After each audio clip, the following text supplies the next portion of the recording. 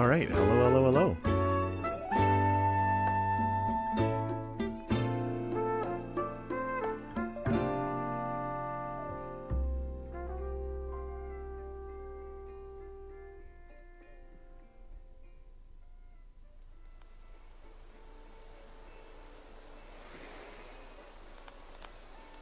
Let me just tweak our audio settings slightly so we can actually hear one another. Or I should say I can hear myself. We are playing Animal Crossing. We're playing it on the Switch 2.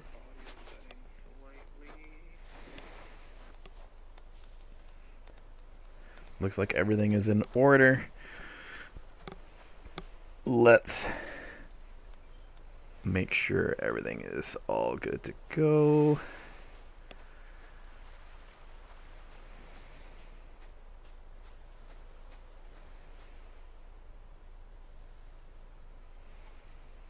Checking all the good old social sites. And it looks like we're set. So, let me just make sure that we are once again sitting in a nice happy place for the noise of sorts, because it's going to load up the music here in a second.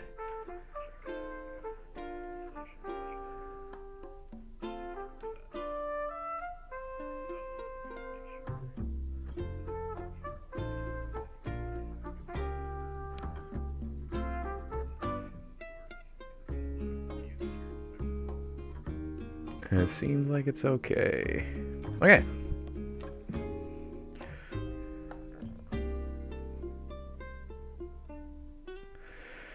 And what I'll also do is I shall bring myself into the mix. Hello, everybody. Welcome.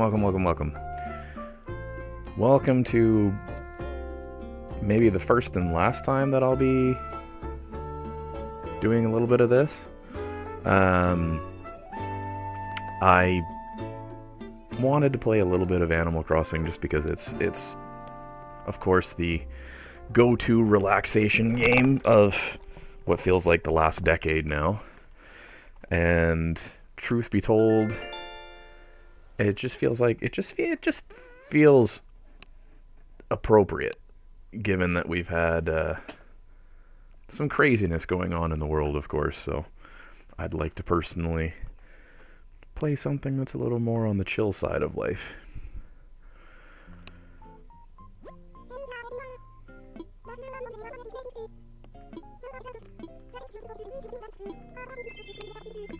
When you sit down and you've got your games all running and everything, it's all a matter of, did I not put anything into the bank? Interesting.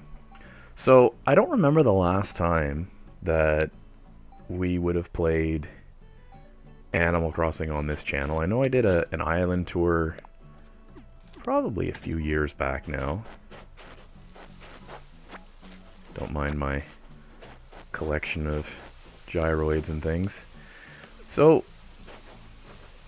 with the 3.0 update, we got a lot of new stuff. One of the big things for me as a longtime Zelda fan, we've gotten Zelda clothing, Zelda items, a lot of stuff that's related to essentially what we want for 3.0. I know I had I think it was either a small TikTok or Facebook or some post at some point where I was excited because when we got the announcement for the 3.0 update and it had multi-crafting, I was like, this is the best thing ever. And I can confirm that it has been a nice feature that they've added to the game. At this stage, I've got most of the items I want. I've got most of the different kind of mixtures of Nook Mile things completed. So when we look at most of the Nook Miles, majority here are pretty well done. I play the game on and off, I find. Whenever we got new updates, that's whenever I jumped in the most. And of course, life would come up, things would come up. I've always loved being able to have that kind of creation element to Animal Crossing, and it's nice and relaxing, which is nice too. I always was, whenever I was younger, a very much, let's hop in and play a shooter game, let's go in, see how sweaty we can get. And then as I've gotten older, I still occasionally jump into them, but I find I'm not enjoying them or being kind of attached to them in the same way. So because of that, it's something like this that I find is kind of nice. So it's like I'm quite a ways off. I need 120 or so for Smile Isle, so that's still gonna take a chunk of time. But you'll notice that most of these objectives I finished back in 2020, I finished in 2021, 2022, kind of sporadically. You'll see different dates, different times on different ones. It's a great example is I actually just in 2026, not that long ago, pretty much on Valentine's Day actually, just finished the catch 5,000 bugs. I'm within striking distance of the catch 5,000 fish. So I anticipate that maybe today we finish that while we're on stream. It's very possible that just doing the standard daily kind of run through that I do in Animal Crossing will be enough to get those. I would like to finish this. This is from the 3.0 update. These are your new hotel objectives. So I've done the decorations one. I've done the DIY goods because they're not. If you're a player that's been playing the game for a long period of time, they're not something that is drastically challenging to complete. This one feels a little bit challenging only in the sense that this is very RNG. I don't know if there is like I haven't seen a video yet online of like a strat or a skill to get a visitor to show up that hasn't checked into the hotel yet that you can then guide there. It seems to be just kind of random as to when I've run into someone on the island. And that includes because I'm the second player on our island, just because back in the 2020s, whenever this game came out, I wasn't able to play immediately because while I was kind of like trapped in our home and everything through lockdown, we did also have myself still working and still actually being able to go on to the work site, which I still currently work at. And being able to go into work meant that I didn't have the time to play it like some other folks would have, where they were kind of work from home and that type of element. I have the ability to do some of my work from home, but the majority of my work is more hands-on. So it's one of those things where it was like I didn't dive into the island right away. So they fired up the island, they got it all started for us, and then I hopped on kind of as player 2, didn't have to do as much of the objective stuff, contributed, participated, and to this day we still on-off play together kind of as the mix. I'm trying on here to essentially complete all the Nook Miles things. I'm not doing it as like a grind though. Like I didn't want it to be, okay, I gotta log in for the next 3 days and we gotta catch, 100 bugs a day, or we have to go and dive for 200 creatures or whatever it was. It was just more of whatever I felt like doing in the day, whatever I felt like doing is kind of like my dailies, I guess you can call it, is I would just let that play out, and that's where the timings all kind of happened for the mix of things. It's like in January of this year I completed the deep dive, and it's only 2,500, and diving is actually, I argue, easier than fishing, just because of course you can kind of follow each of the different critters that are out there. I will say in advance we won't do any diving today, just because I don't, unless I've got an objective or like a request from one of the villagers to get something from diving, I tend to just not bother with it. It's just not worth it in my little time frame of playing here on the Crossing games. But yeah, so this is kind of what we'll do today. It's going to be mostly chill. There will be a few different kind of objectives that we'll tackle. I'll probably chat about different things going on in the world, different things going on today. Maybe consider this a time capsule of sorts, kind of however you feel. But yeah, I do genuinely love the new update. The fact that they started adding the Nintendo stuff, like there's a Super Nintendo here, like that. The Super Nintendo and the Game Boy, both of those have a very big nostalgic kind of feel in my heart. I mean, I was one of those folks that went and picked up this is the Lego Game Boy, and I mean, it's, has the pressable buttons, everything kind of...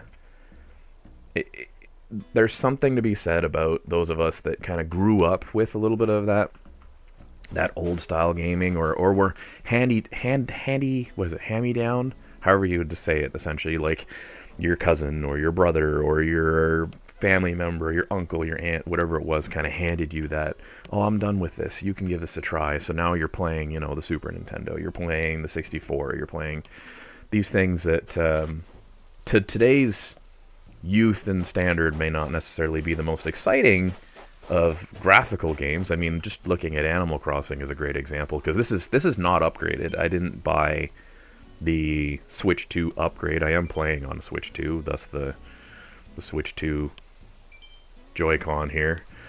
But yeah, I just I didn't find that I needed the upgrade right away. I may still upgrade, but it's some of the features in it that I find that are a little bit outside of my kind of needs at the moment. Because, like, I'm playing this very casually, just hopping in, walking around the island, grabbing things as I choose and as I want. Where if you were a person that still had a big community of friends, family, whoever that were playing, then yeah, I could totally see wanting to have, what is it, like the 8 to 10 players that can all come to your island at once, and being able to yell out to villagers and all that stuff. But honestly, for me, where I'm at with the game and where we're at with the island, I'll actually quickly just show the map just to give you an idea of kind of what this looks like. So, of course, I'm not the first player. I am second player.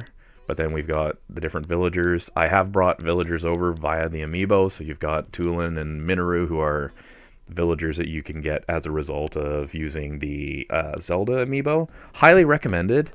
I will say too, it's really funny to me because we, as a household, so I can officially say that as of this streaming, we're nearly at 10 years living in this home, which has been crazy to think about because we've done so many different upgrades, renos, changes. Stuff's become disorganized, been organized, been disorganized again. Things have changed drastically. This room alone, the room that I'm currently sitting in, is now kind of like my office-y space, where before I was using a different office space in the house because we've been converting them back and forth to like guest rooms and bedrooms and offices and places where we do our hobbies, our crafts, all that type of stuff. And it's a constantly kind of evolving situation, which is just normal for life, right?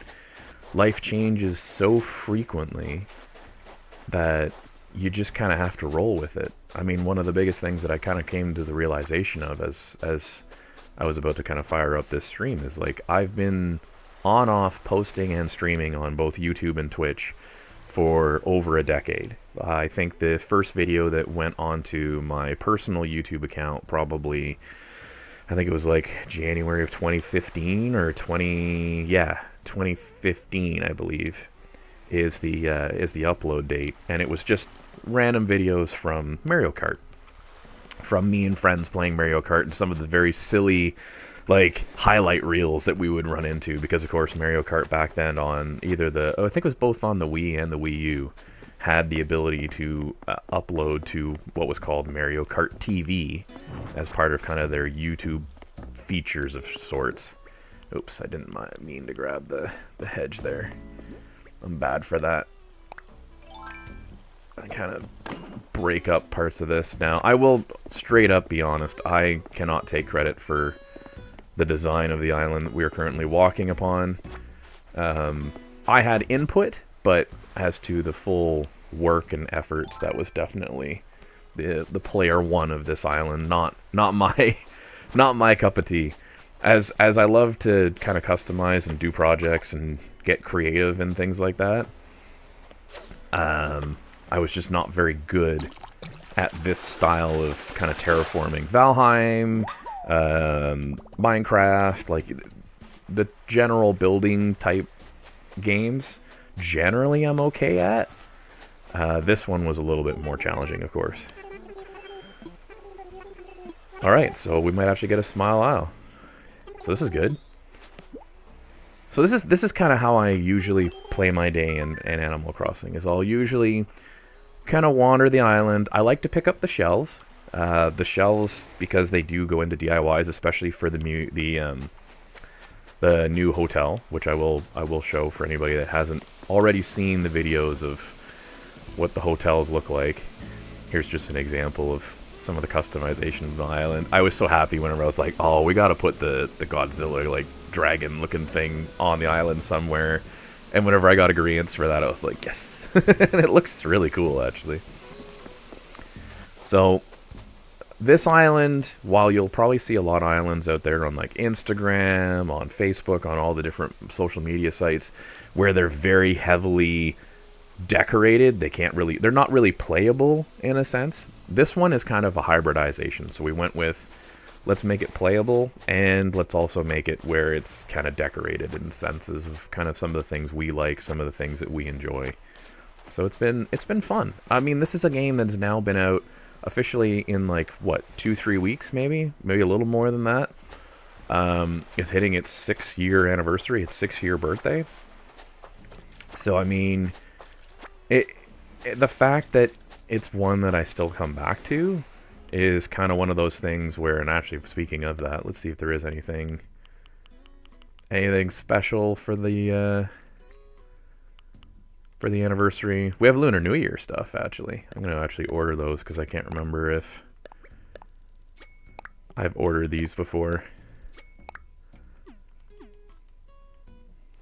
But yeah, it's one of those things where you just kind of, you just hop on the island, you do a few things here and there. Here's the new hotel. We've decorated it a little bit.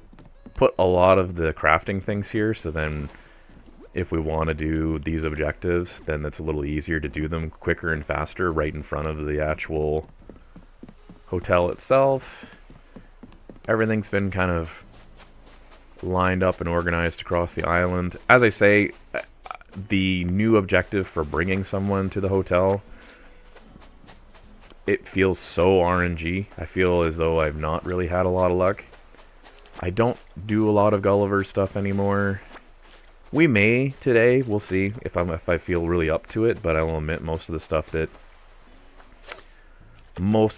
Gulliver has doesn't really resonate with the needs of kind of like where I'm at in the game at this stage. I could, but that's kind of the nice thing about it, is it's that calm, chill, come onto the island, do a few things, and then peace out. You can be here and do a 1-hour play session, a 2-hour play session, it can be a 10-hour play session, it can be kind of whatever you want. And I do think that a lot of people have probably stepped away from this game as a result of having probably burned out on it. Because whenever we originally received Animal Crossing New Horizons, we were looking at, you know, the world was relatively bleak, there was all kinds of different challenges going on, and it was very clear for a lot of people that this was kind of their escape. This was the place they went to, right? This is where they would go to essentially get away from the craziness that was the world then. And let's be honest, the craziness that is the world now. It's funny. I was watching, who was I watching? I was watching one of the YouTube channels that I tend to watch. And a lot of the YouTube channels I watch are also stream channels. I've recently kind of past 2020 have gotten a little bit into VTube folks and things along those lines. Maybe someday I'll change this to an avatar of some form. I don't know. But it's one of those things where as things have changed, it's almost surprising when you look back and you kind of go, my God, like we thought... I remember looking back and thinking, man, 2012, like this kind of is not, this year's kind of a bit rough, you know? And you had that mentality of this is, oh, here's Minoru. But we had that mentality of that, oh man, that year was kind of rough. And then the next year, it was like, oh man, I can't believe that was rougher than this year. And you have this next year that felt rougher, and then this next year that felt, and I don't know if it's just a result of where we've been as kind of like a societal world and the changes and the things that we've all faced, or if it's just a matter of we've got to that point of, you know, we're not living kind of the same world of sorts that we anticipated to live. It's a very interesting circumstance we're currently finding ourselves in, because it does feel like the more and more you talk about it and the more and more you kind of look over it, people that have, like, millennials essentially, talking of my generation, we've essentially grown up in what feels as though it just keeps getting weirder and weirder.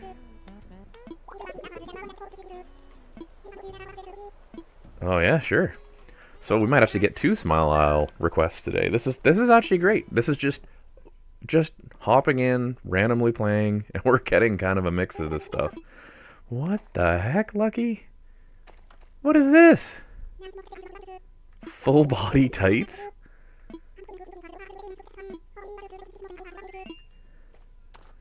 I always feel kind of bad because what ends up happening, if you're not aware of the way this game works, is if you've got different gifts that make it to the animal, whether it's from you or from other animals, then it ends up changing their interior. So Lucky's house tends to be very, like, spooky in a lot of ways. Like, it's a lot of, like, it's usually like skeletons and you know, like dark wood with, like, as you can see, the crumbling kind of attire. And Lucky is probably one of my own personal favorite animals. Whenever I first played Animal Crossing, one of the first animals that I got in that game was Lucky.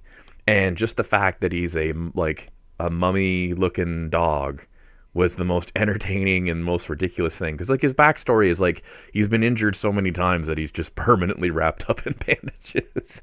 So he's a very funny character, story-wise.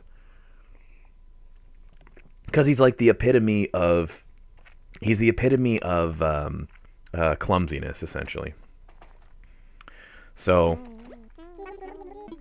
it's neat to be able to kind of walk in here and actually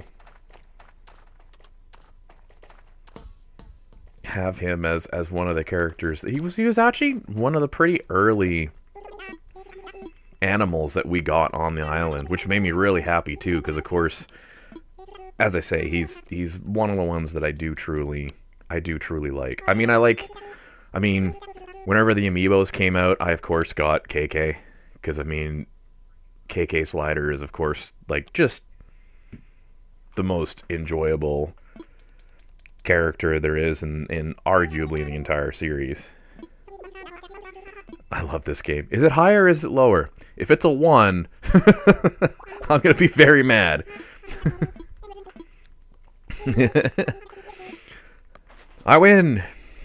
I've had that happen before, though. I've genuinely had it where it's been, like, I can't remember if it's like 8 is the top, and then, like, the next one's 9, and it ended up being, like, it's like, oh, well, it's probably going to be lower because the statistics would say it's going to be lower. And you end up selecting where it's like, you go, okay, it's 8, so it has to be from 1 to 7. There's no way it's going to be 9. Sure enough, it's 9.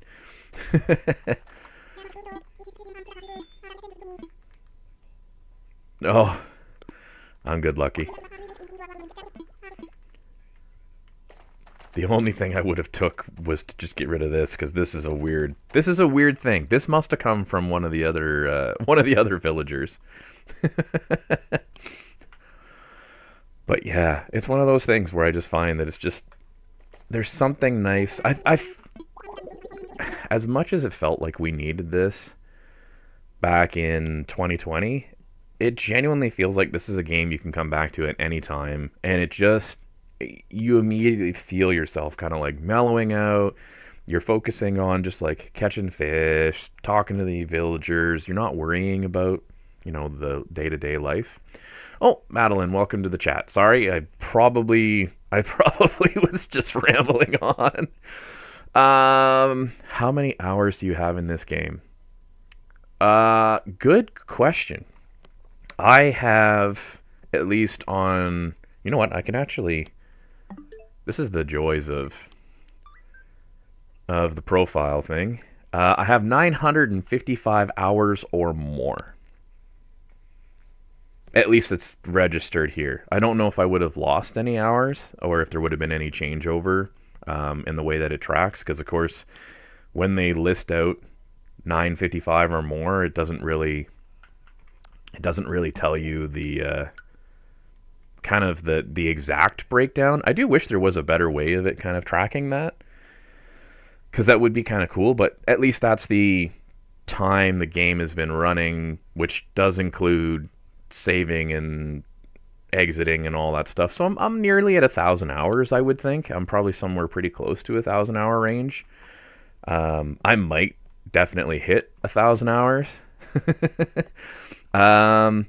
Pretty awesome. Is this your favorite game? Oh, it's up there. It's definitely up there. I grew up as, and here we'll actually continue doing some stuff while I talk about this. I grew up as a Nintendo kid, and Animal Crossing came out kind of between generations. So it came out well, I guess technically in Japan it was released for the disc system for the 64, but for North America, for where I grew up, your first access to Animal Crossing was on the GameCube. And as a kid, I wasn't able to get a GameCube. Well, there's a long history as to what happened there. But essentially, because I wasn't a GameCube kid, but a lot of my friends were GameCube kids, we kind of handed off the controller and played a little bit of Animal Crossing. As we got up into the Wii U era, the Animal Crossing game that grabbed me the most was actually the 3DS DS version, New Leaf. And I sunk a lot of hours into New Leaf with my family, with my friends. We all used to use the Nintendo Online, which was the most terrible Wi-Fi system. And kind of hop in and out of each other's games and stuff like that. Just visit each other's island, or in that case, it was kind of more villages. So there we go. We got one more Smile Isle. We're now at 183 instead of 182. But yeah, we would play a lot of that. I don't know the number of hours on that, but that was a game that I sunk a lot of time into. I even used to what I used to do at the time. I think, if I remember right, going back before moving to this particular house, the previous house that we had, well, at least where I had lived, I should say, we kind of had intermittent internet at the time, because it was kind of your DSL and your higher level internet was not exactly a go-to, everything is going to work out every single time type thing. I wouldn't say that it was dial-up. I did grow up with dial-up, but it was just a matter of the actual internet at the house that we had was kind of intermittent, and it was mostly because of the fact that we had a lot of different issues with power outages, with all kinds of development challenges that were with that little area.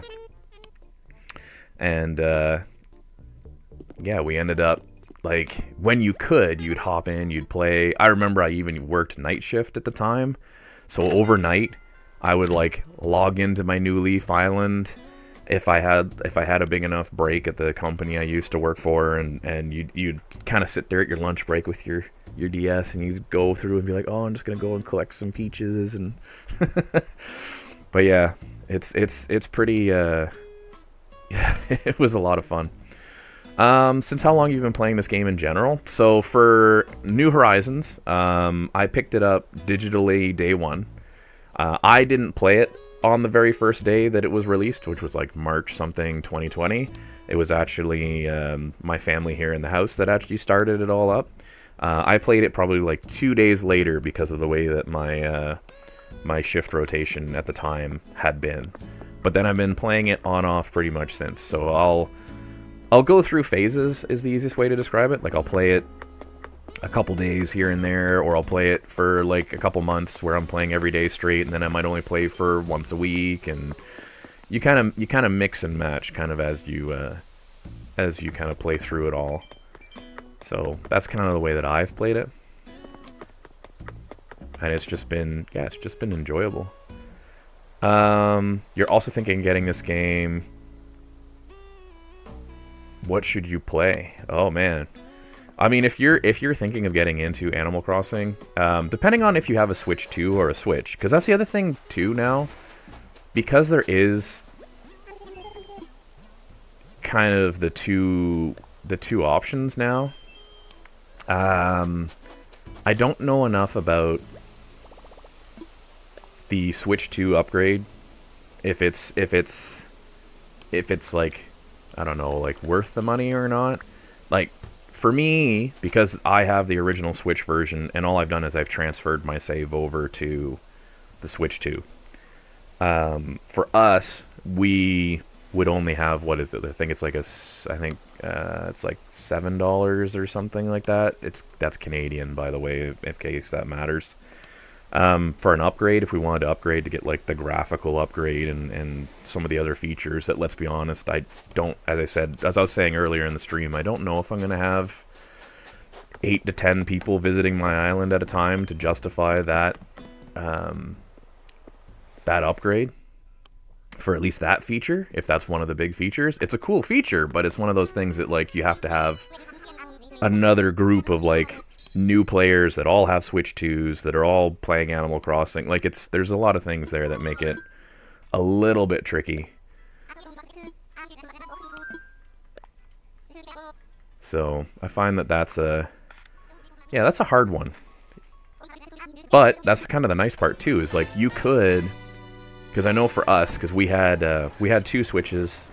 Actually, I think we have 3 original Switches in the house, maybe 2 or 3. I have to remember. I have to go look.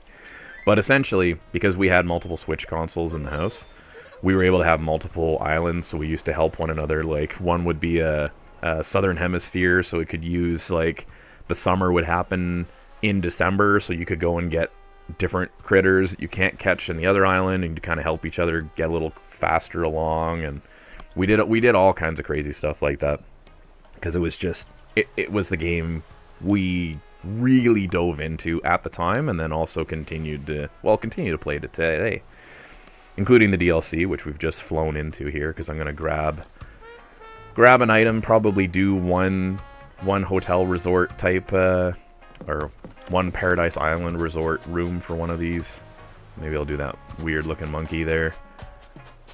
I always find I find the difficult part. What the? Is this person's eyes closed, or does he just... Okay, good. I was kind of like, that's a very weird looking face. What other games do I play? I play a little bit of everything. I kind of jump into whatever gives me kind of the vibes at the time, so to speak. I don't really worry too much about what I want to play or what I don't want to play. Probably on the YouTube channel that I have, and like the Twitch channel, it's probably been a majority of kind of like your competitive games, shooters. I know there's been probably some Diablo streams in there too, between the different iterations of Diablo. Animal Crossing, I've done a few videos here and there. Seafood pizza. Yeah, I think I do already have that one.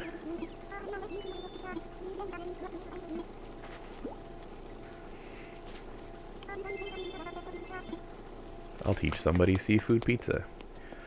Here, this is an example of one of the things that I kind of do daily in this game, is I just go around and try and collect all of the different DIYs, because there's ones I've missed or just haven't gotten access to yet, because sometimes it takes a few tries before you kind of find one on an island. And then also for the family and stuff like that, I can then share them. Like we'll fly them to the different islands between who's playing or who's not playing.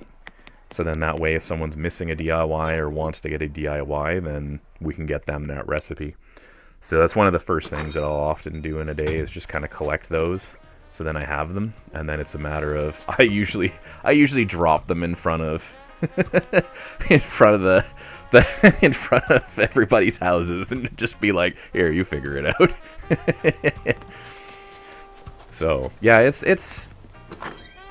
I find for me, whenever I was younger, so I have an interesting taste in games. Thank you. That's very nice of you to say. I whenever I was younger, used to focus on certain types of games. So whenever I was younger, it was your RPGs and your action-adventure type games. So I loved things in the vein of like Final Fantasies, Pokemons, your turn-based RPGs, your strategy RPGs like a Final Fantasy Tactics, like stuff that was deeply engrossing, very like metrics driven, but also very high hour content. And the reason for that was because I didn't have a lot of money, but I had a lot of time. So I would dive into games that really consumed my time. And as I got older and I started working and I started having things I have to take care of, like whenever you own a home like this, there's maintenance and things that you have to keep up with and kind of continue with. And here, of course, in Canada, the challenge not just of maintenance is also the seasonal maintenance. So you're prepping each like 4 to 6 months essentially for a seasonal change. So it's like out in the backyard, we recently did, which was actually a really great experience because I don't know how much time is finite, right? And I got the opportunity in the last year, even though I've undergone like surgeries and health stuff and all kinds of like stuff that doesn't really matter in the grand scheme of things, like things that you just move on from, I got the opportunity to do a screened in porch with my dad. And that's something that I know for a lot of people that are out there. Like I have friends and family that, you know, like they don't have that opportunity, if you know what I mean, right? Like time has gone to the point where either their dad's unable to do that or their family isn't around or whatever the situation may be. So I find there's a fair number of times where it's nice to have an escape like this, but it's also nice to have and know that you can do things like utilizing your time as efficiently as possible to kind of like, because at the end of the day, like we're not all going to be here forever. So being able to spend the time with the family and the friends that matter to you is like a big deal for me. And I mean, that's the whole reason that I do this. I didn't officially start streaming and posting videos and things until it was really like, I used to mess around once in a while and just, as I say, Mario Kart, throw up a video from a Mario Kart video. And I ended up being asked by family, which they've been in my streams, they've been in my videos, all that stuff, and they said, why don't you stream this? Why don't you put this out there so then as family we can come back to it, we can laugh with you, we can joke with you, we can all this other stuff. And that's actually where I ended up originally doing what I'm doing today. and it's casual. It was never a matter of like, whenever people ask me, it's like, you'll have folks that'll jump into the stream and they'll offer you, hey, I can help you with this and I can help you with that. We can make your channel look like this, this, and this. And I appreciate that folks care and have that interest. And of course, like, you got to get into your business and get your stuff going. Like, I understand it. As an artist, it's so difficult out there. But then you have people like me that are essentially just these old fogies that are hopping online to give you a video once in a while because, hey, I've got a day off and I got nothing on the docket of things I need to take care of right now. Everything's in a holding pattern, so let's throw a stream in.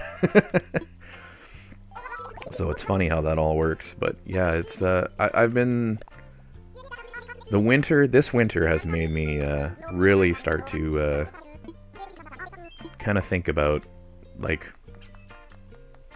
things you want to do in life, things that you've accomplished, things that you can say that you've done where maybe it may feel insignificant, but it's something that, it's like, as I said earlier, like we've been in this home now for almost 10 years. Like by the end of 2026, this home will have officially been my living situation. And in fact, the situation I was trapped in during the pandemic for over a decade. So it's crazy to think about. Do I have a screen? Oh man, I always get that question too. So no, I don't really have a streaming schedule. Um, the challenge that I run into is that I work shift. So because I work shift and my shift can pull me into work kind of inadvertently out of the blue, I don't have a specific time that I will stream at or that I'll play at. Everything seems to be yeah, it seems to be always a bit of a challenge. So thank you for the follow, and I do appreciate that. But I will preface and warn that there's the consistency here is probably ironically the most consistent that I was through the pandemic, just as a result of when you're sitting there and you can't go to the movie theater, you can't do all these different things. That was really when everything seemed to be able to fill my time in a very different way than it does now. It's a little sad, but I mean, it's not, I'm not overly upset about anything like that. At the end of the day, I really cannot complain. I'm able to jump in here, voice some opinions, voice some thoughts. Generally get some ideas out and just kind of just casually play. It's just really, it's interesting because I never would have thought that looking back over 10 years ago, whenever I posted the first video and kind of did the playthroughs of Outlast and was it Doom Eternal or the original Doom?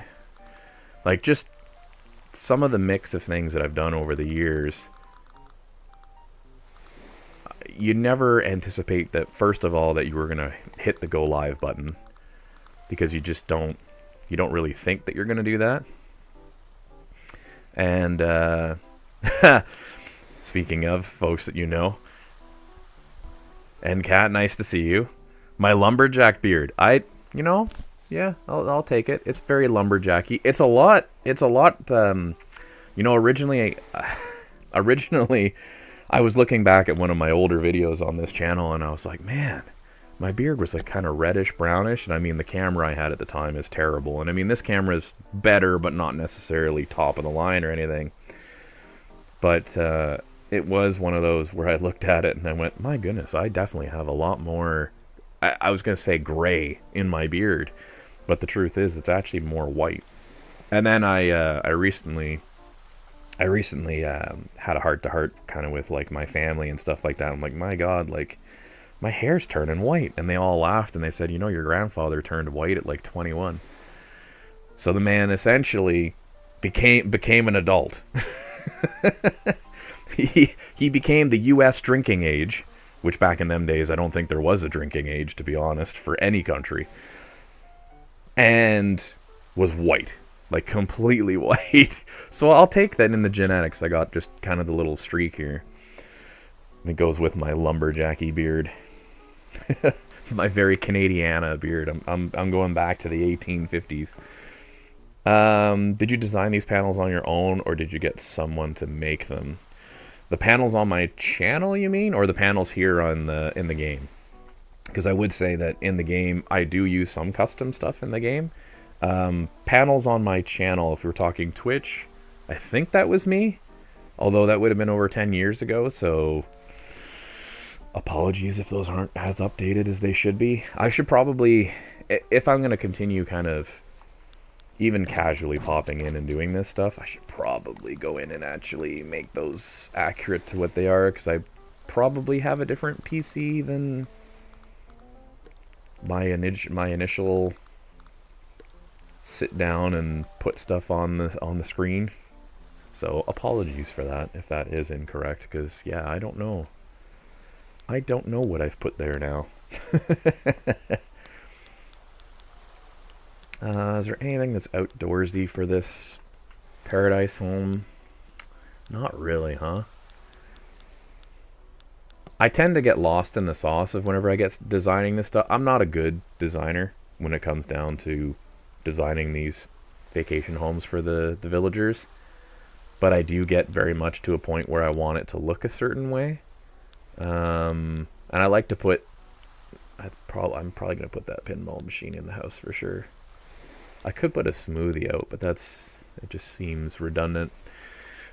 But I like to try and kind of mix up the items a little bit. Unfortunately, this one seems to be like there's not a lot of options. Let's see. And then up here, maybe a little bit of some flowers. That's not bad. I'm gonna put a little more flour over on that. Maybe over on this side, actually.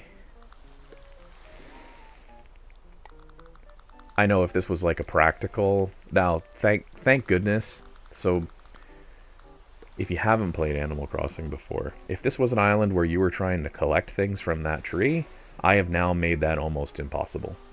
Because as soon as you try to hit that tree or shake that tree, the only spot that something can land is right in front of it. And I know my face is blocking it a little bit from the camera, but I've essentially put this string of flowers here that's going to block things from dropping. And we'll take a quick snap for this.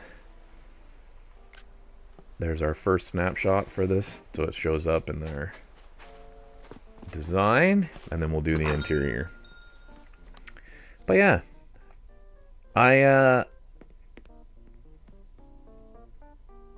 it's an interesting little game, this thing. Just keeps pulling me back. Currently studying for your BF. Wow. Which is almost complete at the same time I create artwork for streamers and gamers. Ah, okay. I was gonna ask, because I mean, with the name including the aesthetic too part of it, that generally would indicate that maybe you do some art type stuff. That's cool. I think the last time I streamed too, there was a few folks that had the art background that kind of floated through.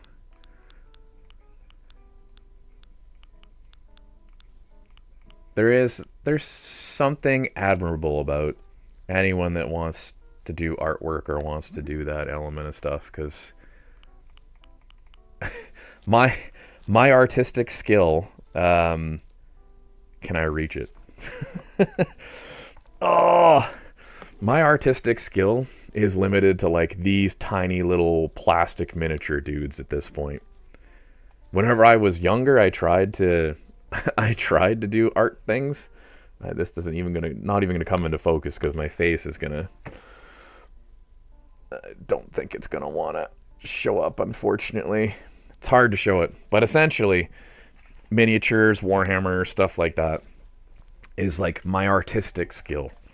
So I genuinely appreciate folks that have the ability to do anything along that line, because it's not easy. And I know it's not necessarily supposed to be easy, but it's like, you watch it and it's like, oh my god. The things folks have to do to essentially have just the time, the effort, it's so wild to me. So wild to me. I'm always impressed. I see. Need to get into the 3D printing scene, and Cat. Man, 3D printing that's an art and a science all combined together. That one. That's another one that's up there for sure.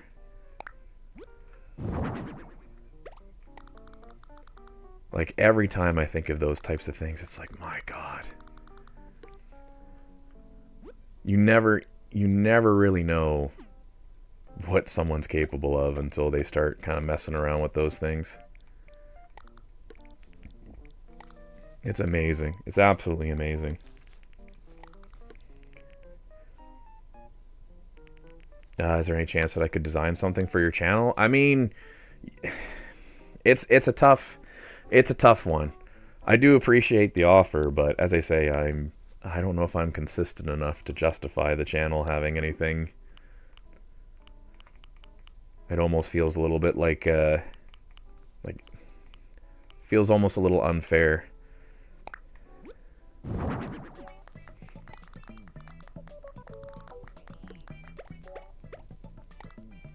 Because I don't think there's anything worse than if you don't get your stuff kind of promoted and out there the way that it should be in my books.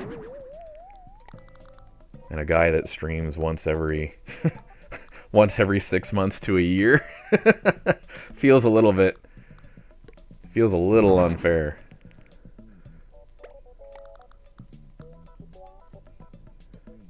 I can't remember which way this is supposed to go. Maybe like that? That'll work.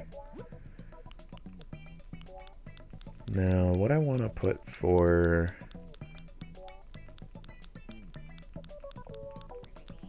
Man, this... Some of the... Okay, am I in the other section? That's why. Okay. I was going to say, I'm like, this is a lot of stuff that this person has on order. What do we want for... What's this? What's club flooring? No. Ooh, maybe. I think that might be it there. And then they want... Oh, it's so busy, though.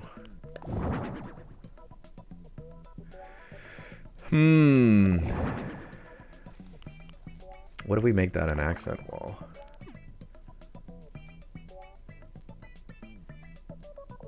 It's not so bad as an accent wall, actually. Yeah.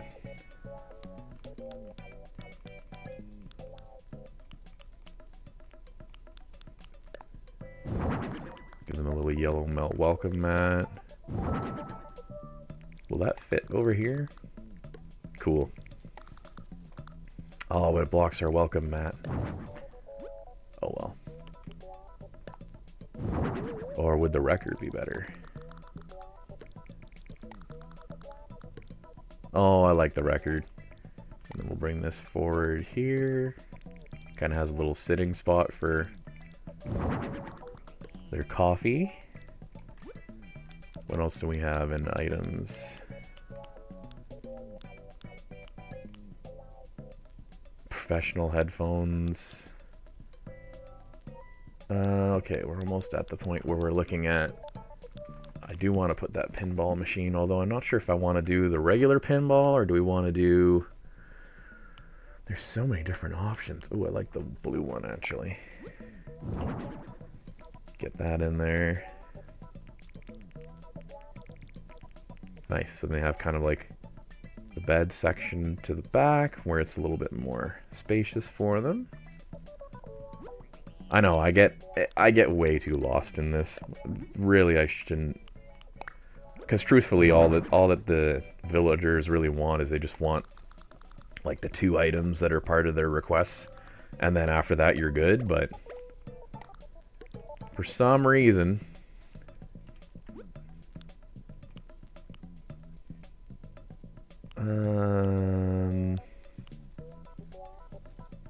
you can put a billiard table too. Interesting. They seem to like music-y stuff, so let's choose a guitar that's got a little yellow in it.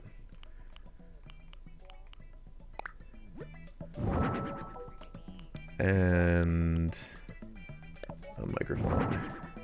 So we'll put that there. Go with their DJ deck. Yeah.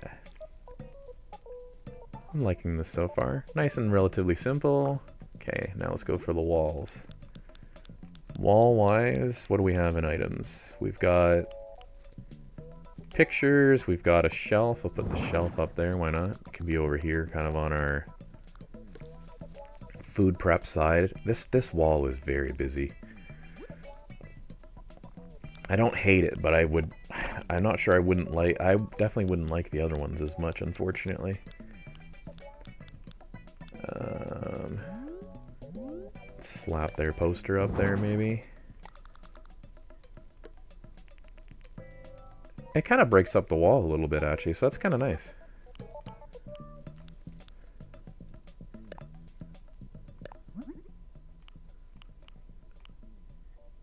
What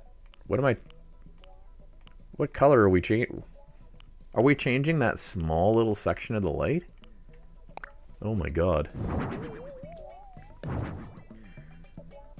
Let's try that again. Did I choose the right one? That's yellow.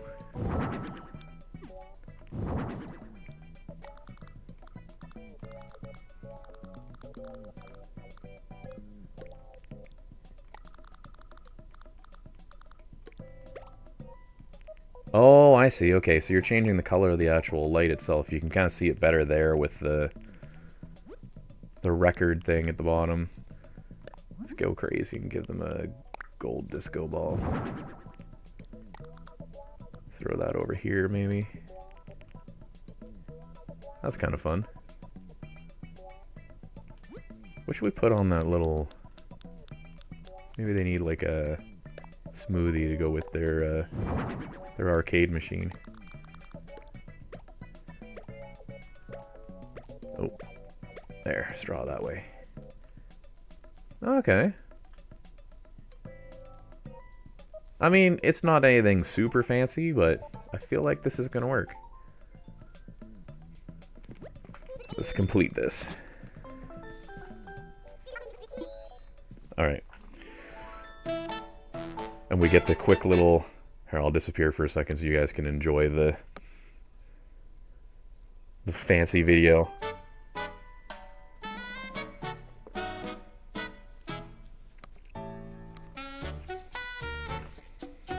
Oh, that always frustrates me when that happens. That's one thing about the game pathing. See, that's cool. That looks kind of cool. Making the coffee there. Oh.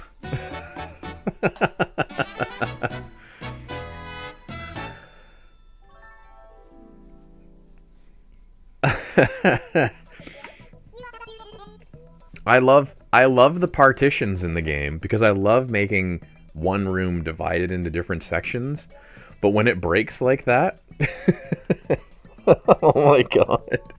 When it breaks like that and the animal during like the special like promotional kind of video scene is being like cut off because he's like stuck on the corner. It was like the very first part of that video. I noticed it immediately. She started walking towards the partition and got stuck on it because of the pathing would normally have them just walk straight forward through the actual room. But then because there's a partition going out to the middle, she got stuck on the middle of the partition and was in like a weird kind of awkward stance for that like first section after the announcement of what it is. Oh, God. It's one of those things where, like, I understand that this is DLC for the original base game of Animal Crossing, but, like, it's surprising to me with the 3.0 update that little things like that they didn't alter or fix for the pathing just to make it so it makes a little more sense. Oh my goodness, we're at 800,000 Pokey. Do I want to do another one? What are we at for time? No, I think I think I might do another. I might do one more. Why not?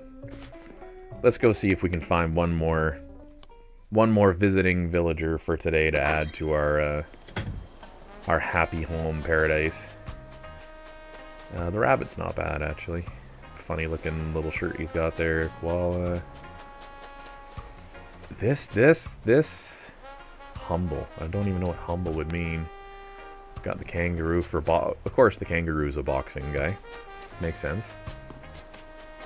Sometimes you need to check the restaurant because sometimes now if you're playing this game for the first time, the restaurant won't be unlocked to you right away.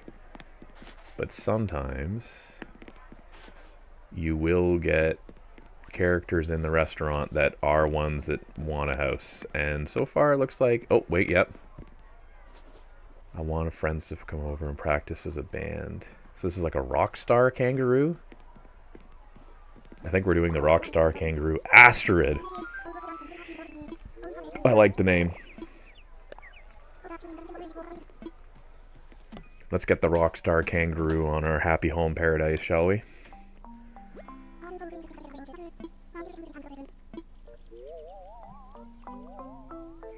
It's kind of funny in a way because it's very similar to kind of what we just did, but we're gonna do like a rock style location. Where do I want to put this person? Oh, maybe with Meringue or with Cube. Yeah, we'll put them here. The other thing too is you don't have to worry about filling up the happy home paradise island. It's deceiving because you would think, oh, we're gonna do one level. I only ever do one level. I've done 2 levels only if I have two animals in a plot. Because I feel like you don't spend enough time in each of them after you get to a certain point. Because I'm over 50 of these made, so being over 50 of them made means that you get to a stage where if you're trying to go and visit every single one of them every day, like that would be your... Not that it's a bad thing, but it would just be like your entire day to do that. So let's see here. We will convert. I'll try and do this one a little quicker, maybe. Kind of do a quick, let's go some more dark, kind of cool colors. We're a rock band, so we're going to put the skull on the front. Skull and crossbones. We're a pirate rock band. Let's do... Oh, we got stadium lights. Oh, nice. Construction, scaffolding, snare drum. So that's the other thing, too, that's nice about this, is you'll see items that you don't necessarily have in your own collection yet, so then you can kind of know if you're trying to complete all the different, whatever 1,000 number of items it is, you can actually kind of look at that and go, okay, this is what I need, this is what I don't need. Just do a nice straight line down. We'll just go simple for the trees here. They're a rock band, so maybe they got some money. So we'll put a couple of these money trees out.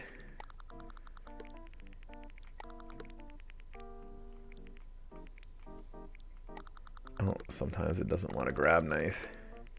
There we go. And kind of keeping with the aesthetic, some gold roses. Gold roses are a great way to make money if you're a first-time player, first time starting off your island. Highly recommended. I think I'm good with this. Yeah. So let's do this as our first photo.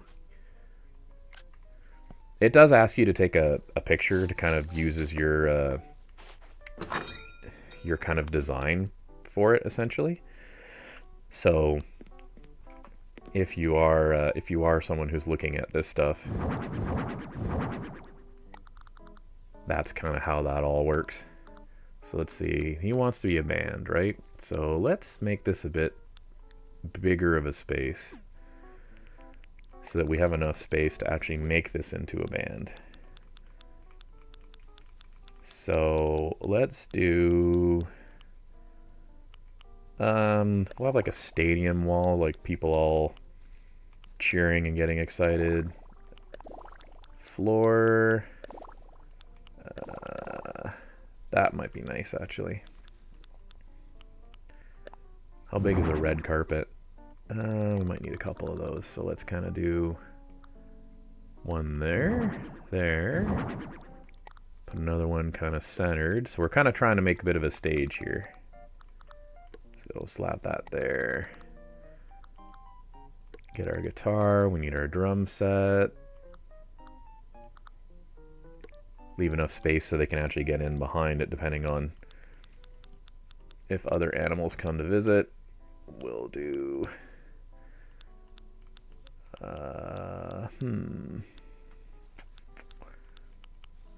Where is that?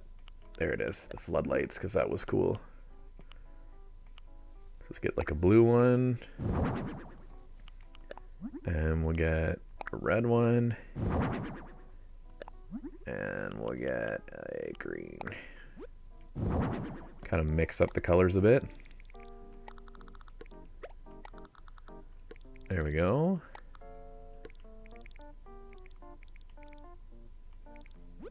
And then we're going to need some amps. The effects rack for sure.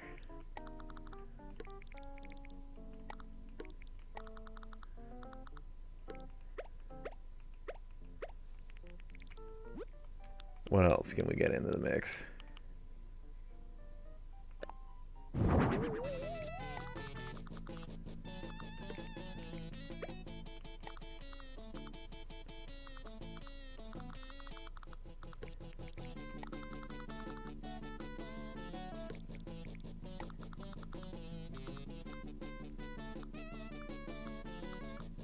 Hmm.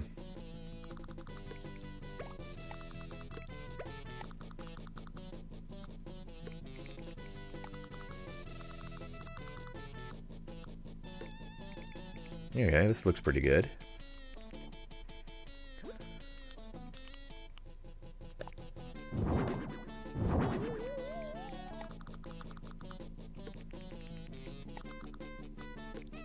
Some flame effects.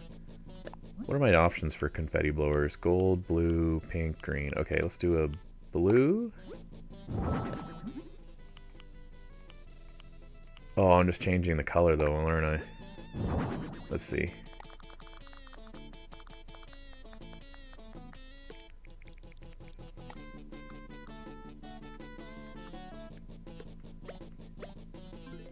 This is the one thing about these, is that you gotta trigger them.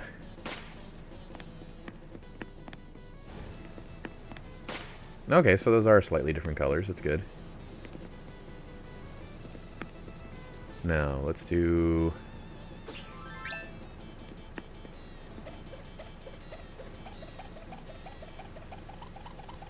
a bit of detail. Some sparkling stars off of that.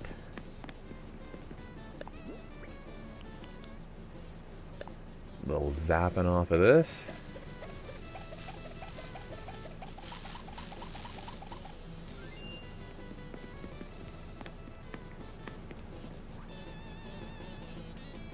Perfect. Okay, so we can squeeze in between stuff. This is good. What should we do for the guitar?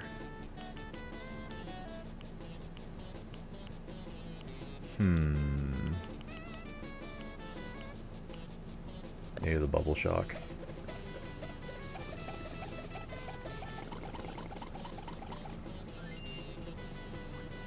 There we go.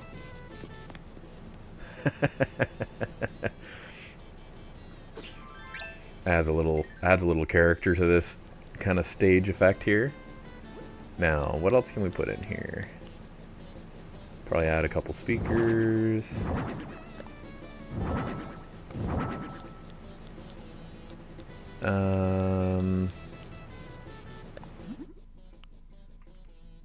Let's give a cool design here. Oh, this is fun too, because you can have custom designs. So one of my custom designs, of course, is one of my favorite Pokemon. So we'll give them the Squirtle.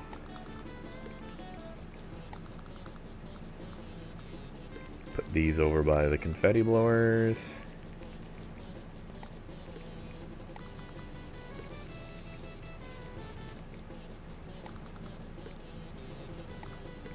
Oh, this looks really cool.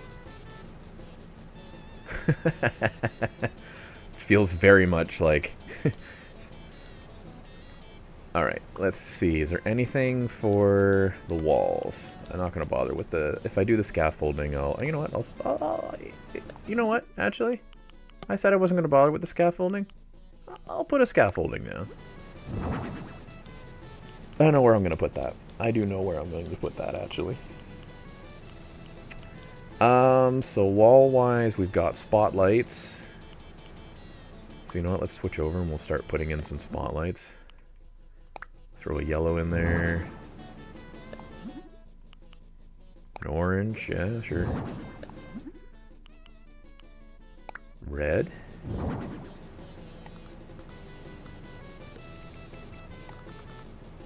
Nice. Nice, so you get that little spotlight effect. Let's do a couple on the side too. Slap a purple. Probably like here. This side. Let's give them a blue.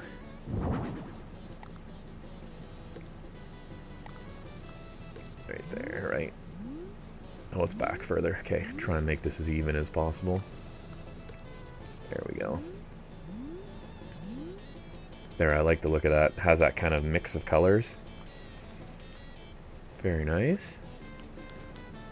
Okay, now we're going to go to ceiling. We're going to give some crazy disco balls.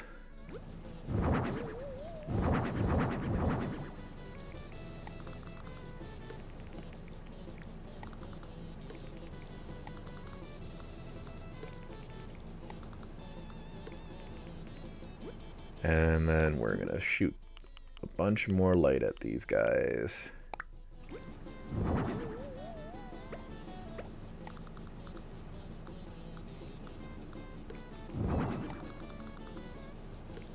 Kind of space these out a little bit. Scaffolding is going to come down here.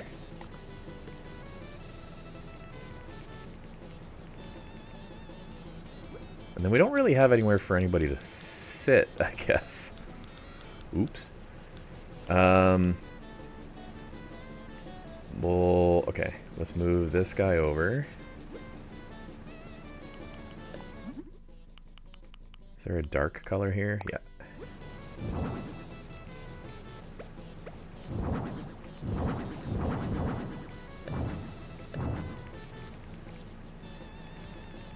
There we go. So now there's kind of like a little sitting spot as they come in. And we got this crazy wild designed like rock stage thing going. And we're done. Alright. Another quick disappear of the face.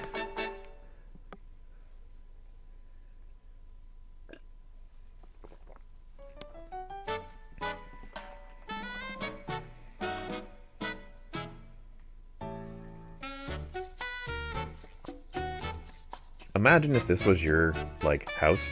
Like, your vacation house was literally just this massive, like, stadium stage thing.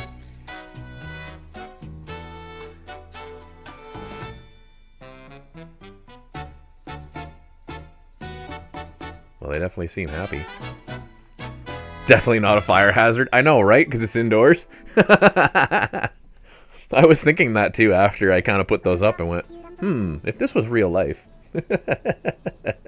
This might be a problem. Alright. Let's get out of here. We did 2 homes. I was only thinking I would do 1 today, but then I kind of felt like doing a second. The typical Animal Crossing experience.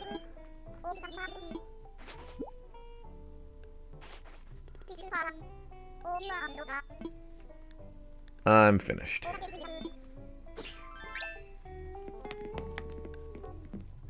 Generally, I usually try to do 1 a day, but it felt like one of those days where I wanted to do 2.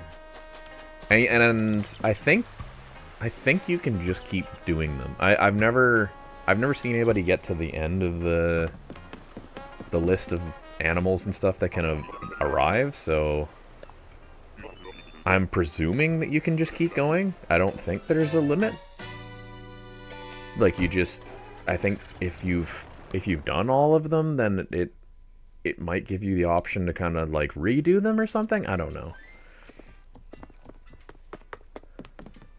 And you can invite amiibo-based ones over. We'll probably, depending on how today goes, depending on if we find... Like, if we find a tourist that's not touristy... The cool part with tourists, too, is you can design the outfit they'll wear being tourists. So, of course, me being all excited and happy about the Zelda collaboration, that's what I've got them wearing.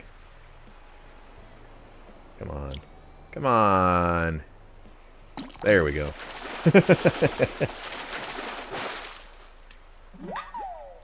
A little bit of fishing. Now, I need to drop those off. Oh, we actually just completed a Nook Miles Plus objective of catching 5 fish. Isn't that nice? Oh, I actually have a diving objective today, so we might actually go diving, just for the sake of collecting those points. Tulin, for a minute, I thought for sure that she was a visitor.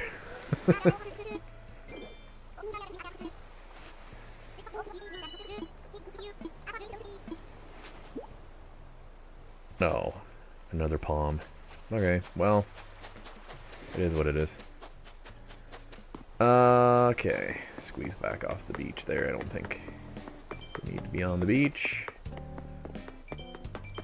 Got the rupees all set up. The thought process with the rupees, if anyone's curious, is that I was thinking we'd have different colors to kind of point to different things. So like blue would take you to the museum, red takes you to the thing, green takes you to the houses, yellow or gold in this case takes you kind of like flying and stuff. That was kind of the thought process. Not sure if we're gonna stick with that or not. We're just, it's, yeah, kind of just playing around with stuff. Here's what I talked about earlier, where if I'd already have the DIY, I just drop the extras here. And then later on get asked why I'm making a cluttering of our island, but that's okay. Okay, now I've done the gifts that I wanted to do. I do have to talk to whoever was our hey, deliver this to Marina thing, which was the first thing we did earlier. I'm just wandering to see if we come across a visitor. Ideally, we would have a visitor here that's like, oh, I wish I had stayed, and then we can put a marker in that objective, but here you can see some of our custom designs. I was thinking about doing more than just like we did the flaming skull hat, and then there was the Squirtle, the Mudkip, the Legend of Zelda like blue tunic Link, but all in kind of like pixel art. I was thinking about doing more of that, but because of the time commitment, I find it's something that I don't dive into as much.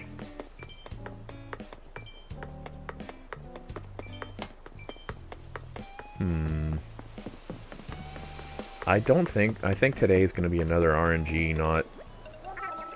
Yeah, so like here's a tourist, you meet them for the first time, they introduce their name. But yeah, I need one that's got like just a standard coat that's not one of my own villagers. And then they're like, oh, I really wish I could stay, and then... I haven't seen one in a while. So I have no idea what the...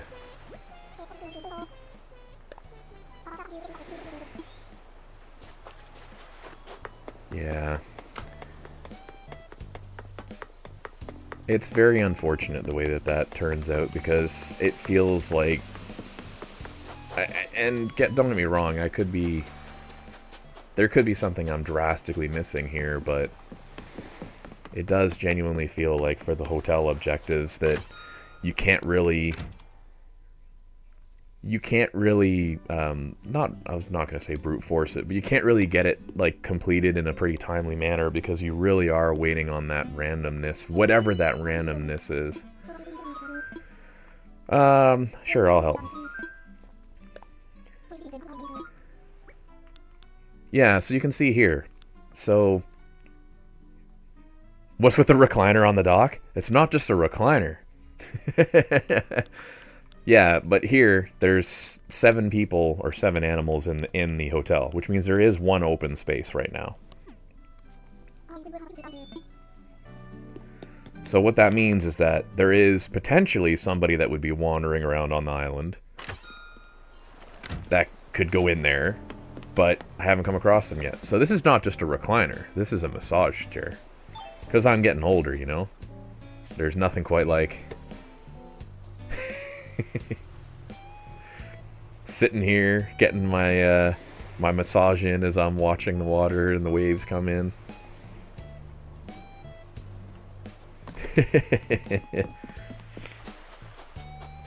That's why I put that there. Oh, we have someone visiting the campsite. I feel like Isabel, whenever we came in, didn't initially say anything about that. Oh my god, it's this guy.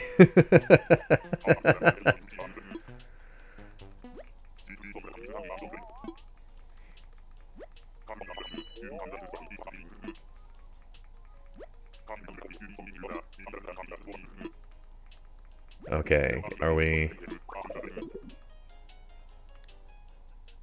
I don't know.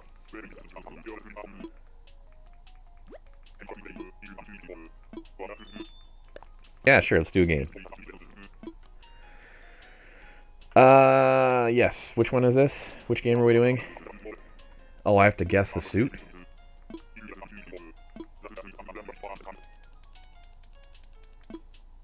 Oh boy.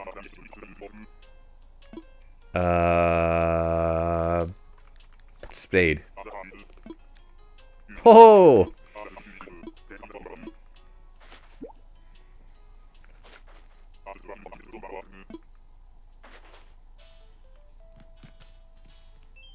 Cool. Alright, so we won a thing that I will never wear. Okay. Let's do another quick sweep of the island, just to make sure we haven't missed some wandering person. I could check probably in some of the different... I don't think they go into buildings if they're wandering, but I'm not entirely... Who are you? Tutu. Okay. Anytime I've had one of the wandering tourists that don't have the a room yet, usually they're on this side.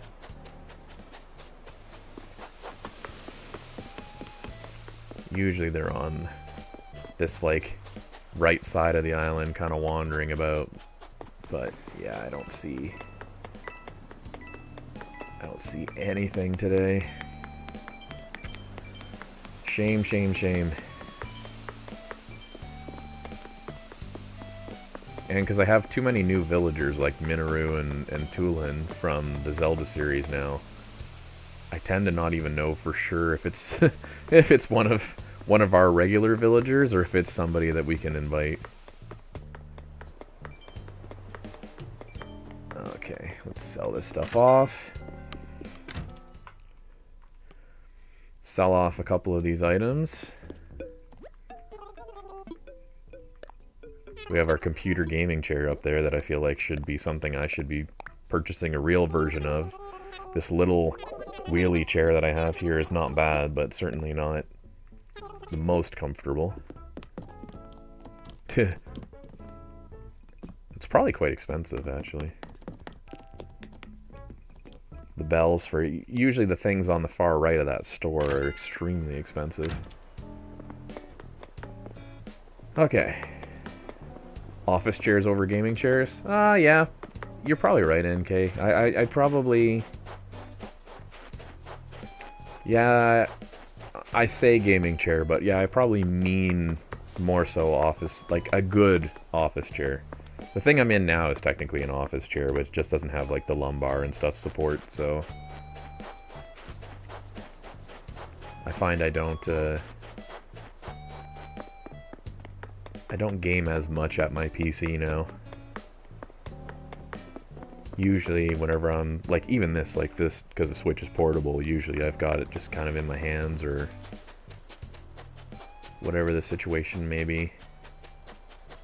Yeah, so I haven't seen anybody. Alright, last ditch effort. We're going to check Town Hall and we're going to check the museum. Why is there a bird there? We have a thing coming up? February 16th is festival. Oh, I already did festival. That was the other day. I guess I just forgot to check the announcement.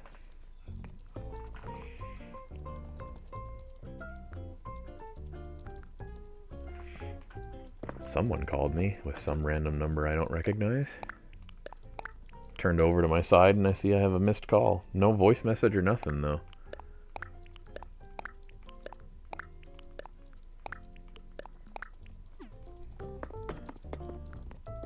I don't even recognize that area code. Probably spam. I'll have to take a look after the stream. Alright, so nobody in there. Let's clean up these sticks because it will bother me if I don't. If you leave the sticks, they don't... It's not like you fill up with like 200 sticks or anything like that. So at the end of the day, it doesn't necessarily matter that you pick them up. Okay, so that's another guest from the hotel right there. Roscoe.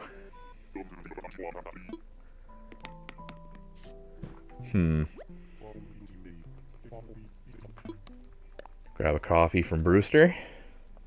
Keep my caffeine content up. I always found this entertaining because this is where you were supposed to be able to host all your friends and all kinds of different amiibo villagers and have them all here and hang out. I think honestly, I've only ever had like our on the island family members hop into this for a very short amount of time.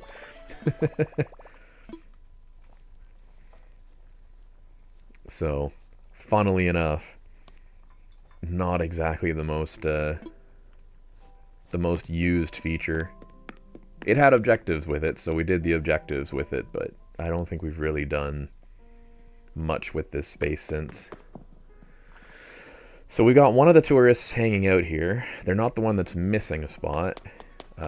We have completed the collection for the museum for all the different things, so there's nothing outstanding, which is kind of crazy to think about that we've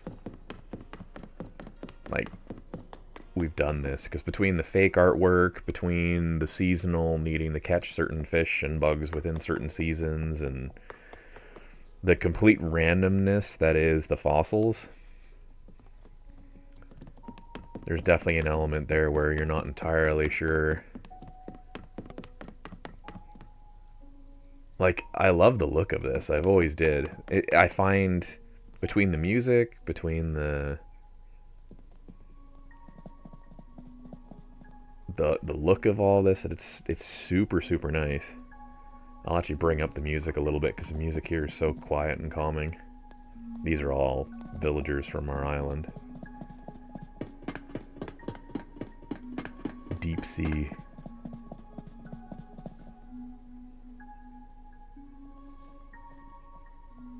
It was always neat too, because whenever they patched in and added the update that allowed you to go diving, it added additional creatures to these tanks.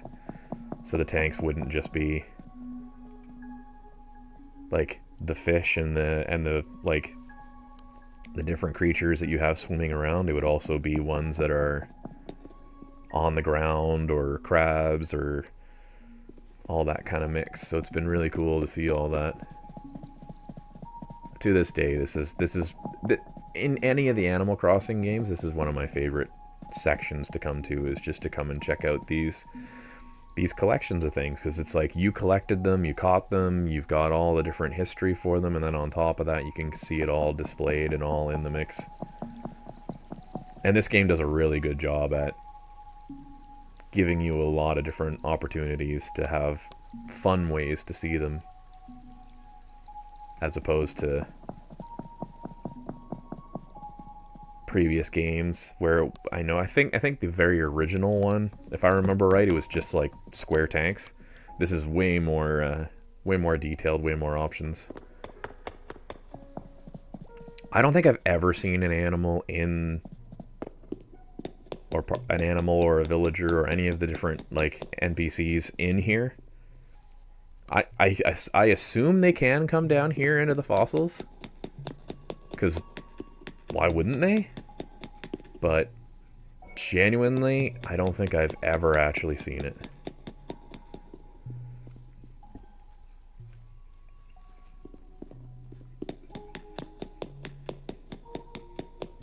And this is always my favorite part here too. I love this because this is just ridiculous. Because it's the whole, you've got all the different villager types. So like bears, dogs, horses, rhinos, you name it. And then at the end is you. And it lights up.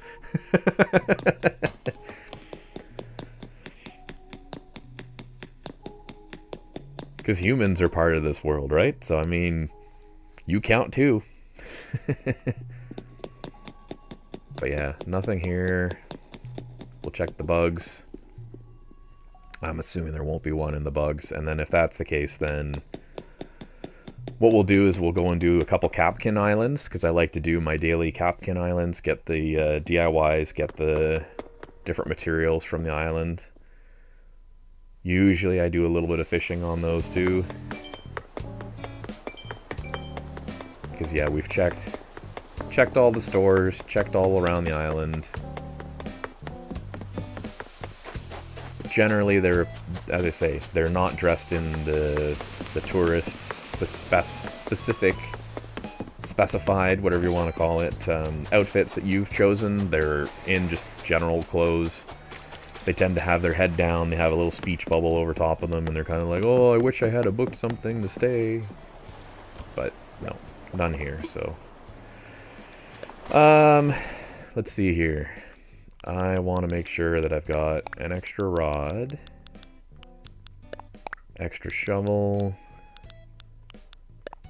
an extra axe. Oh yes, and I should drop off all the stuff that we picked up.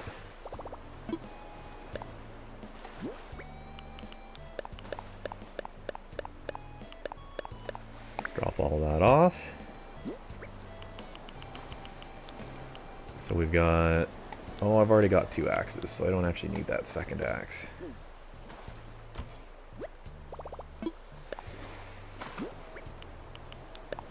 There. Alright. We are officially ready for Capkin.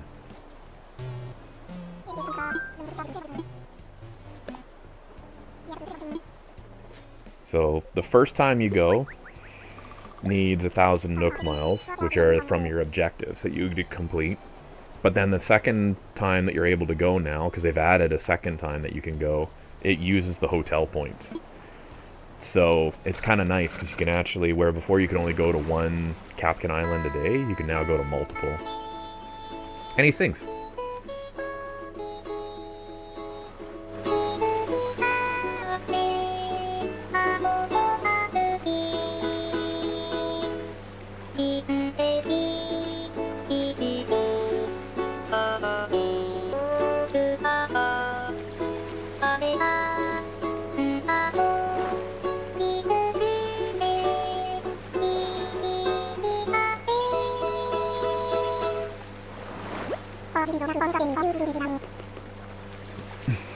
Tells you a little story about himself.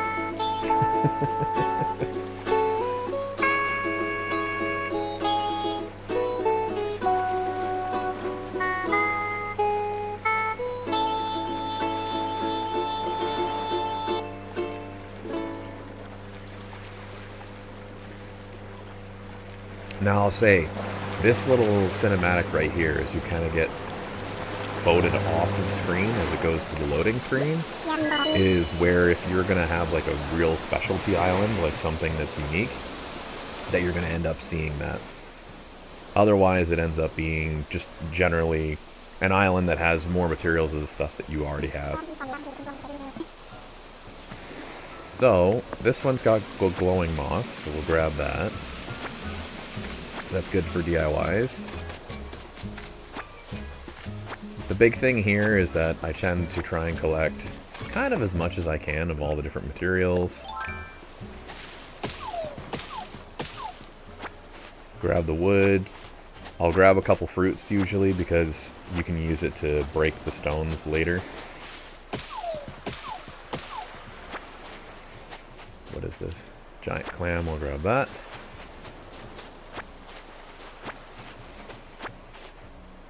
But yeah, it's just you come to the island, you're picking up different crafting materials. Sometimes you get custom items, sometimes you get the DIYs. Sometimes you'll get special islands. Like, so right now, the season that our island is in is, of course, the matching February North Hemisphere. So, snow. But here, this is all open grass, because this is at least a little bit of a different seasonal change. So we may see some different bugs and different fish that are kind of in the mix. Generally, it's not like they'll still be relatively rare spawn type thing. They won't necessarily be big, huge spawning numbers of the specialty critters, but you might see something that you wouldn't normally see on your side of it. Singing sounds like an automaton. It very much is that way. The Animal Crossing language that they all use is very reminiscent of actual language. It's very Simlish in a lot of ways, but also, if you listen closely, will have some of the same tones as a normal, like, English word, or depending on which language you have it in. language that's spoken for that particular language you set it to. It's for some people they don't like it. For some other people they find it very endearing. So you've got every mix of response to the Animal Crossing language, obviously. But it is very much based in like actual English or actual languages. Whenever you like, if you sit down and listen to it, you know, they'll be like, and it'll have kind of the same toning as like the word museum if they're talking about museum or that type of thing. There are actually people out there that have gone and set up like translations, so without even having subtitles you could actually learn the Animal Crossing language, which is kind of neat. So yeah, it's not a bad time. Can't beat the Monster language with its grunting. Monster Hunter is funny in the way that its language works. I was a little disappointed with Wilds whenever it came out, and it only had the choices of actual languages. It didn't have Monster Hunter in the language choices. Because I remember in the old games, that was always the case, is you could choose Monster Hunter, and it was like, like it was almost like Zelda meets meets an actual language of sorts. Like a hybridized kind of like Japanese, but also with like, as you say, the grunting and like the groaning for part of their languages. But then, yeah, in the most recent iteration, I think it's all just, I think your choices are essentially just language choices now, actual language choices now. I don't remember it having a choice to have the like they did in the old games. I think World was the last one that had the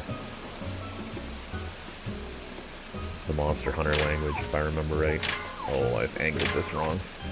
Oh well, it's a money stone at least.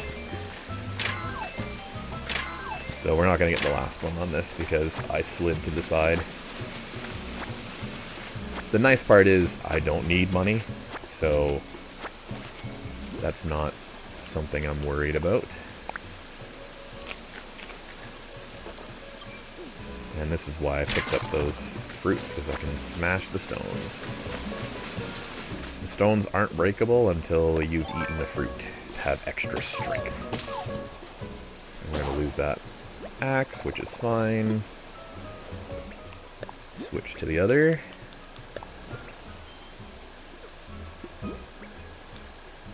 We'll move the shovel up.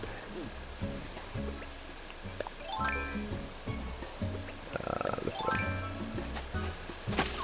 There. In your normal islands, I wouldn't recommend running around with the big heavy axe because you'll destroy your trees and destroy your bamboo and stuff like that. But on an island like this, if you're here just to collect materials, then I don't think it makes that much of a difference. Oh, there's an item I can pick up down there.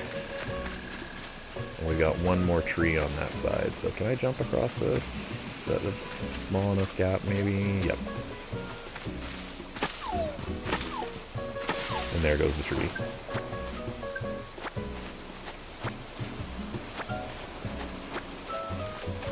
Surprised there's no stones up here. Sometimes they put a stone in the like this little section here where I'm gonna ladder up to, but this one they didn't for some reason. The islands are semi-randomly generated. I think there's like a few varieties. I don't think there is a true randomization. It's random what you get, but it's not necessarily random in the sense of that every design's going to be totally different than the last one. Because they still had to make it where it was playable. So you had to still be able to like rappel up certain sections and things like that. Is this a... This might be a bad... Okay, let's try this.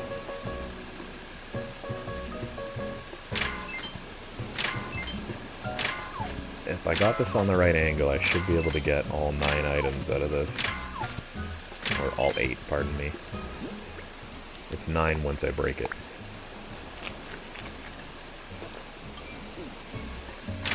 There. Ah, not bad. I do find I don't get a lot of stone, where stone is something that I actually, whenever I've been doing a lot of the DIYs lately for different things on the island or for the hotel objectives, I've actually needed more stone than I've needed for the other materials. So, ideally I would get more stone, but for some reason have not been getting stone for the most part. Let's jump back over there. We'll go down and hit that rock. We've already almost cleared this island. That's the thing that I find with these islands too, is they can, like, you could sit here and go crazy clearing stuff, but in all truth, in a lot of cases, you're gonna pretty quickly get everything you need. Little pill bug. Trying to crawl away, trying to escape from us. Truthfully, I don't think I'll take a look here and see if I have a bug objective, but I don't think I'm gonna bother catching him. There we are. So once again, the only stone I got was from breaking the stone. The two things I find that are very rare for me, and maybe it's just me, I don't know, but it's been stone and it's been the gold. For all the gold crafting. Nice, we actually have a crafting objective too, so I can actually get some points when we get back. Get fish. Oh, another black bass. Black bass aren't worth a lot of money. They're not really... They're good for different cooking recipes, but other than that, they're not necessarily the best fish to get. Oh, I pulled it too quick.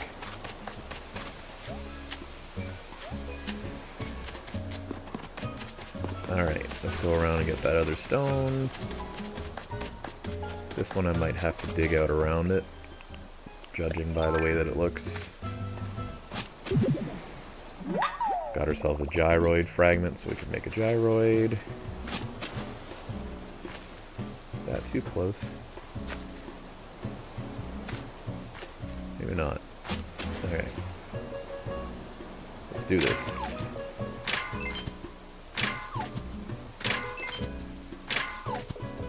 Use the holes I've dug in the ground so then I don't slide back, losing my positioning to hit the rock. There's a lot of different strategies as to how to do this, and you don't, if you don't care about getting all 9 items, you can obviously just hit it however you want to. You don't have to hit it with a shovel, you can hit it with an axe. There's lots of different options. I try to get as much as I can out of them, but that's, you know, to each their own. Alright, get ourselves a fish. There it is. And this is kind of the routine that I go through, is I just kind of come to the islands, we collect the materials, we've got a few open spaces here, as we can see, that we'll just probably fill with fish, unless I decide there's something else on the island I wanted to grab, like there was like a rare bug or some rare thing that it spawned. If it was nighttime, maybe we'd see tarantulas or sea scorpions and grab some of them because they're like 10,000 each to sell. But truthfully, in this current situation, just grabbing some fish is perfectly fine. I find with the, for anybody that's never played this before, I always find that with the fishing, it's not even, like, don't pay attention to the actual bobber and look at it. Listen for the noise is your best bet. So I'll tend to kind of turn up the volume a little bit and give myself the opportunity to hear it as opposed to kind of see it, because, yeah.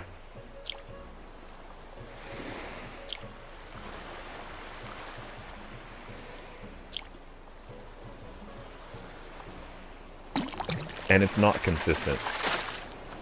You'll have some times where they'll grab it right away, you'll have other times where they'll grab it, like, on the 5th bob. Sometimes they grab it on like the 3rd. Like it's very randomized.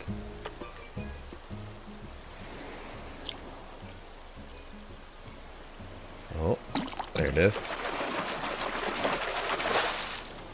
And as soon as you hear that, like, bloop, then you grab the fish. But this is nice. This is like a nice way to spend an afternoon. An afternoon off, I should say.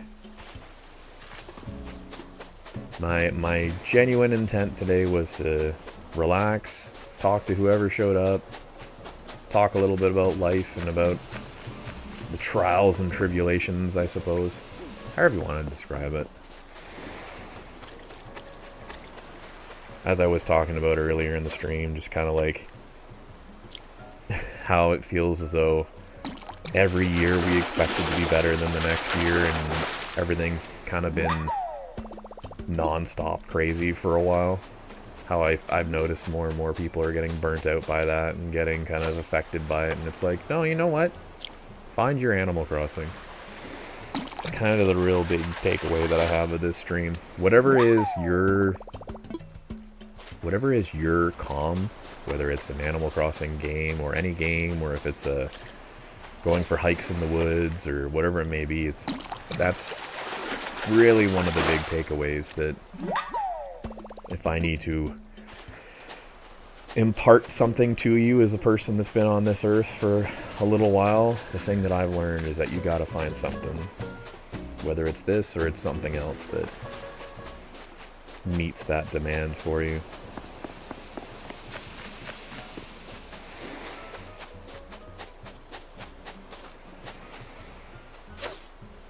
You don't have to have the same hobby as me, but you gotta find some hobby.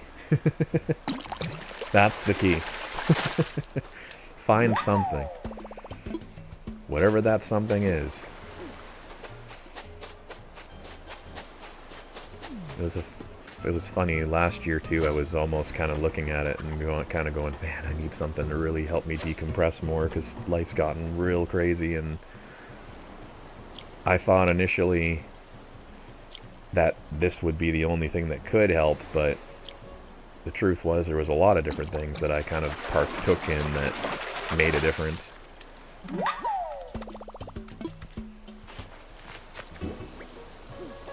Alright, our inventory is currently full. Capkin, take us home.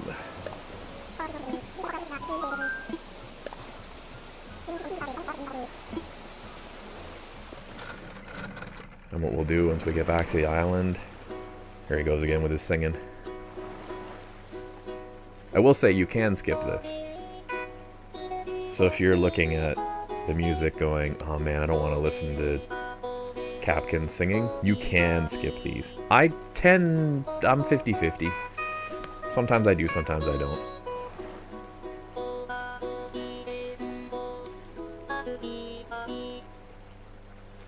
It's all based off your, once again, your preference of it.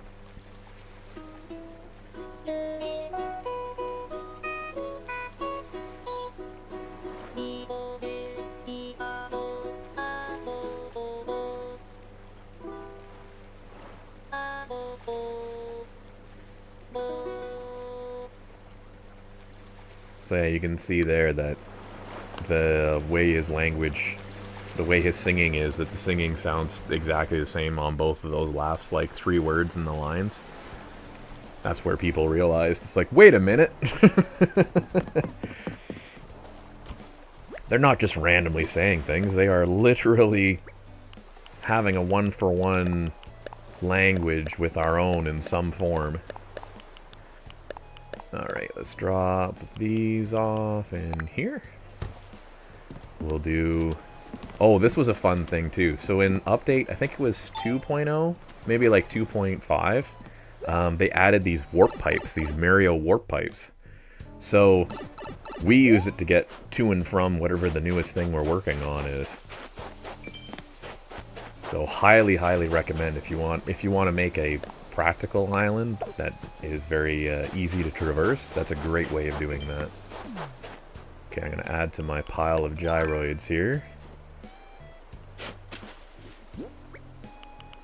I probably won't necessarily dig these up, but card farm. Essentially, yes. It's more, you might have missed this earlier in the stream, NK, but what I do is I collect the different recipes for the different things, and then I drop them off for any of the other players that we've had on the islands that don't necessarily have them, and then also we do that so then with the storage, you're not filling up your storage with a bunch of them, and you can like fly them to island. So if you had, for example, with us, because we have two to three regular Switches, and then we have the 2 Switch 2s, or 1 Switch... Anyways, there's at least 4 Nintendo Switch iteration consoles in this household. 1 from each generation, at least. And what we do is we fly them island, because each... The island is based off your system, not based off of your save. So, like, this island I transferred from the old Switch up to the Switch 2. And that means that if you started a new one on the old Switch, or if you started a new island on another Switch, or whatever the situation may be, for that character to get access to more of the different DIYs and more of the different crafting stuff faster, since we're already running around and collecting them, then what you do is you just collect it and you send it off to them type thing. Because you can send... You can't send to your own Nintendo account. So because this is my Nintendo account, the K-Rack account, I can't send this to another K-Rack because I can't be logged in twice. But what I can do is I can have, say like yourself, if you had Animal Crossing, I could send you the cards, and then you would be able to deliver them to me in another island or in another save if I needed to. If for example I was like, oh, this one objective needs me to make a gold toilet, but I don't have the DIY for gold toilet with this character, but my other character does, then you can do that. And the same thing with items too, if you need to send items back and forth and that type of mix. It was like, whenever we wanted to more quickly develop an island, like one of the newer islands that we were doing, what you would do is you would actually go and deliver stuff to those islands as like the second player. So one player from whatever original island would collect the items that they wanted to take to the new island. They'd give it to whoever, you'd log in, you'd fly there, and you would just kind of drop off and kind of give all the different materials to them. So yeah, we still continue to do that because we still have multiple islands. I guess technically we could have 4 to 5 islands in the household if we were to use all our different versions of Switch devices to have an island on each of them. Although, that's... Okay, so that's one thing I do want to show with this update that has... And I'll do that now, actually, before I go and do another Capcan Island, because I should do this before I forget. Because it is a kind of cool feature that I tend to forget is part of this now. Sell those off. I do have to remember, too, to grab my diving suit so we can actually go dive for a couple critters to complete that objective, because it's worth getting. Not that I need Nook Miles, but it is worth doing some Nook Mile stuff. Okay, so let's go into my house here. And pardon the massive fish tank house, because that's essentially what my house is at the moment. Oh, wrong floor. I guess it's not. Oh, no, wait, that would have counted. Oh, well, whatever. It is what it is. My house hasn't changed much since the original. The only thing that's changed is because they have a Lego collab. I've put all this Lego stuff in here. And it does have a, where is he? He's up on the ceiling there. There's the Brewster gyroid up on the ceiling there that's currently dancing away to the music.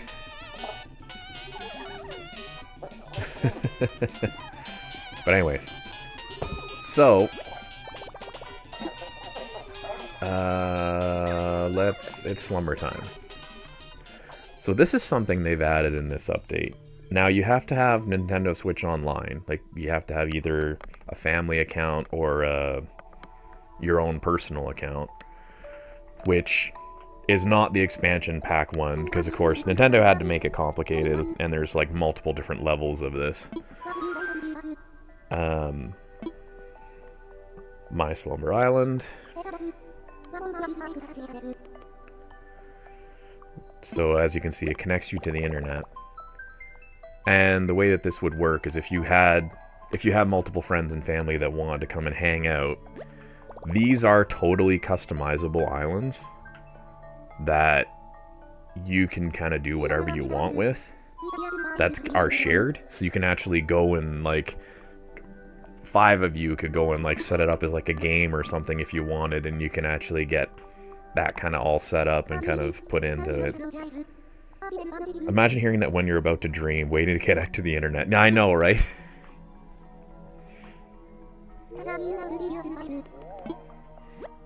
And you can have 3 of these. So you can have 3 of these Slumber Islands now.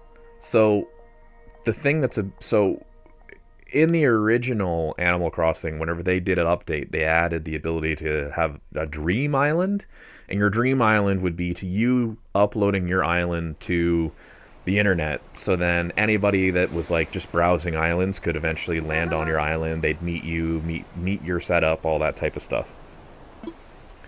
But here, these are all completely individual, customized, however you want to tackle them. You can see here, you can have, like, multiple beds that pop up on each side. People can choose how they want to look. They can choose their outfits. They can change just about anything. This little gyroid here gives you tools. She, of course, will let you kind of change stuff about your island if you need to. So this is all, what we're currently looking at is all completely customized. So this is an island that didn't have this water. It didn't have any of this kind of, like, breakdown of the kind of mix of things that I've put in here. And it has very chill music, actually. I will turn that up a little bit. Because personally, this is some vibes. Highly recommend.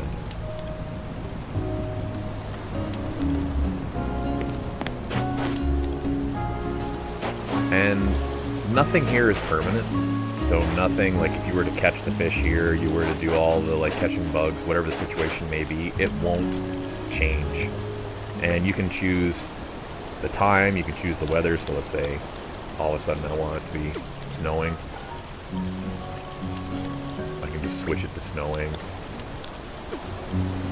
So it's kind of fun because you can, where a lot of the reason that for us that we wanted to have multiple islands across multiple devices is that we wanted to be able to customize and kind of make unique experiences on all of the different islands. And here you can do that. So I've got a little, kind of my little house set up here. Has a little walkway that goes up. Like, it's a nice, essentially it's kind of like, the easiest way to describe the Slumber Islands for anybody that's played Minecraft is it's like the creative mode of Minecraft.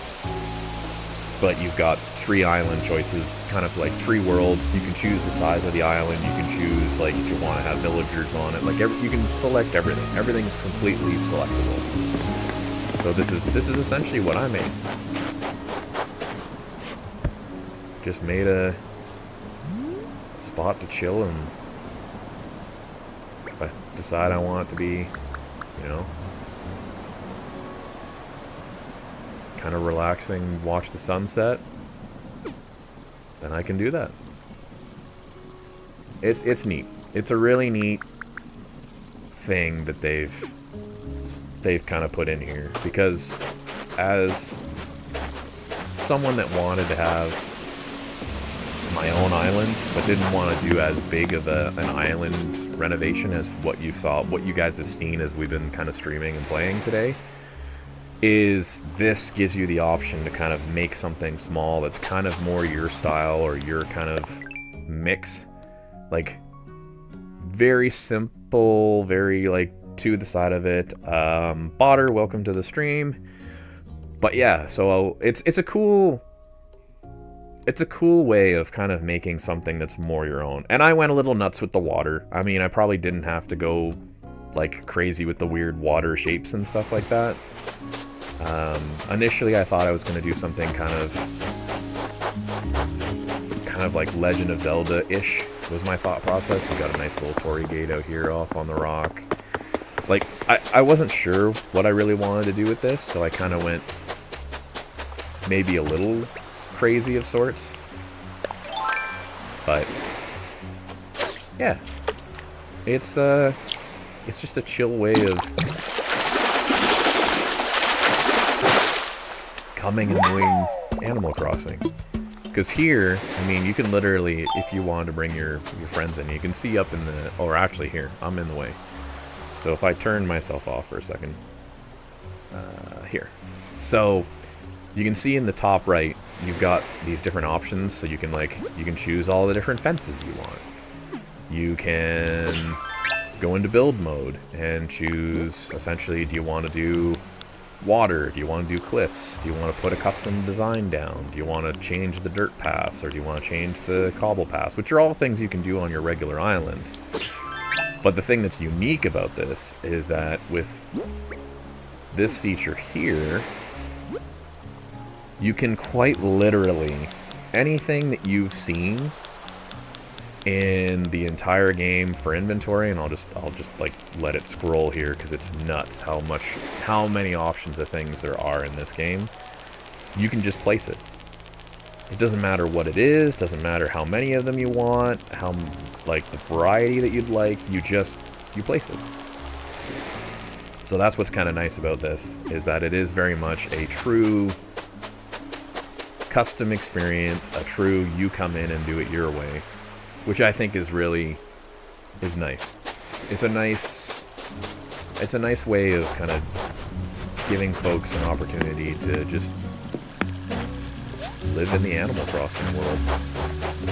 And I'm sure there's other things that may change about this island over time, but this has kind of become like my small little, like, not as big as the island that you live on, but big enough to be, you know, kind of a little chill getaway.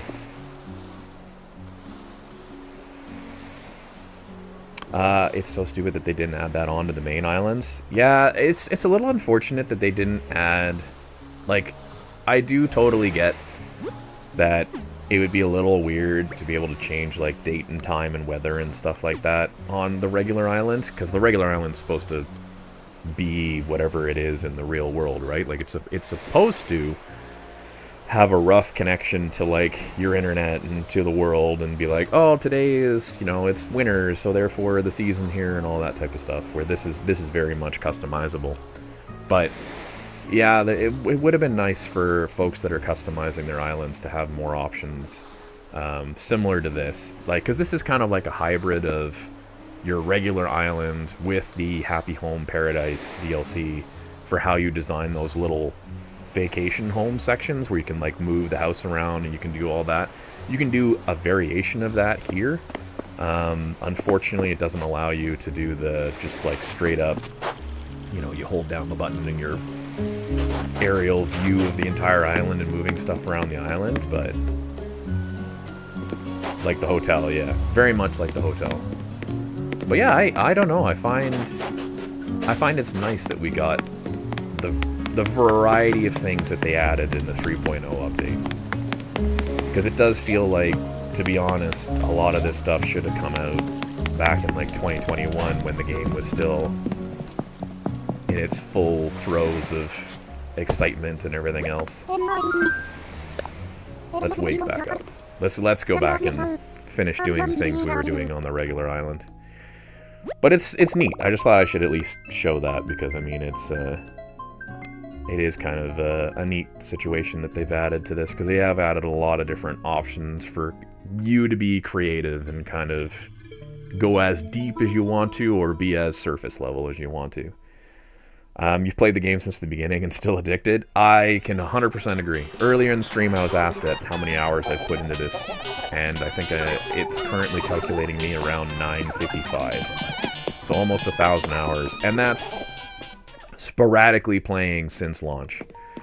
So, as I kind of said then, I'm not the original player one for this island. In our household, I wasn't free from work at the time that it launched, so what ended up happening was it was started by my family. We then ended up combined, kind of doing all the stuff together. They did most of this island design is all kind of their work, with some of my input and some of my kind of features and stuff like that. You have about 5,000 hours. Yeah, that sounds like the true, when you're thinking like a few hours a day every day of the week for years. Yeah, I find it's one of those things where it's nice, because as I say, you can dive as deep as you want, like as yourself, 5,000 hours, or you can go kind of more relaxed and do, you know, maybe an hour a week, or a couple hours a week, or whatever the situation may be. It's nice. It's a nice variety. Very nice variety, actually. Okay, let's take another axe, since we broke one in the last expedition of sorts. I'll just drop, since it's just one fish, I'll just drop this off with the auto sell box. There we go. Drop that guy off. We're seeing new tourists around the island, but we're not necessarily seeing the tourist we need. There we go, got ourselves another Smile Isle. That should get us to 184, I think. Let's take a look here. Yep, 184. So 116 away from completing the Smile Isle objective. Yet another semi-random, or randomized objective, I should say. Do a quick shell check actually while I'm here. Be able to still continue my shell DIYs. And we might as well do the hotel DIYs actually while we're back here on the regular island. No, I won't fish that guy yet. No rush on fishing, just grabbing shells. I should probably put more stuff on the beach, but I don't know what I would want to put there. I'm collecting while trying to collect all the photos. Oh my goodness, the photo collecting is such a long... That's a long objective. Kudos to you for attempting that, because that is just the sheer number of villager options that are now available. That is impressive to attempt that one. And for context, since I know other folks have dropped into the stream here and there, and I should probably explain this a little bit. You have to give gifts and kind of have like a high relationship rating with each of your villagers to eventually have them kind of like, at sporadic, go, here's my photo as a gift back to you. So like where earlier I was handing gifts to a couple of the villagers here, because I'm kind of focusing trying to get certain items off some of the certain villagers still. Eventually, if you keep giving them enough gifts, they'll turn around and they'll be like, here's my photo. Now, getting a photo from them is not a high chance item. Normally they give you like random sets of clothes, or they give you like small little items and things like, you know, like here's an armoire, or here's a mirror, or stuff like that. Here's a hat. So whenever you're going for photos, that means you are trying to essentially get them all up to a high enough rating with you that they give you a photo as a gift. And then on top of that, if you're trying to do that for every single villager, which could take days or weeks to get one single villager's photo, you're then doing that for however many hundreds of villagers are possible in the game. So that is quite the undertaking you are facing yourself with, certainly. So very much a kudos on that attempt. Because I do know a lot of people that have looked into that and then got to the point where they went, the amount of time it would take. And there's different methods to it too. I know I've seen some folks where they'll just they'll bring one villager onto the island and then they'll keep time traveling to try and really focus. They'll just keep give them a gift, shut off a thing, switch the date, give a gift, switch off.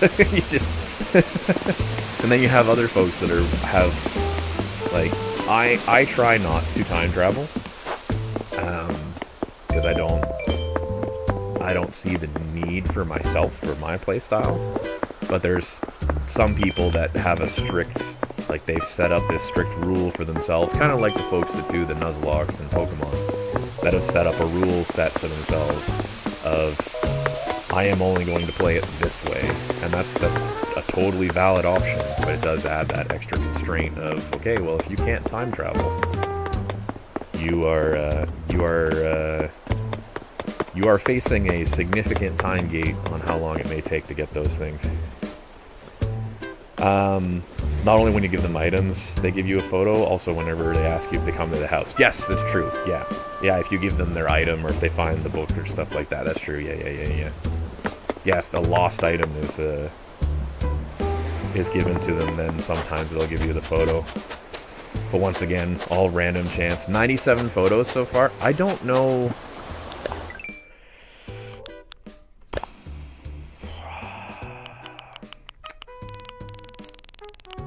The problem is I don't know how I can look that up to know what we have. Because it's not like they fall under a...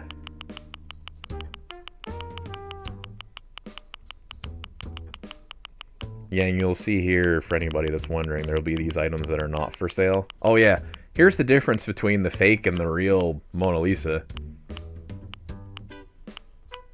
I don't know about anybody else, but I gotta stare at the screen to see the slight difference in the eyebrows. Where is... I just need a photo. Do I have a photo? Because that's the thing, too, is it's like...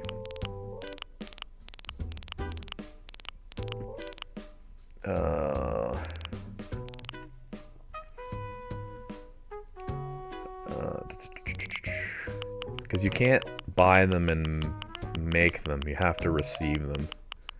Just trying to see if I can find, a single one of them, actually. Oh, type photo, yeah. Where's the search option here? I forgot how to do this. Search. That's a good point. Thank you.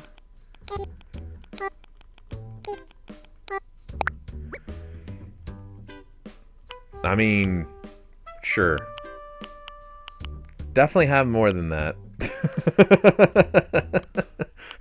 But, yeah, that at least gives you an idea, maybe. Because maybe I have to actually check my inventory, because maybe it doesn't show up in the shop as simply as photo. Oh my god. Because, let's see here. Would it fall under miscellaneous, maybe?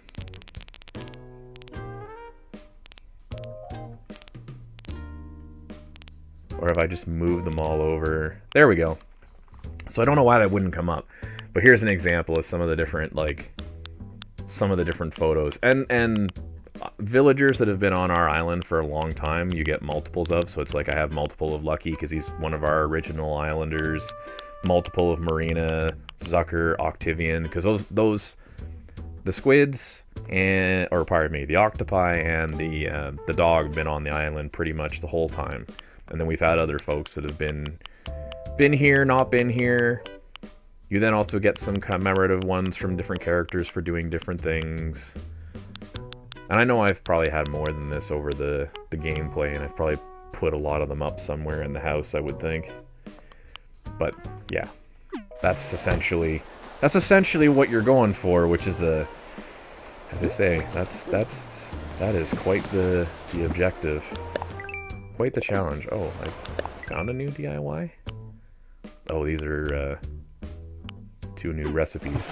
Anyways, what was I gonna do? I was gonna get this done.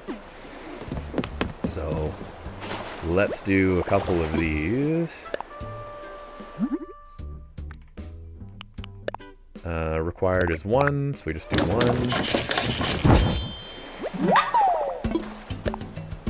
Keep crafting. Wants 3 of those, so I love this. I do wish that the selection for the multi-crafting was a little less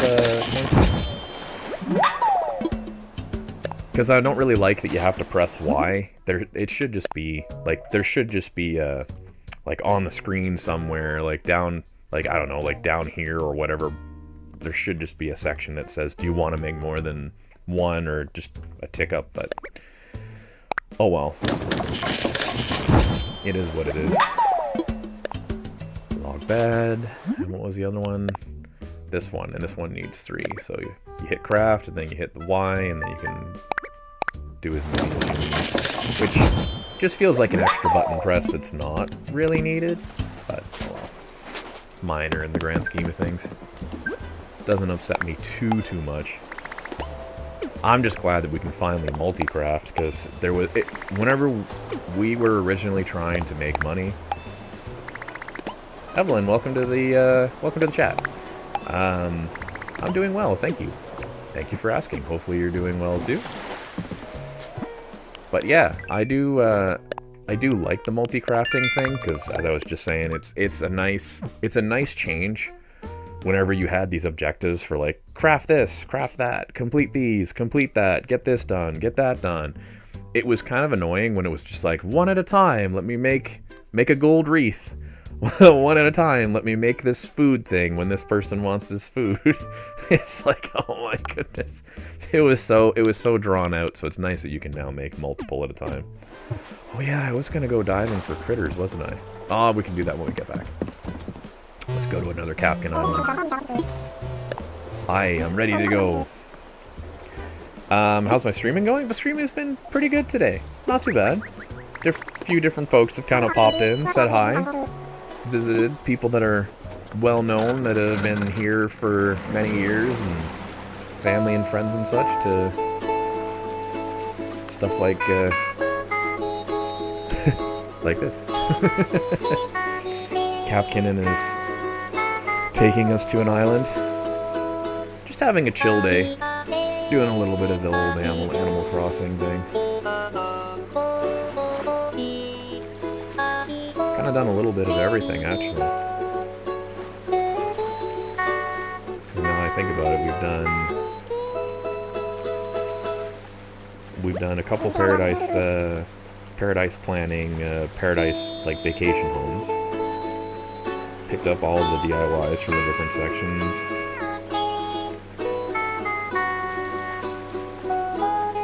Yeah, it's kind of interesting. There's been a few things that we've got to today. I'll admit, I only thought it was going to be maybe an hour or so, and I'm already at almost 2 hours. Do you stream only this game or any other games? I stream just about anything. Over the years, I've streamed everything from mature horror games to cozy kind of games like this. So it's kind of whatever strikes my mood at the time, depending on when I get time to stream. I think the last time I streamed, I was trying. I don't think it broadcast to Twitch, but the last stream that I did was through YouTube. That was Core Keeper. And my audio wouldn't work on that, so that one kind of ended up being a bit of a pain, but that was through the PS5. That was, yeah, that was the last thing I think that I streamed, other than this now. Where am I from? I'm from Canada. I am Canadian. I'm like the old Molson commercial, if anyone's ever seen the old Molson commercial.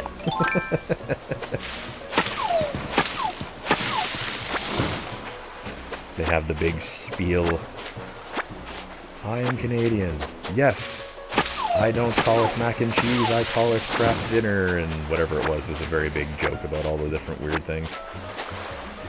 How long have I been into streaming? So, as a casual, kind of no good, stream once every, like, couple months. Sometimes stream more frequently, sometimes stream less frequently. It's been now probably going on a decade. I think originally... most of the... I'm trying to think, actually, what was my first stream? I don't know.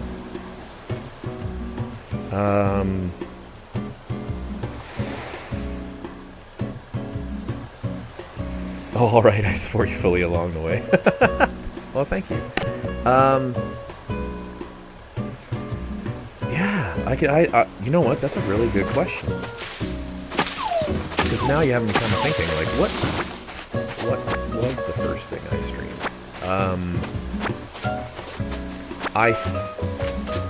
I was gonna say, I think most of the streams, so originally, so I now dual stream to, Salvo, hello. Why don't I use any customized stuff on my channel? Because I'm a dirty casual that does it more as a hobby than does it as a mix of things for that. I'm quite literally the equivalent of, like, the grandpa streamers of sorts, where I just kind of... I pop online from time to time. Mostly, in the past, a lot of my streams were to more so the family than it was to just the general public. So, I don't necessarily... I don't necessarily mess around with any of the graphic stuff or anything like that. So that's why it's very much like circa early 2000s look on the channel.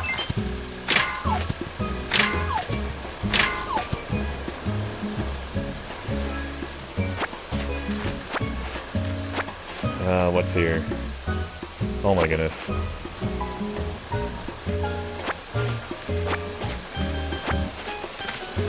I would say, in the sense of, I have a nice voice as a streamer. Well, thank you. I don't particularly, this may be a funny mix of things, but yes, I don't really enjoy my own voice, believe it or not. So I'm always a little surprised when I do hear those types of comments. It's always so funny, the folks that'll drop in here and kind of throw the, hey, do you want some media or some graphics or stuff like that. So I don't want to necessarily shoot anybody down, but I will say that I'm probably not your go-to clientele whenever it comes down to someone for helping you out for graphics and things like that. Because I do appreciate that folks are interested, and of course, like, you gotta do what you gotta do to promote yourself as an artist, and I think it's great that people are reaching out in that sense. But I mean, for me, I will say, just as an advanced warning, even if you do send to my Insta or to my Twitter or any of that stuff, like other folks have in the past, that I don't necessarily order up a bunch of stuff, because I just don't stream enough to justify it. Can I draw my Discord? Oh my goodness. I don't know if I have. I think, if I remember right, just about all of my social medias, for anybody that's wondering, are all KRAC. You will see, if you go through archives, that folks will, in some cases, call me by my actual name, and that does happen. It's not that big a deal. I don't really care. But at least the handle that I use for YouTube and streaming and stuff like that is KRAC. So if you're able to find the Twitch channel, if you're able to find the YouTube channel, you're then able to find the Twitter. I believe I've only recently started messing around with Instagram with my family, so I don't think that's public yet. I might switch that. But, oh, sorry. The waterfalls are loud because I forgot to change the audio back. We were listening to the music part earlier because I was like, oh, this music's so good, you gotta listen to it. My bad, my bad. Thank you for letting me know.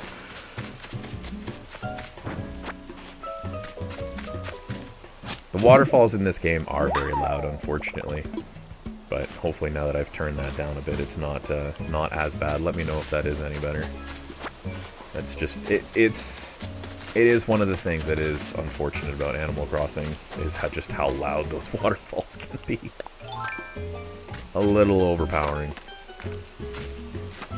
Way better? Okay, sweet. Yeah, I turned it up earlier because we were listening to the Capkin sing, and then with the Slumber Islands, because the Slumber Island has such a chill, kind of awesome vibe music, I was like, oh, I gotta turn this up for that. But then, of course, Murphy's Law, as soon as we get to one of the Capkin Islands, and it's covered with waterfalls, it's just the loudest thing ever.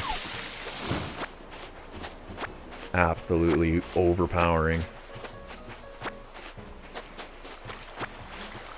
But yeah, I fully believe, like, if you're a person that's looking to kind of, like, get business and get kind of, like, your name out there and stuff like that with streamers, by all means, I would say, like, do try your best to look out. And if you do find me on socials and stuff like that, like, I would be one of the first folks to be like, yes, this is cool, this is awesome. But, yeah, I don't, this might be surprising as a casual streamer, but yeah, I don't invest any money into this because I'm not making money off of this. It's not my, I stream for the sake of just having a good time. Not really worrying about it being an economic thing. And it's also, I think I spoke about this earlier too, that this is a bit of a time capsule. They look awesome, but it's hard to stand next to one. I try to avoid building them. I love waterfalls in this game. I love the way that it looks. I love the flow of, like, especially if you have the water kind of set up as like a pond or something, kind of up higher, and then it kind of does like the trickle effect down multiple levels. I absolutely love that. So that's one of the things where I go, like, this is awesome. But yes, it is absolutely demolishing on the ears. Even whenever you're just playing it casually on, like, if you've set it up on a TV, it sometimes is absolutely brutal on your hearing. It's rude to just jump into a chat and sell yourself as an artist. I wouldn't necessarily say that. When you think about it, right? If you have to market yourself somehow, right? And sometimes marketing yourself does have the disadvantage of needing you to kind of go out and reach out to certain things. Like,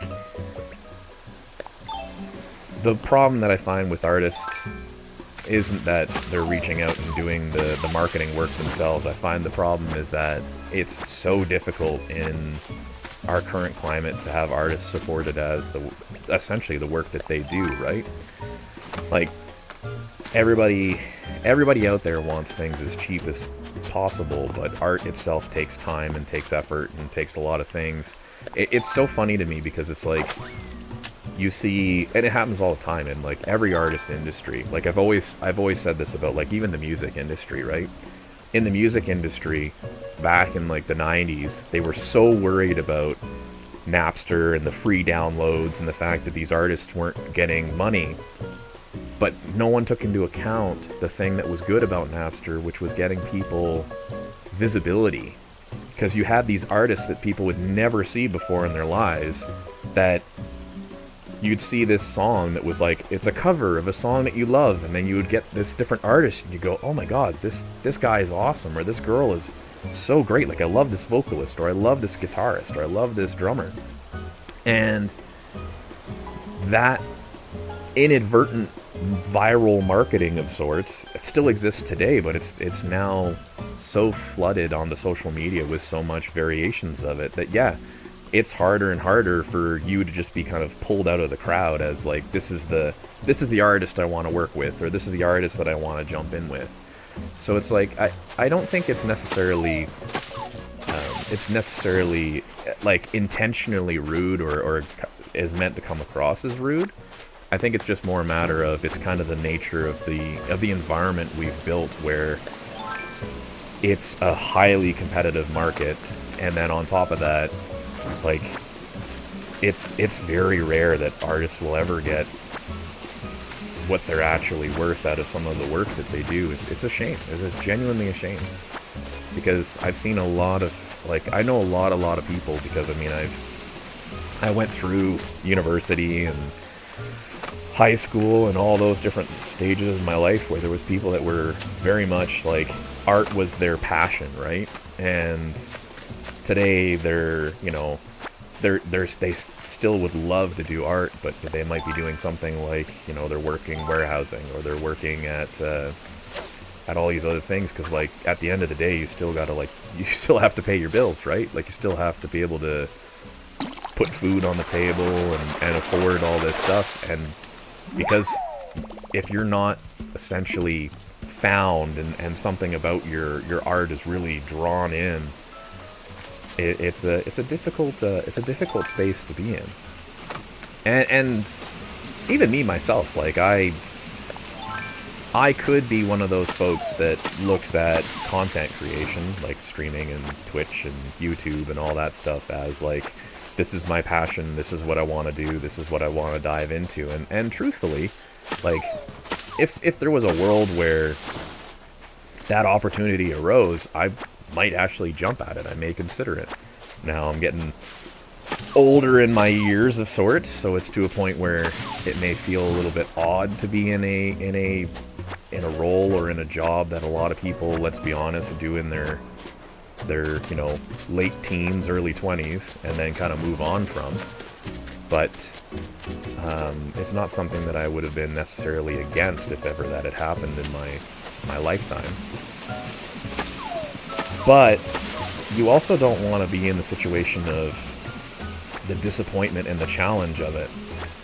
So when I look at an artist who's reaching out and who's, you know, putting themselves out there to try and get business, or to try and get themselves into a place where, you know, they're able to put food on the table, or able to help their own situation out, and, you know, trying to find those spaces, I don't see it as rude. I just see it as kind of the unfortunate happenstance of that not everybody gets the, you know, in the old words of some of the hockey lovers that I know of that are in the world, you know, not everybody gets to be Wayne Gretzky.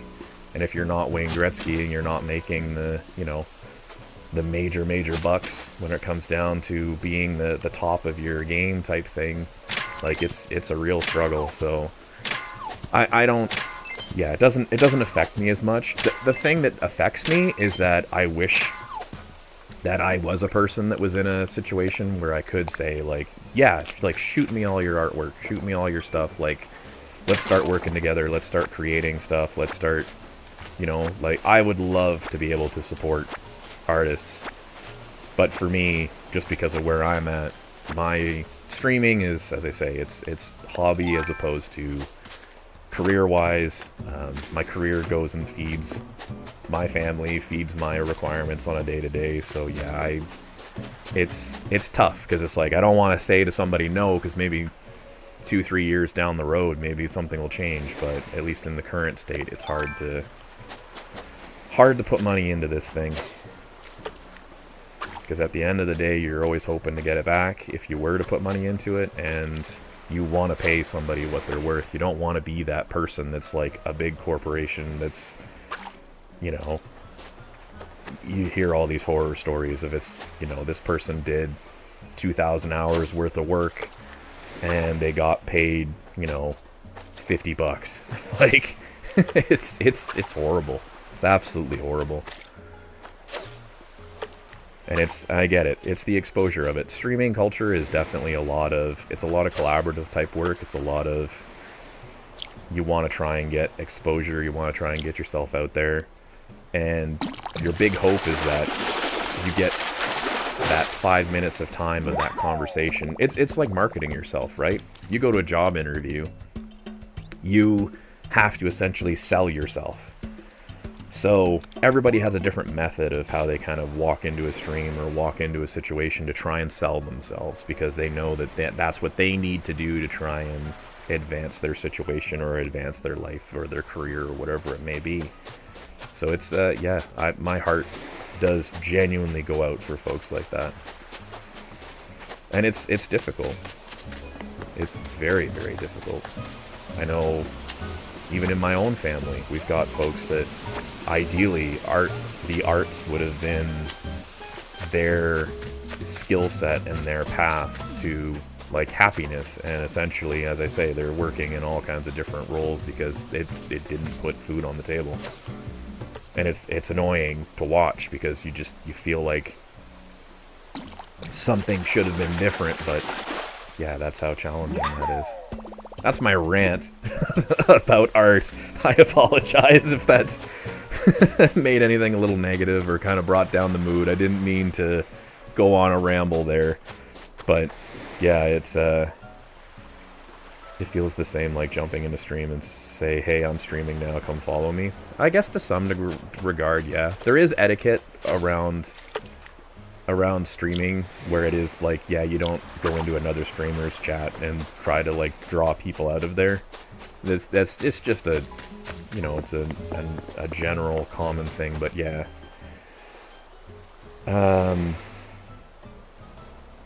NK, they were in chat for maybe 15 minutes and disappeared after being declined, lol. I mean, that's the other thing too, right? Like, I get it. Like, I totally get it.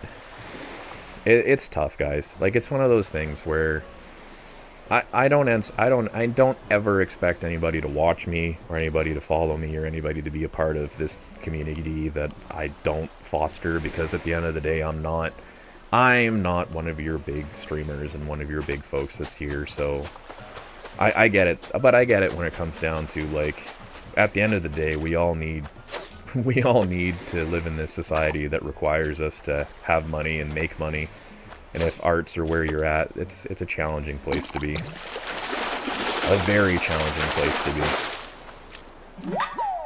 High competition, you're competing with a lot of very expensive and a lot of very, like, competitive pricing, and I don't know, I just don't... I wish there was a better system. I wish there was a way that folks could survive more so off of arts without the challenge of it.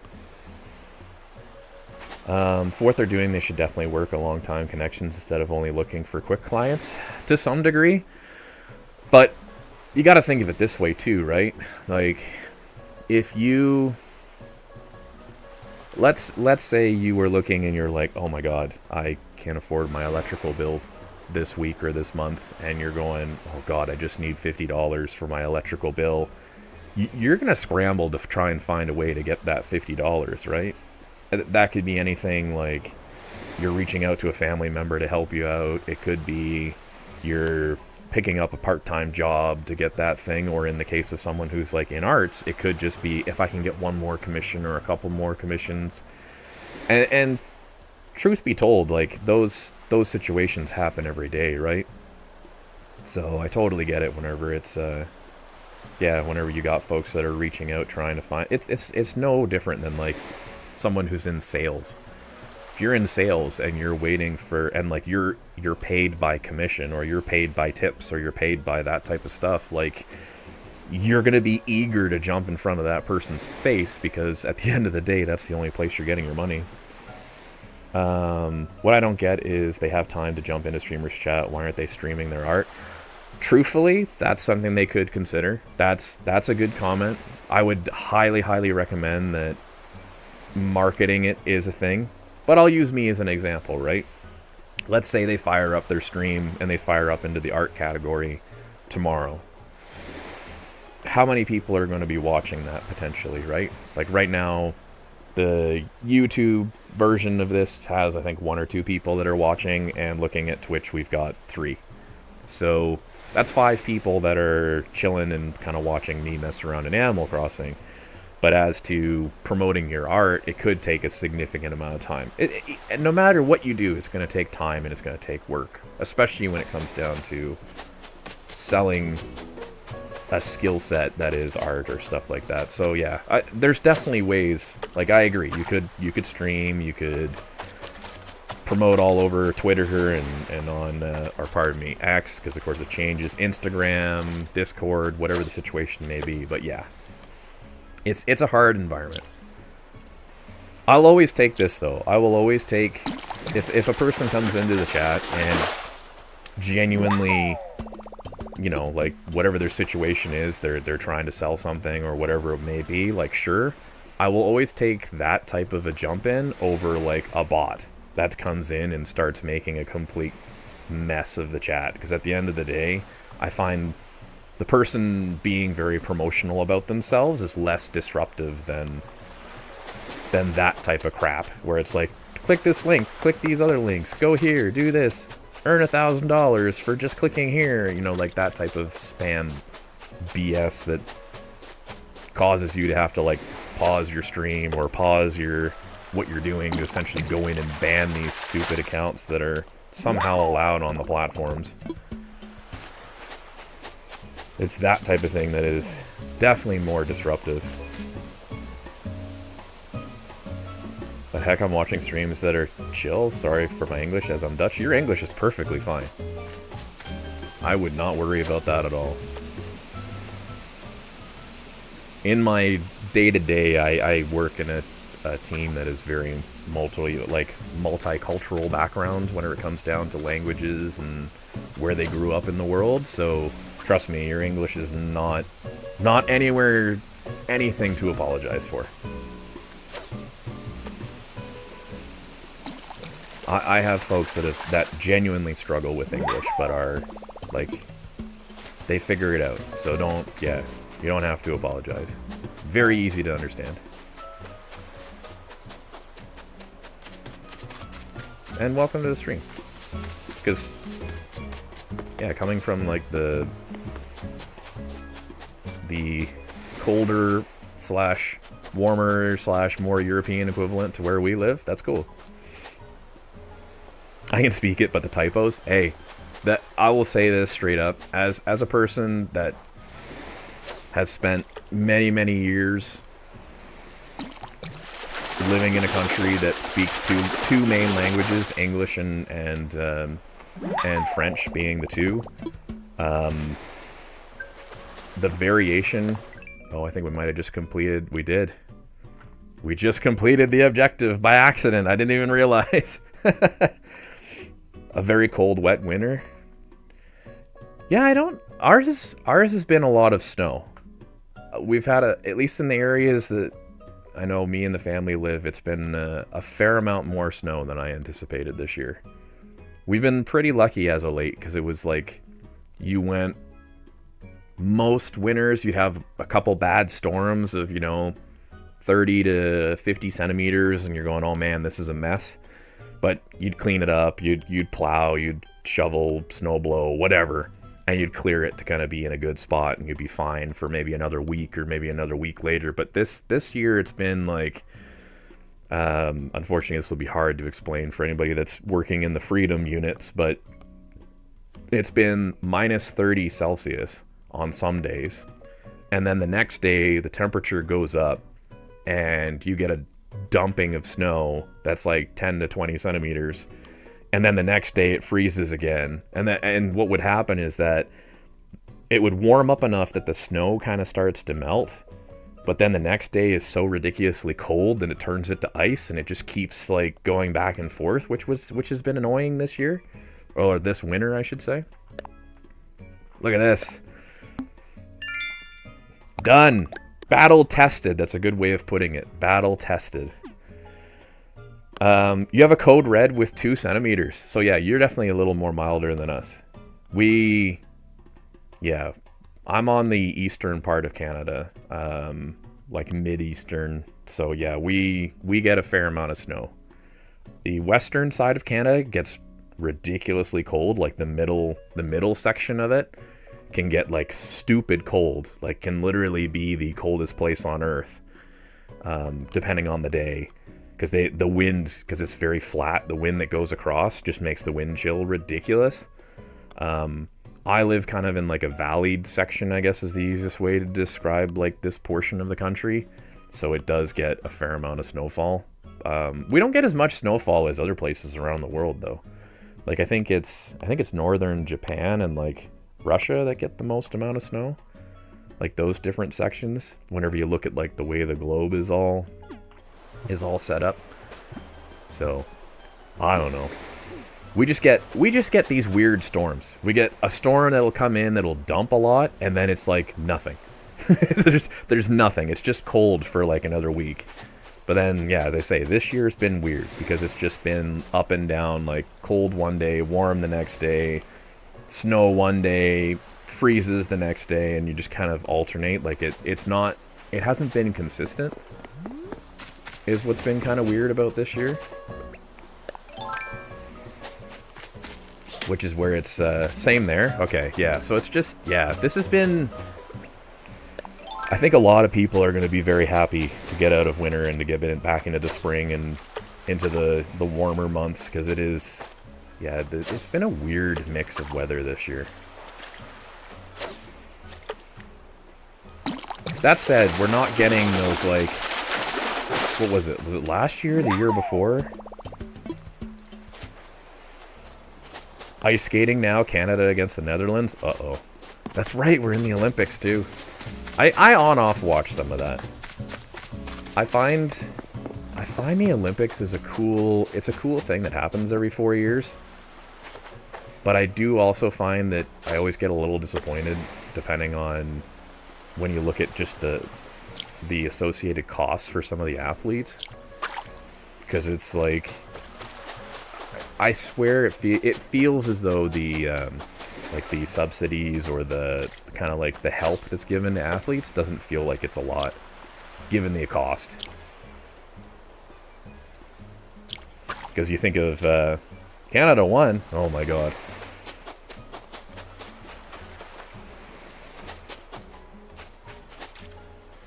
But yeah, it's woo, go Canada.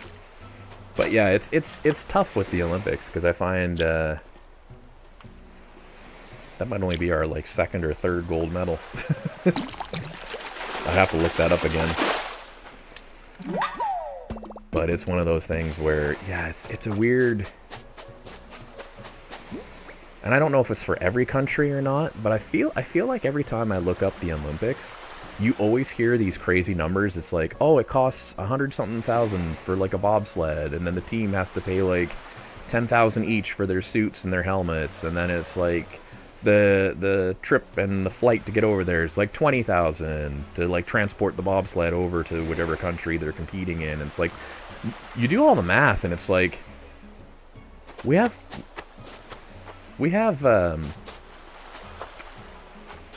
professional sports.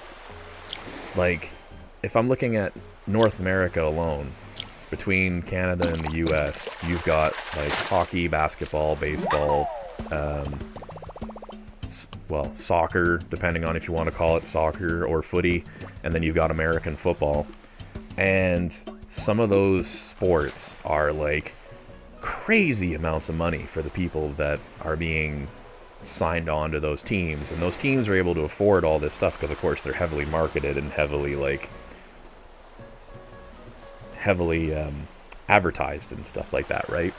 But then you look at something like the Olympics where there's like this massive national pride and all this like money being spent on that, and it feels like the money's not being spent towards the athletes whenever you hear these crazy like stories about how much it costs them to get there, or all these different all these different limitations on what they could and couldn't do, and like being stuck depending on like the athlete's village or whatever, if it's like a nice place or not a nice place.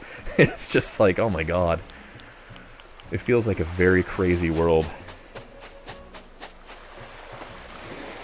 And maybe it's just because it's a once every 4 year thing that they don't really look at it, but it just feels like they spend so much on, like, nations themselves will spend so much on the hosting part of it, on like all the different stuff, but they don't, yeah, see, so they get 30,000 euro whenever they get a golden medal. So okay, so they get a reward for getting a golden medal for, at least, is that for the Netherlands itself, I guess? Or is that specifically for any country in the European Union? Because, okay, so for the Netherlands. So yeah, so I don't know how much Canada gets. Or if they even get anything. Because they don't talk about that stuff.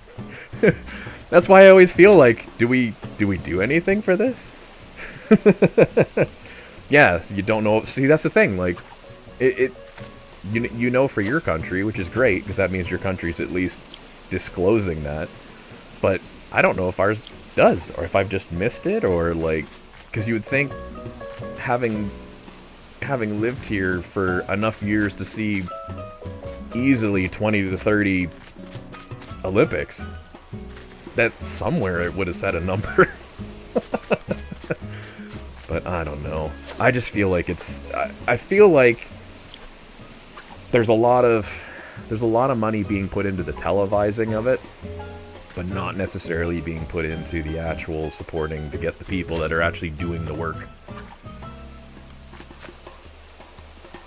But that is cool if they're getting a chunk of change for. Although when you think about it too, if I do the conversion on 30,000 euros, that's like what, 2 times for CAD? Roughly double, so it's like $60,000 Canadian. So if you were a person, yeah, you'd really want more subsidy, because like being able to, like, you're getting the lower portion of a sustainable salary in the country you live in, as if you win, but it's not guaranteed that you win. Oh wow, Canada's 14, 10, and 7. 14K, imagine 14. So in euros, that's like 7,000 euros. Maybe a little bit more. Maybe let's say 10 if the exchange rate is a little bit more beneficial towards the Canadian dollar. That's... Man, for the amount of work you do as an athlete, I'm telling you, this whole stream is now turned into we don't pay people enough.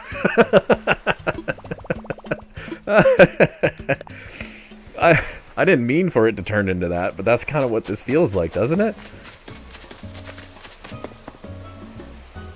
Netherlands is 32, 24, and 16. What a difference. It's almost double for each level. Wow. It's over double for each level, actually. That's crazy.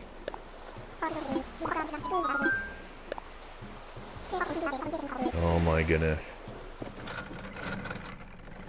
Weird, isn't it? It is weird, right? Like, we consider that these are the we consider that these are the top athletes in the world for these particular sports, and they're potentially making the same amount of money as someone that's working at like a coffee shop for what they may make yearly, and that's if they get a medal.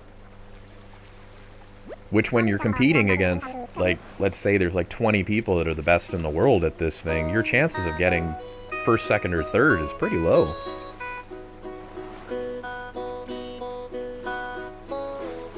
Or imagine if you're one of those folks that's like, they go over and they do like the one competition and then they get injured and they were supposed to compete in like 3 other things.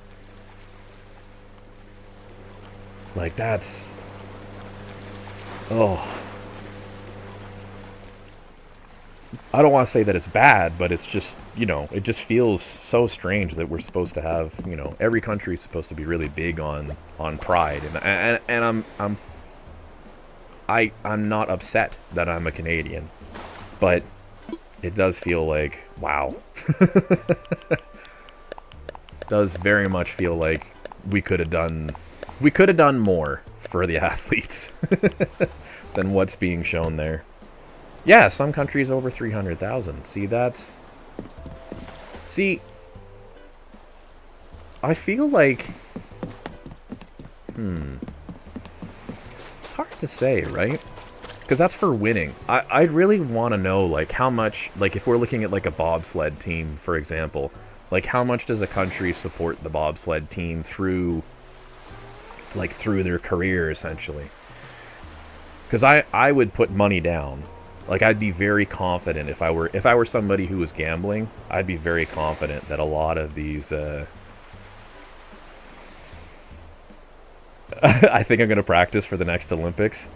I'm 62 by then, LMAO. I mean,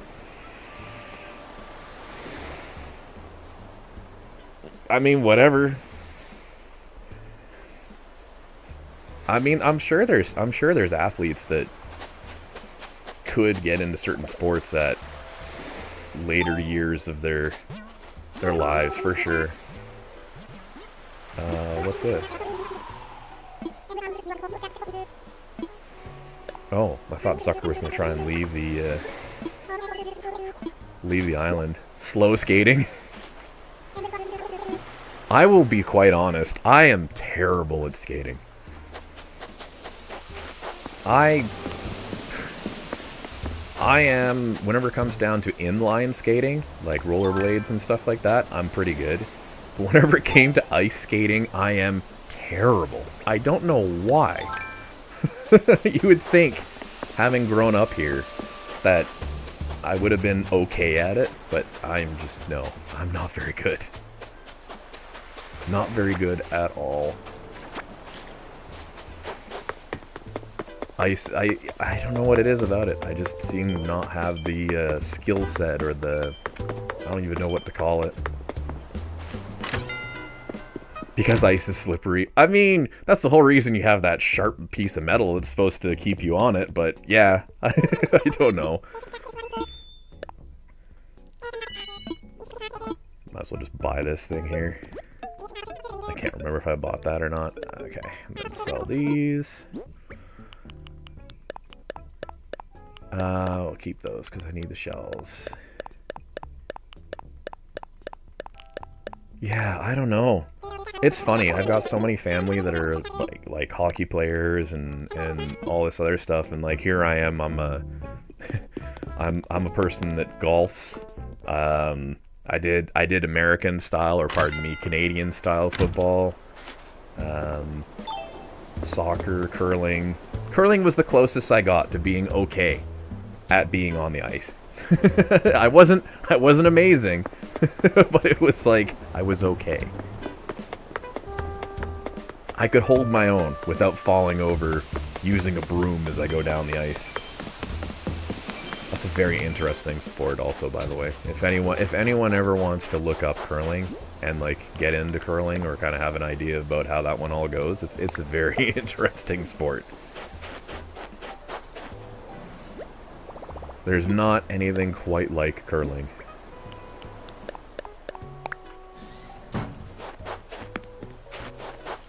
Alright, my little collection of gyroids.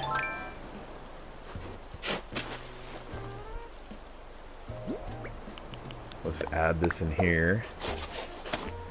Do you give CJ the fish for a model? Yes. Yes, you do. CJ randomly shows up on your island. But, I mean, I haven't seen him in a while, actually. Curling, is that typically Irish or Canadian? I know Canada, we have a lot of, like, curling rinks and curling centers. I don't know as to, like, where the sport originates. But I do know it's, there are a fair number of people here that do participate and play in it. And I remember I would have been really, really little. Like, super, super little.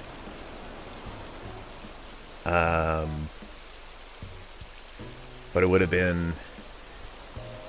Oh my god, I probably would have been like 6 or 7 the last time I was at a curling rink. The last time I was at a curling rink, it was for either a celebration of life or for like a birthday for one of my great grandparents. So that's got to be a while ago because I don't have any great grandparents now. I do have grandparents, not all of them, but I do have grandparents still, which is not common. A lot of my friends don't have that. A lot of my family doesn't necessarily have that too, depending on cousins and stuff, but yeah, I'm trying to think, like, I don't remember the last time I was at curling. Do you do that? Oh, for the fish, giving the fish to CJ? I did. We were trying to do a complete list of, like, all the different fish trophies between the couple of us that were on the island. I don't know how far we got with that. I would have to go back and look. Because here's the models here. We've got a couple of the different bug ones, and then the fish ones are up higher, I think, aren't they? Oh, but that's also if I have them in my storage. That's the other thing, too. Whenever you got multiple people on an island and multiple islands, you don't always keep everything in the same storage. So, like, I'll empty mine out to send stuff to the other islands. I don't know if I might have all the bugs and they might have all the fish. Or at least all the fish that I didn't display in my home. Because it's like... And this is terrible. I could have done this so much better. But, like, here's a bunch of the different fish statues. Like, here's the... Oops. There's the whale shark. Over here is a great white shark. You then got, like, the sawfish here. You've got a hammerhead there. I think that's the pike, yeah. Seahorse, oarfish. Is that a statue or is that the actual turtle? Oh, that's a turtle. Statue. No, this is an actual turtle. When did I do this? Oh.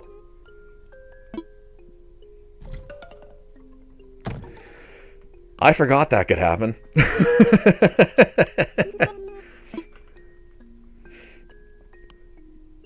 It was one of those where, you know, when you're holding the controller and all of a sudden you can't move, you can't do anything. I went, what is going on? And sure enough, it's because Marina showed up.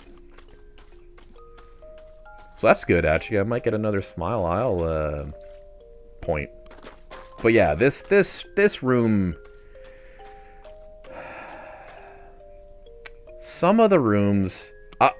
I early on in this...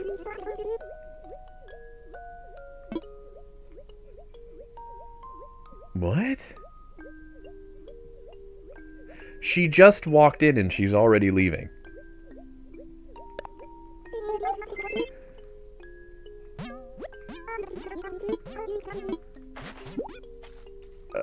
Like, what the...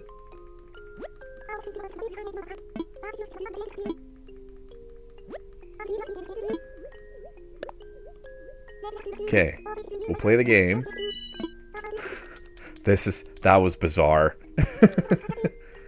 Oh.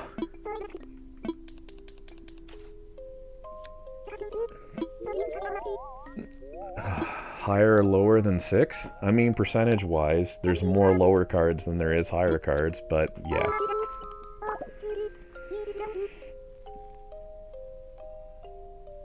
Hamlet wanted a complete tour of your house earlier.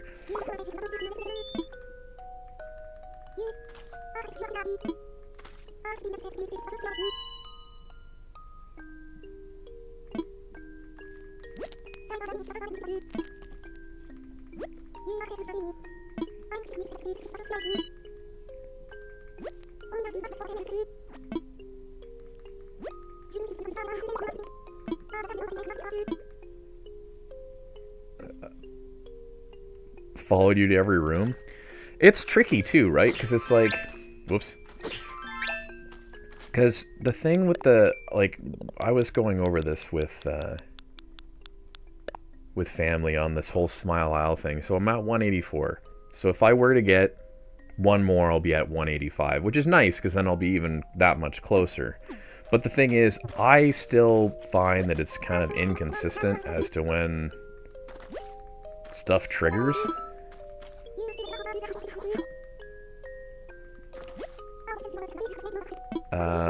She just keeps saying the same thing, so I'm just gonna do the whole...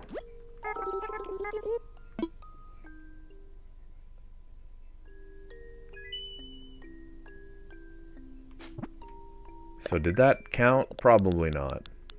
I've probably missed something on that, I would bet. Yeah, I'm still at 184. Okay, so whatever. I know there's like, yeah, follow you to every room. There's something to do with like they have to be there for a certain amount, give you a certain thing, and then whatever it may be. I don't know. It doesn't make any sense to me. But yeah, a lot of the different statues that I decided to hold on to, I placed in here. I was originally trying to do a bunch of them. So you can see here's a bunch of the ones here. I tried to stick with doing mostly the ones that I really liked, and then also keeping some tanks of stuff that I really liked. This room was... yeah, I never think I really figured out this room. My upstairs essentially was supposed to be like an arcade, because I thought the idea of an arcade would be fun. It's a little overwhelming. I'm not sure that I love it anymore. So, not sure what I want to do here.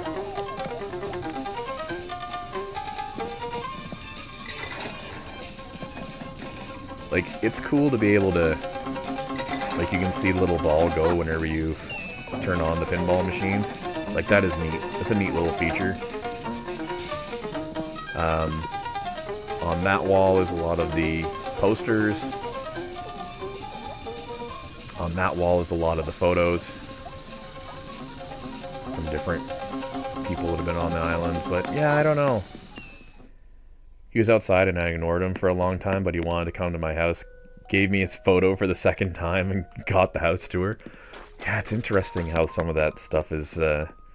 cool room? Well, thank you. I don't know if I feel like 100% on all of my rooms. Like, this was supposed to be like a little bathroom thing.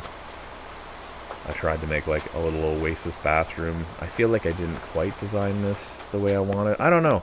I tend to start with an idea of a design for a room, and then I kind of go, oh, I'm not sure I like this. So that it ends up like half finished or in like these weird states. Like, I don't know what I was thinking here. Underground, like, treasury room of sorts, I guess. I didn't put much on the walls. I had the two T-Rex heads kind of like sticking out.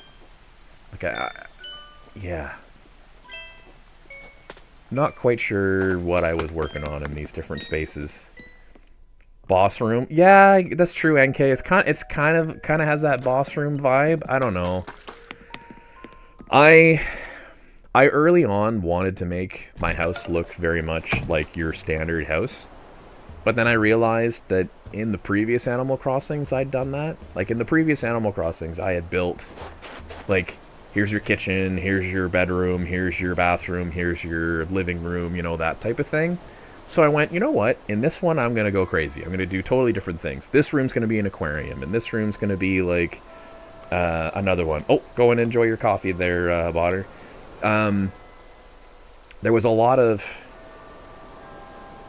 yeah, there was a lot of variety on the things that I wanted to try out, but I couldn't really, like, kind of hammer down a thing that was the real end-all, be-all of what I wanted to have decoratively. So it's tricky. It was very tricky as to how I approached it. So I ended up making a lot of these kind of, well, what if I made this type of room? And do I love it? Not necessarily. Do I hate it? No. But it's, I don't know. I just don't have the heart at this point to take it all down and change it to something else, because I don't know what that something else would be at this stage. And now, especially that we have the slumber isles, I have a lot of options. Oh boy.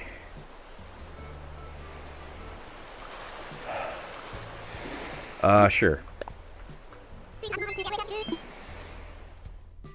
This is gonna be a tough one.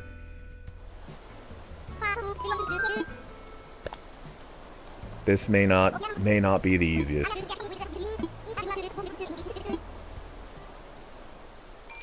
Alright.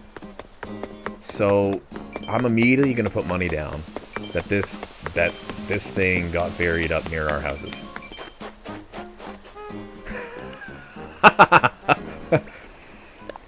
I was worried that it would be in some spot where I hadn't dug up a fossil yet. But, that worked. Okay, where's... I hear a balloon. Where are you? Uh-oh. I hear it, but which way is it going?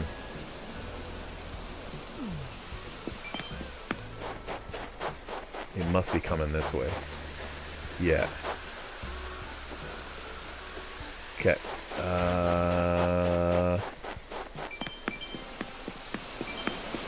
Balloons are kind of good because they can sometimes have DIYs in them, although it's flying all the way over there. I'm gonna have to probably shoot that down here-ish, I think.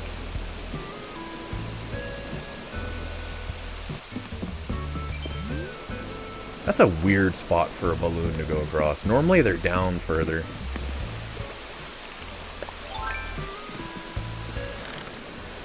Yeah, I'm gonna have to take it here is what I'm gonna have to do, and then hope that it doesn't get despawned because of the rupee in front of me.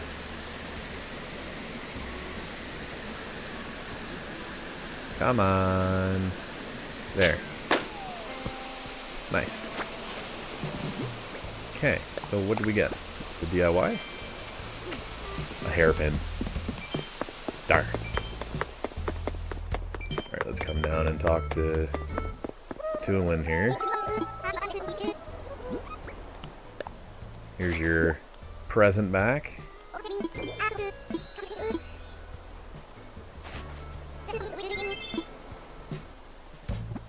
Does that get me another smile aisle? Yes, it does. There we go. Now we're at 185. Hoorah. And she finally changed back to her regular costume. Okay.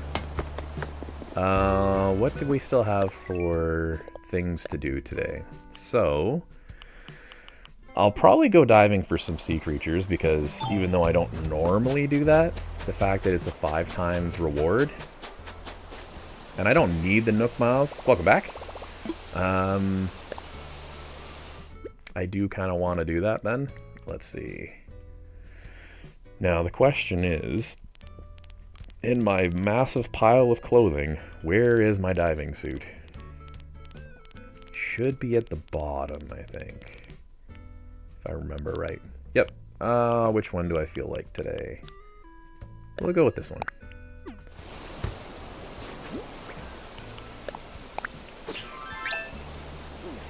Alright.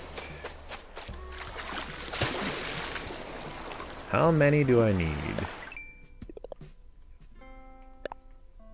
Just 3. Okay. It's funny, because once you've got most of the DIYs for this, I find you don't dive for the pearls and stuff as often. Although it is fun seeing the otter and, like, his laying some truth on you, as he says. Maybe I should try and grab a pearl so then we get one of those while we're here. Quite literally do a little bit of everything in the Animal Crossing game today.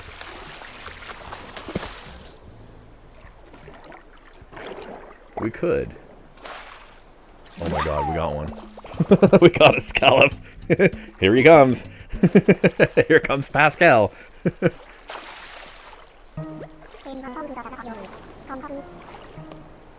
Yes, you can have the scallop.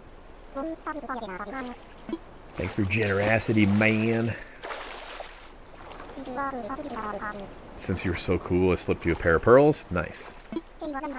Hey, while I'm at it, let me lay some truth on you. Some deep kind. It's nice to follow him. Yeah, he does that kind of, like, swims off to the edge and then swims around the island and disappears thing. It's kind of... He's quite the character. Feel this. If variety is the spice of life, then friends have got to be like the frozen custard.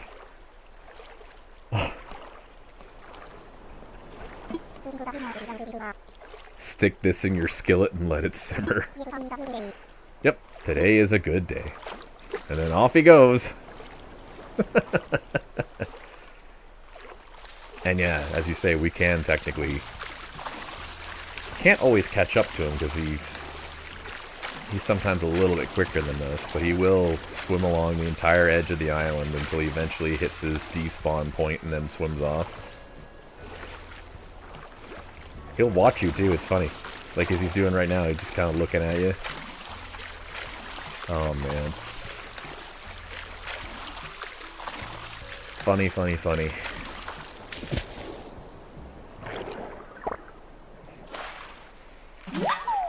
Alright, there we go. So we've now done that Nook Mile plus objective, which gets us back up to 30,000. But yeah, we've pretty much done most of the objectives, which is what's pretty wild here. It's just it's the tourist one, which is, I say, random spawn as to if we get one of those to take to the thing, and then Smile Isle now. Smile Isle is going to be a long one, I think. That's 115 more times that I have to do, like, the hide and seek or the gift giving thing or any of those things that trigger the little Happy Island villager moments. Fishing's done. I don't have to fish unless I want to now. I have a lot of DIYs if you need them. I appreciate it. I think we should be okay, because we have a tendency to share between the multiple players and the multiple islands, so I think I should have most of the DIYs, but I do appreciate that offer. There's only the occasional one that we're missing. And it's just, like, it's sporadic. I don't even know which ones we're missing sometimes without going through a list and doing, like, a one-by-one. Now, I might just do this. So as opposed to fighting with the trying to find a person for today, let's amiibo it up.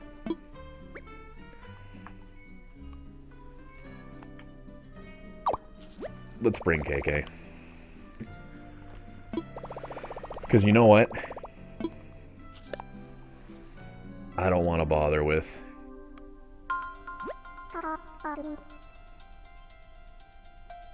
Bark at me. A VIP room?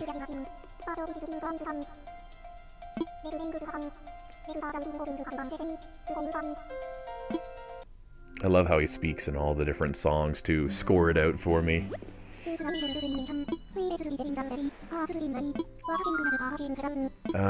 Let's see the themes.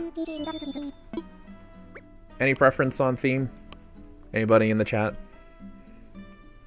Cafe, club, mermaid, jungle, stellar. I think I've done one of each. Birthday, spa, soda, library, laboratory, family, restaurant, which I find is very funny. Why wouldn't it just be restaurant?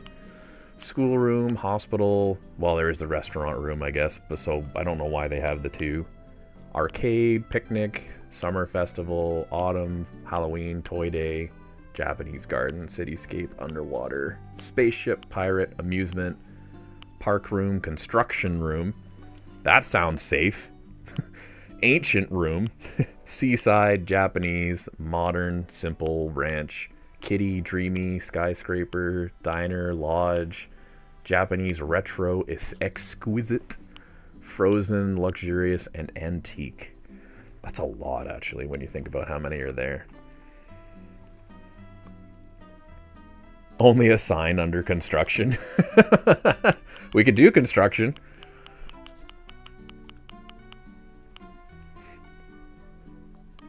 Is that the... I don't have a way to set up a poll or anything, so if that's... And there's not many of us, so by all means, I'm not opposed to this. It'd be very interesting to see what the options are, because I don't remember what the options are under construction.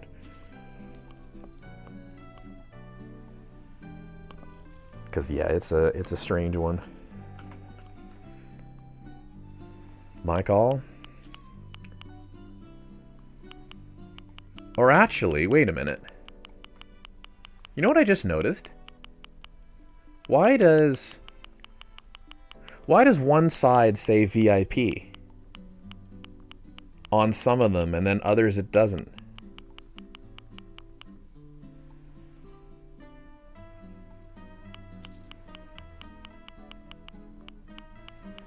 Is that because you can only use those for VIP?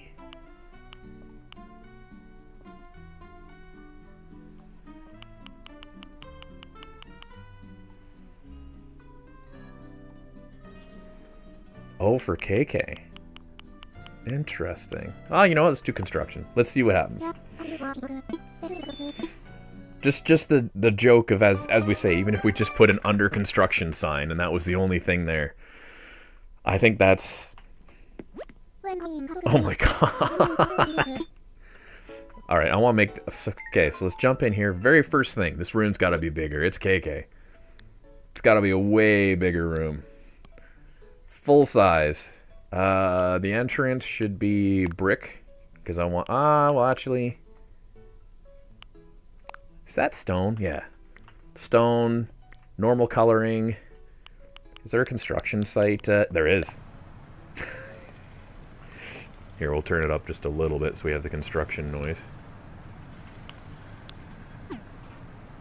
Okay, welcome to the construction site. Now, what are our options? We've got mixer. We've got the construction sign. Does it say, like, under construction or anything?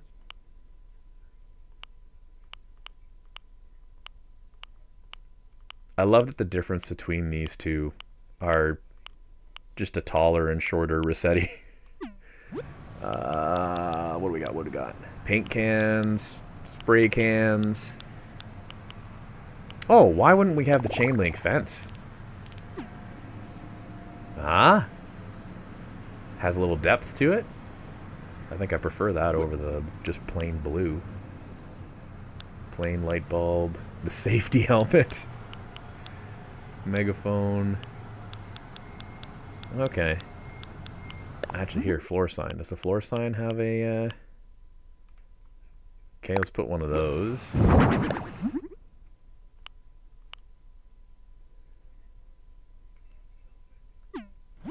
Let's put a couple of these different types of ones, maybe.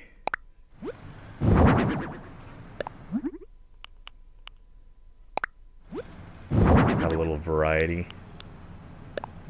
Gotta have a nice jackhammer. It's KK. We'll put green.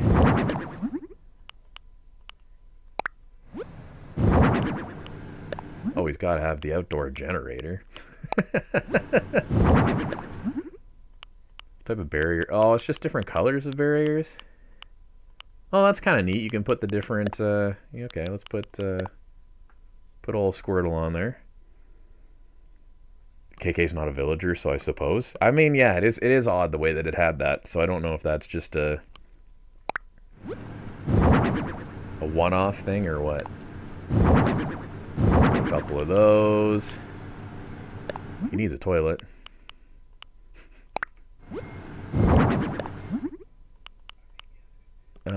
I mean, you gotta have yellow as your construction vehicles. I know that they're not necessarily yellow everywhere, but that feels authentic to me. Iron frame. We'll see if we have space for that after. Ooh. Ooh, I like that mix of colors, actually. Put that down. Let's go with multiple paint colors, actually. Let's get a pastel sepia. Let's do the sepia. Alright, so we have a few items here to start working with. So I feel like, given that there's the hole in the ground right there, only makes sense that this would be here. this guy, because it's going to be going across the pavement section, should be there, and then this one should be up here somewhere like this. And the jackhammer probably be on that end. We'll put like a little safety barrier here maybe.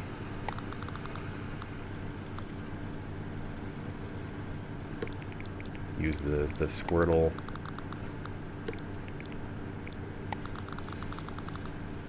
Gotta put the toilet back there, you know.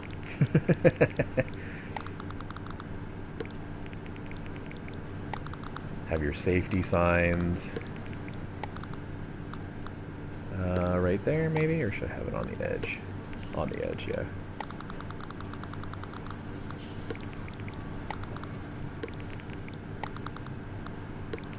Cement mixer. Where would we be painting? Maybe we're painting up here in this corner. This is the painting section.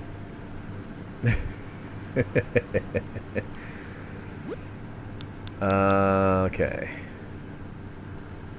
They're going to be building something, so let's put a couple of these things down.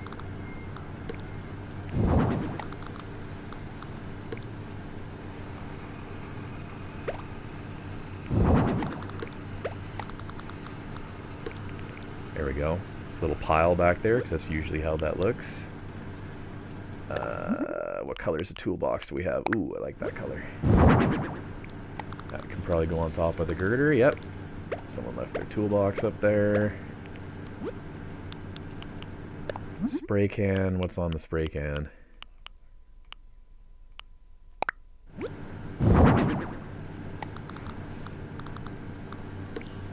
Just kind of place a few different things. Street light? Yeah. Okay, I can grab a street light. That would be under miscellaneous, though, I think, right? I have to find that, I guess. Scaffolding. It's funny, I feel like I just used scaffolding on the other...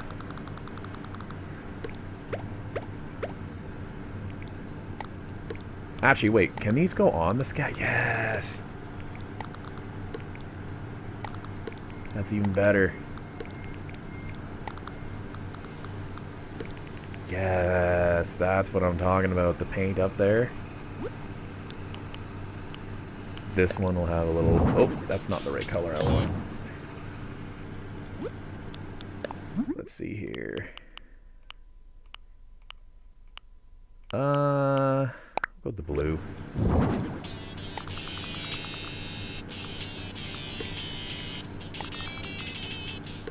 There. And then we need some pylons. Oh yeah, definitely the caution ones.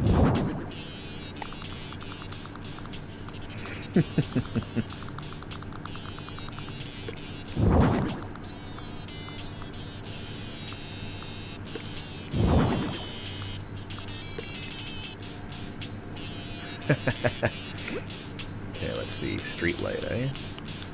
I know I have that in here somewhere.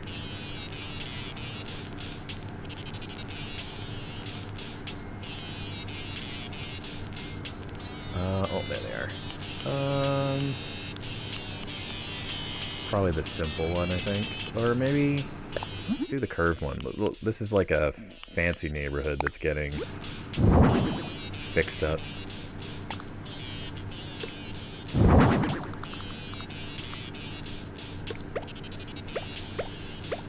think I'm gonna move that in one tile. Yeah, there. Alright. I mean, it's definitely a construction site. What is this? Metal can. Cables. Do I have cables?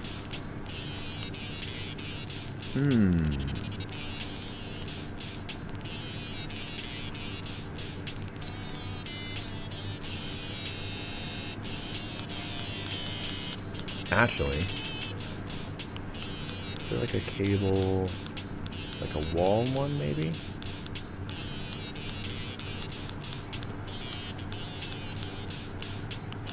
spider webs.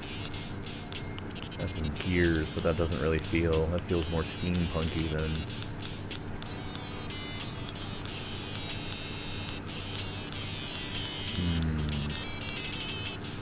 Oh no, on the ground you mean. Okay. Maybe.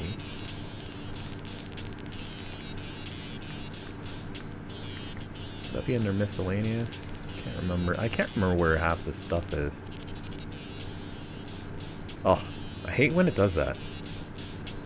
Where it's like, you're trying to scroll down through the items, and because you've just hit the stick a little bit to the side, it kind of moves on you. Oh, you know what? It's a KK.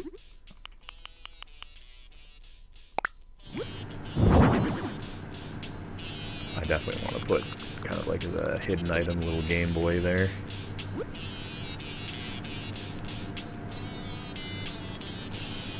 I guess that's the only thing we haven't actually done, though. Tangled cords. Let's go with the red and black mix.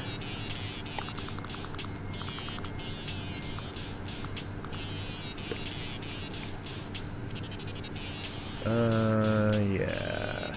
Let me turn that like that, so it's more like it's...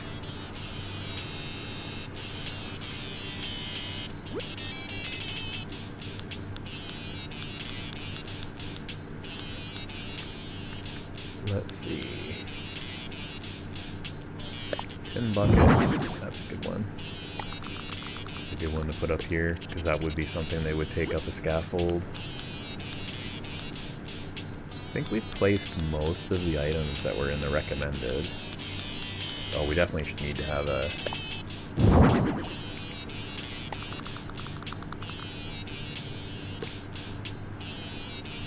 Oh, you know what? I wonder if I should maybe bring that forward.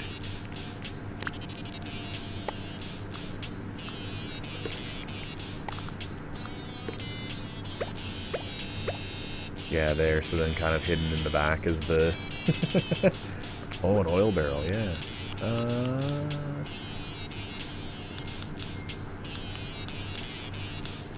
Oh, that's not listed in the mix?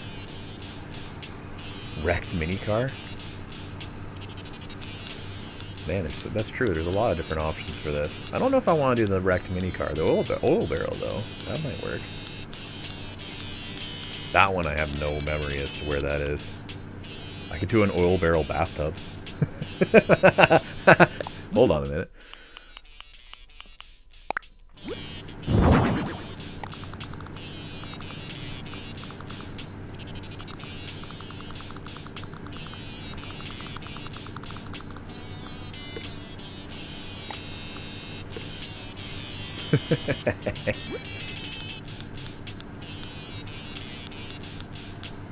It's just a funny one to have. Step ladder. I'm gonna put a garbage can too. Garbage can over there. Step ladder. I like the step ladder. Where is the step ladder though? That's another thing that I wish that they did with this. I wish you could sort this alphabetically. Because you can sort it, like, in this sense, but then if it's not called step ladder,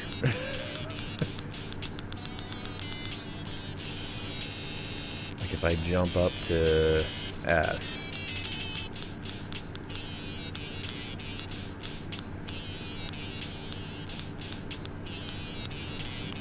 ah, there it is. Oh, the yellow one, the caution one. The caution, this is not safe. Kind of have that back there, maybe.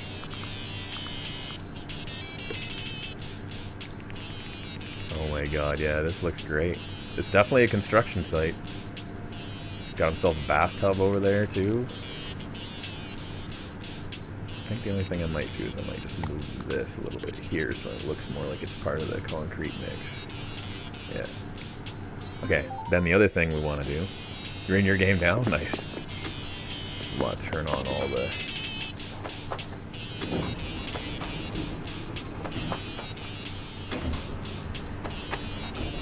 make sure everything's on.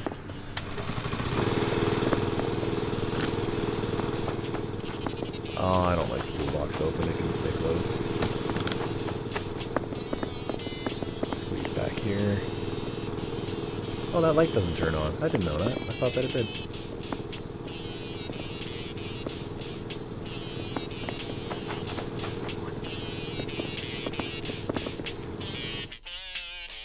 Yeah, KK Rock. That's perfect for this.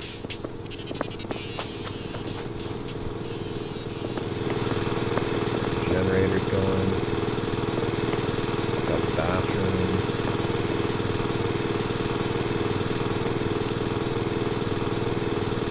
Is that? I can't tell if the Game Boy's on or not. I think it's on. Oh, it was on. Darn it. I was like, I think the green light's on. Or, well, the light that made the screen green, I should say. This needs to go over a little bit. There. Oh my god, this is great.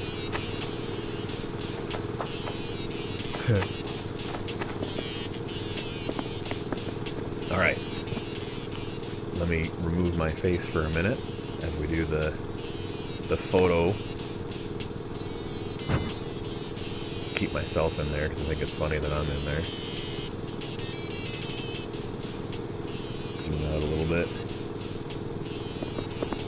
Here, move me over to the... I'm kind of peeking.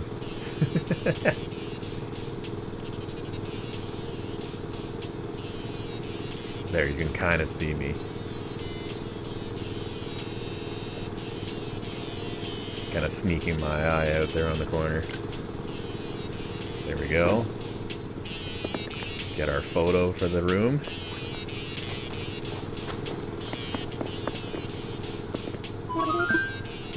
All done. Bring myself back.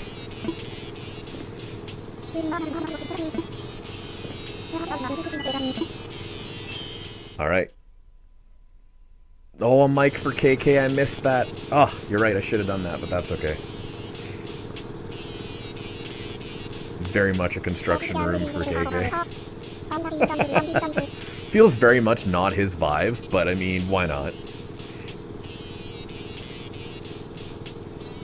So this is your vocally impressive performer room, huh? I'm not feeling the label, but I dig the space.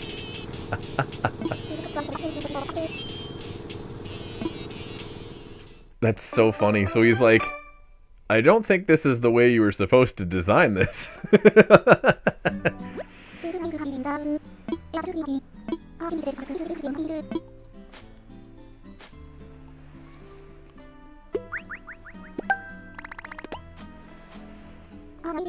Oh my god. So there we go.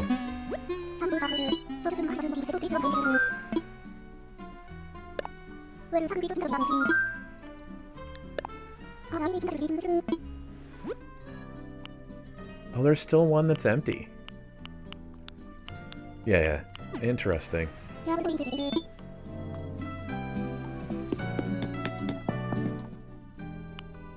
That's so interesting to me. So we should have had somebody show up.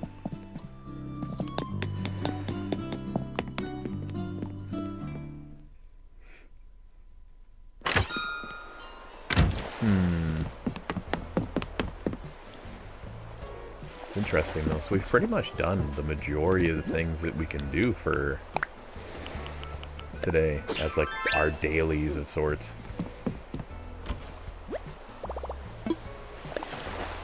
I really can't complain overall. We've got a lot done. Inadvertently completed the fishing objective, so we can actually, like, there's today's date. All official. Done. February 18th, 2026. Nearly 6 years after the game launched. Finally. Finally completed the catching the fish objective, and now I don't care about any of the fish. They can all go away. I expand my pocket. I've expanded all of the different like this is all expanded. My House one, I think, is all... Yeah, my house one's all expanded, so I've done all that. Yeah, that's awesome. We've done a very nice nice mix of things today. And that's the thing with Animal Crossing. Like, you can...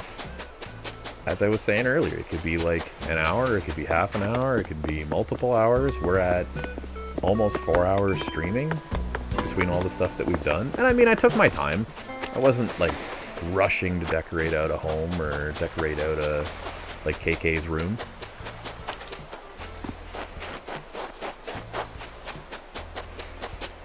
But, yeah, it's good. It's good, good stuff. It's good stuff. This game, like, I don't know if I would say it's my favorite game, like, of all time or anything like that, but it's certainly one of my top games for coming back to and coming into. Definitely very happy with the value I've gotten out of this thing.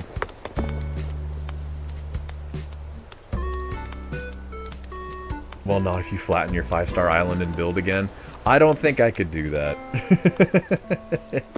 I genuinely think we're at the point where we've got everything laid out in a way that is playable. It's covering all the different things we've collected that we've done over the time. We've got stuff from, like, here from this is like the Pocket Camp items that you get for linking Pocket Camp to your Animal Crossing. On the Switch, we've got stuff like I think it's up here.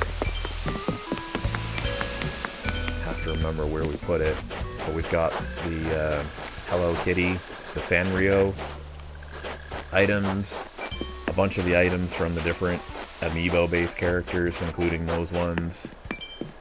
Got pretty much all the Nintendo stuff. We've got all the different stuff for the different...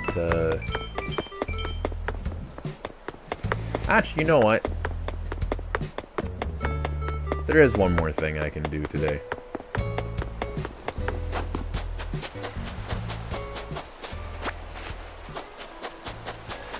Except I think he's gone. Oh, there he is.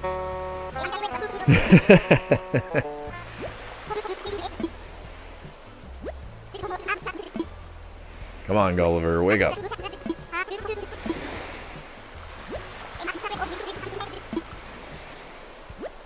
This guy.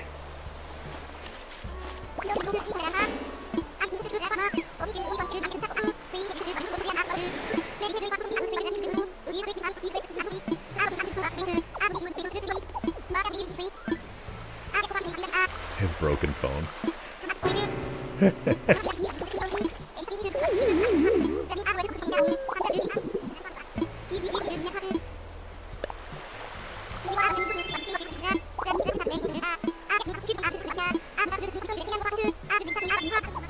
Oh my goodness. Oh, Gulliver. Your storage is full at 9,000 items? I've got about 4,900, but I empty it out a lot, so... Alright, we're gonna go digging for clams.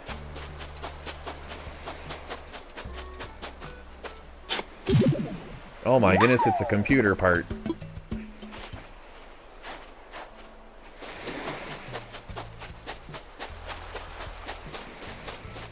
But yeah, this is... It's funny, because I find sometimes whenever I get into this and I start doing certain things, free chips, exactly, yeah, it's stuff like this that always makes me kind of laugh, because I'll look at something and go, oh yeah, I'm not going to do that. There's no way I'm going to do that. And then all of a sudden it's like, you know what? Let's help that Gulliver guy out. Why not? I'm already having enough fun and having a good time today, so what's grabbing a couple computer parts, communicator parts, pardon me, for him. And at the end of the day, it gives you items to craft stuff like the super robot and things like that, which you may want, whether you're trying to complete the full like all the items objective, or if you're just trying to simply have some cool stuff on your island.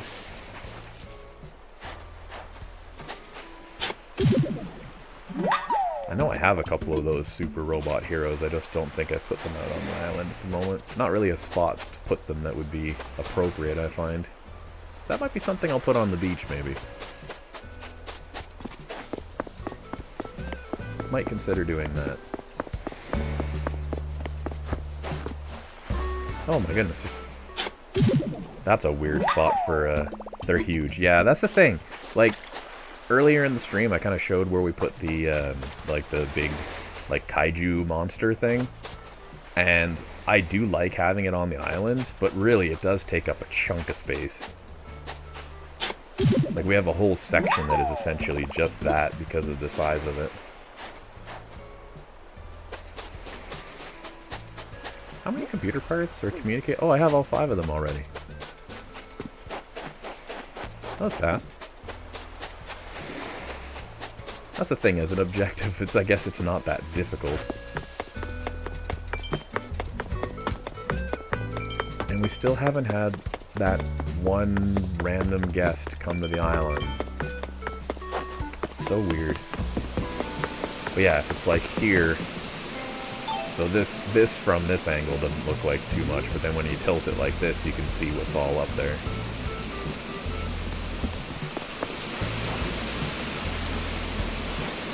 Like, this is pretty flushed out.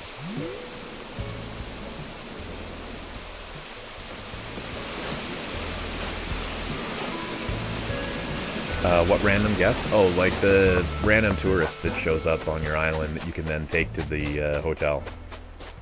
Because we've still got the one gap in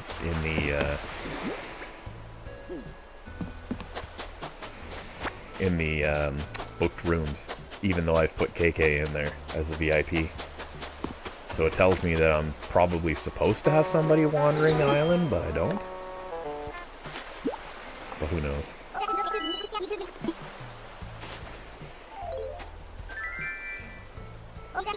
With the one guest they're walking around. Yeah, I haven't seen one though, unfortunately.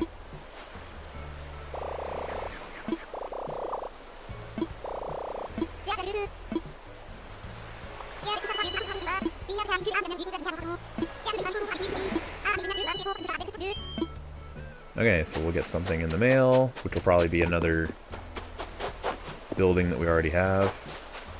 Oh, that's weird. It's like a little hidden nook here. I don't remember us putting that there.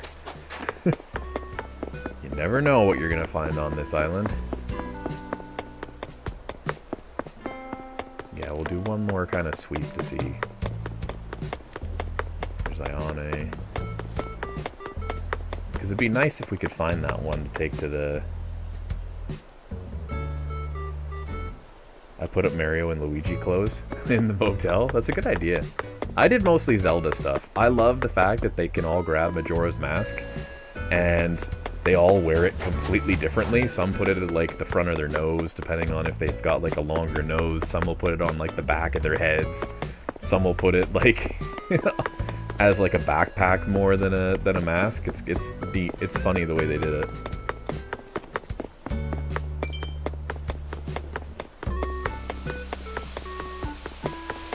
There's so many little things. Nobody up here.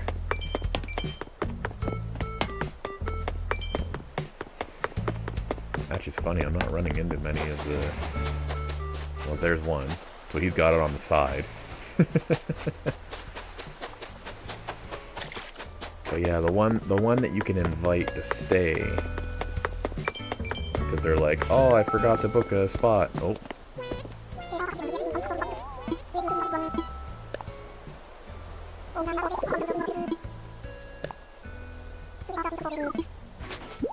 Might as well grab these.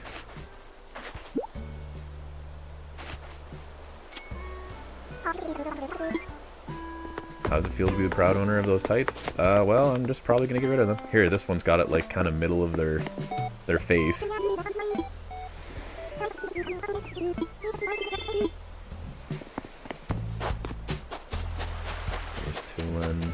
This one is another one that has it on the side. Anchovy, they've been here a couple times now, I think. But yeah, I need one that's just wandering around that's like, oh no, I forgot to book a house, and then I could take them there and get another progress on that objective, but it seems that there is not one wandering around at the moment, which is slightly unfortunate.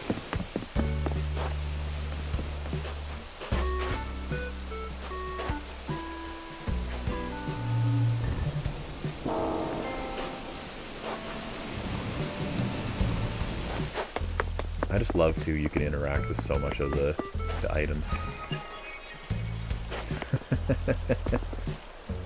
Just makes me happy.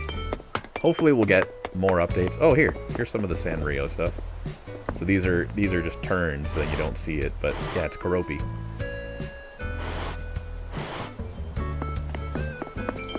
We think we've got some other Karopi stuff and things like that all over the island too.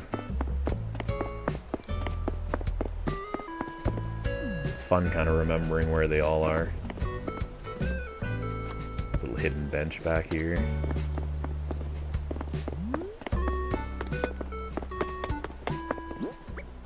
Oh, I might as well sell some of this stuff while I'm here, actually. That's the thing, too. I find more often than not, I'll start doing something, I'll then go, oh, I could do this too. And then I'll do that. And then I find another thing, and I'll do that. And then I'll find another thing. It just doesn't stop. Oh, gotta keep the sea snails, I think, because those are shells, technically.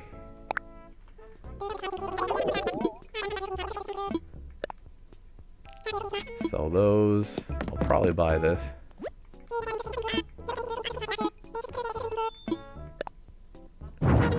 There we go. Add it to the collection of the chairs and things.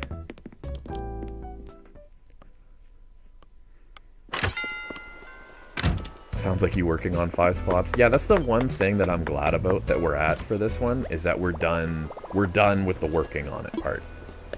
Like, we're not changing layout, we're not trying to order all of the different, like, this alone, this is deceiving, because each one of these is a set of all those metal bars, right? So it took us forever to get these metal bars, to then dig that out, to then put them on the layer below, so then you get this kind of look where it's like all of our, essentially, this is how we make a lot of our money, is the gold rose section. So just the time it took to order, like, because you can only order 5 things a day, is to order these 5 things and then to keep, oh. I am so glad that I was not the primary person doing that. I helped with that, but not being the primary person was nice, because this was a lot of work. It's a lot of items, a lot of work, a lot of time.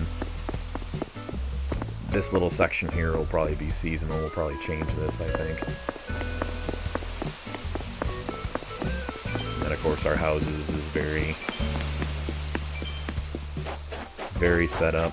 Still occasionally trying to grow a gold rose here and there. Oh, you know what we can do? You know what I haven't done for a little while that is kind of fun?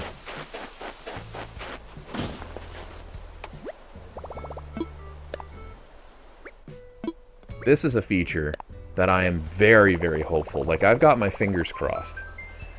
Because this is minor. But this is such a cool thing. Because, like, seriously. LOL, there you go again. Yes, exactly, you are correct. I got distracted because I saw Super Nintendo and I went, I need to play the SNES. Let's do a practice. I like the green one.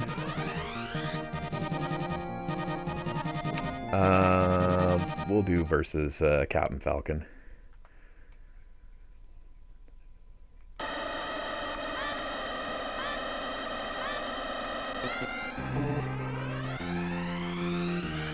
Welcome to old school F-Zero.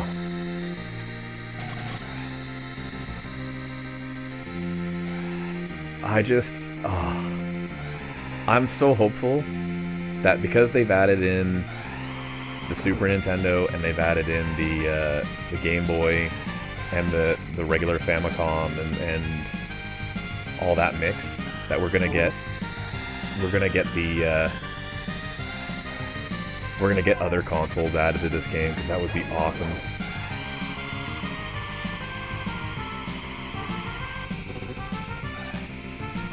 Because it's just fun. I don't think I'm gonna catch up to Falcon. He's booking it. I'm rusty. I've outaged my skill set with this game. Oh god.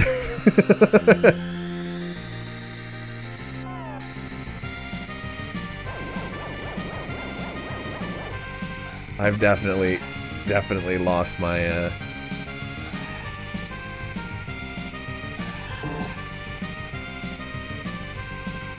It's been a long time since I've played F-Zero, but this is great.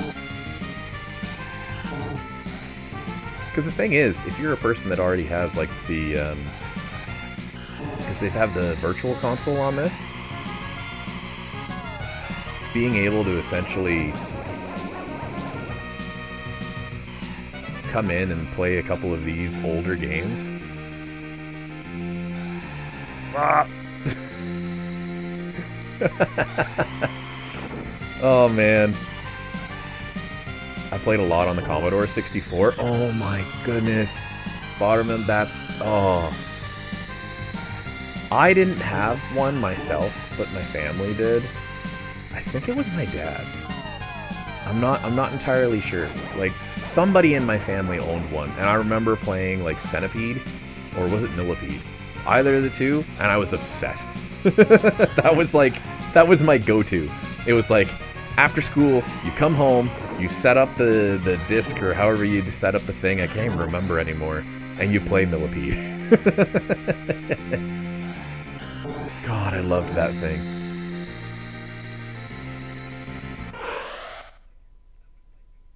I lost.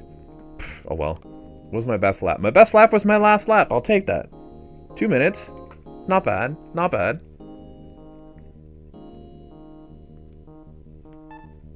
Change course. Let's do one more course. One more course. What are my other course selections? Big Blues on here.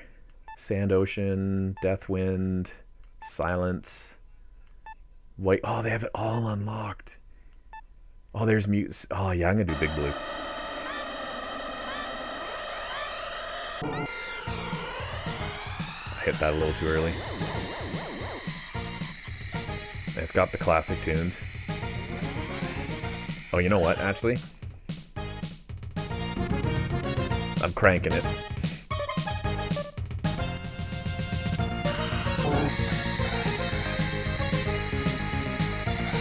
It's pretty quiet overall.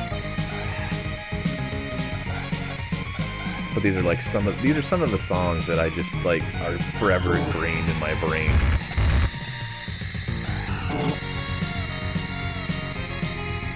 Such good music.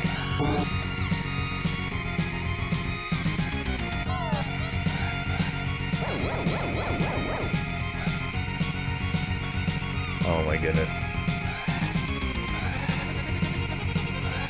It's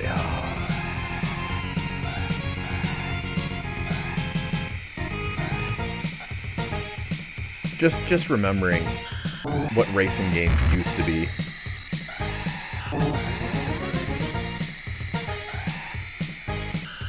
Like those, this was like peak graphics at the time.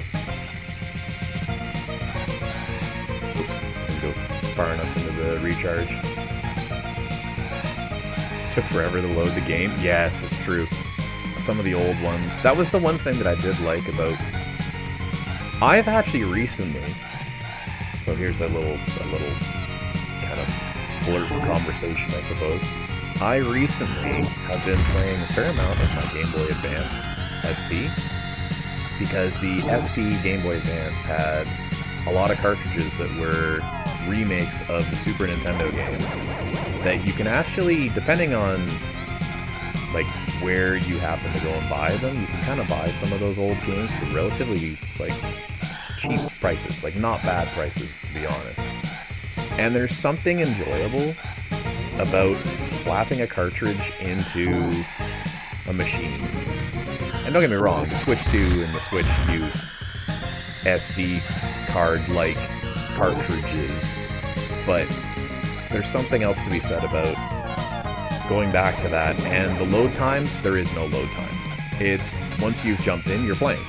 And you jump into the level, and it's just like a quick little flash to black, and you're into the screen of the next section of the level, like Donkey Kong Country, or the one I've been playing recently was Killer Instinct. It's just been, it's been fun. Fun to kind of go back to those. They're all not necessarily amazing. Like, some of the older games do kind of not hold up to their age, but it's been fun to kind of mess around with that. Yeah, this is so cool.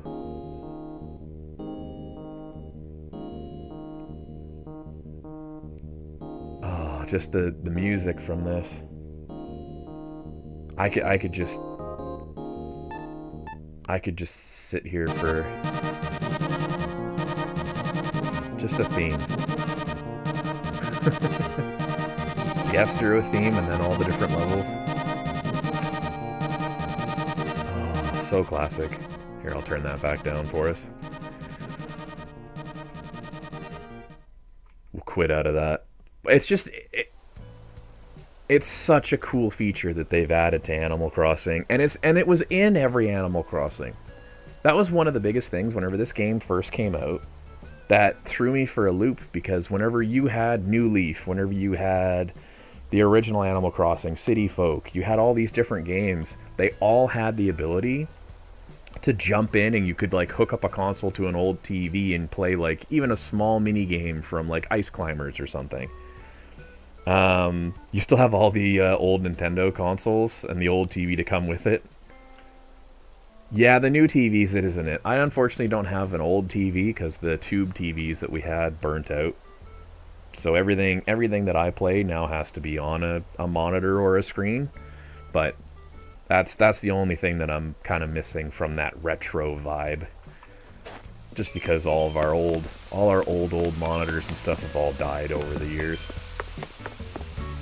Well loved, well used. But the consoles, I still have a few of them. Not all of them, but I still have a few of them. In the long run, I would love to have one of each of the classic consoles. Like, I'd love to have a 64, a GameCube, like each of the different.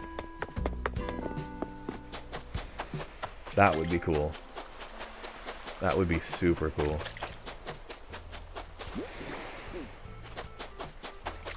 Oh my goodness.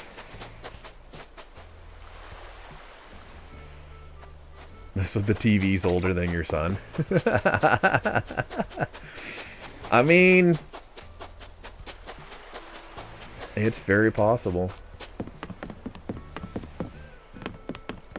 Very possible. He played his Nintendo games on that TV. That's cool. There's something to that. I was fortunate in that I pretty much grew up with the mixture of technologies. Like, I grew up in the era where things really started to kick off, but you didn't quite have the internet yet. But we did get the internet, so like it made projects and things easier. I'll never forget whenever I was a kid in like grade school, and you used to have to go through the library and like the thesaurus to find different information, where now it's just like, my god, if you want to, you can just yell at your Google or your, you know, if you've got an iPhone, Siri or whatever, and get them to open up stuff for you. Hey, I want to know the information about this or information about that. It's a very different era. We're gonna get this balloon. This is welcome to Animal Crossing 101. It's distraction central. I did one thing and then I got distracted by 10 other things, so then I just kept going. Snowflake wreath. I do have that one. Okay, so that'll go to the pile. While I'm there too, actually. He's kind of jealous over that TV. I don't blame him. I'm jealous over that TV.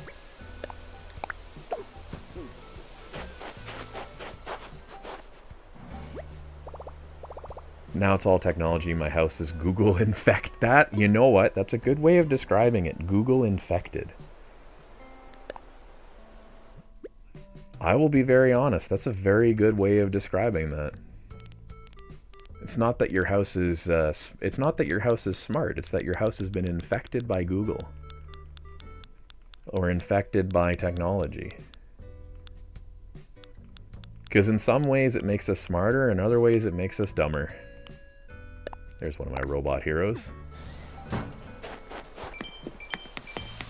think I'm going to put a robot hero on the beach. I have decided this fact. This is happening. I don't know quite yet which section of the beach. I'm thinking maybe here. Because it's a very open spot. Or possibly over here.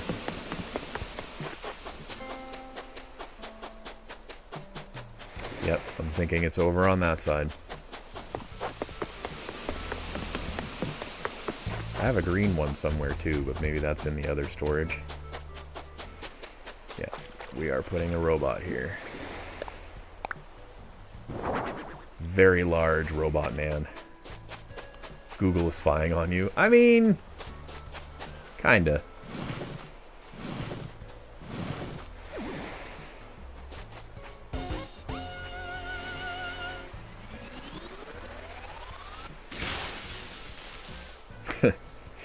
I love the animation on it. Just ridiculous. There. That'll be my robot hero setup for now. And he kind of matches the season too. He's either silver or white. I think that's white, or is that the gray? I don't know. Doesn't matter. Okay. I think. I love it that Cyrus can change a lot. That's true. Oh.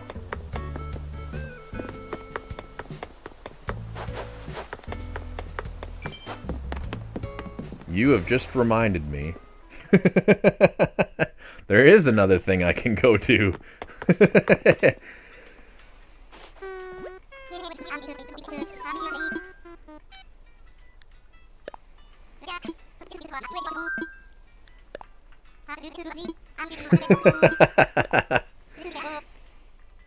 Let's go to Cyrus. Yep, you got it. Oh.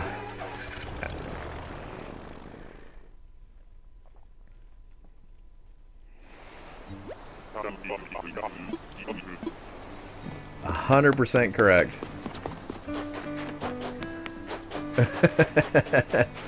That's so funny. Okay, let's actually see what all the, see if there's anything new I can grab. Or that I want. Not really there. He has some hidden items. I don't need anything from this guy. Actually, is there anything from the... Yeah, let's grab a ticket. Let's gotcha and see what we pull from the gotcha. Number 9. A chocolate cone.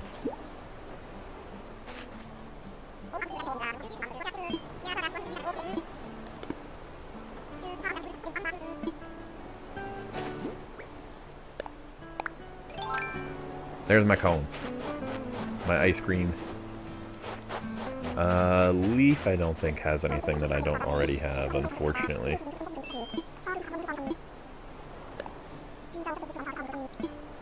Because I don't think he's... yeah.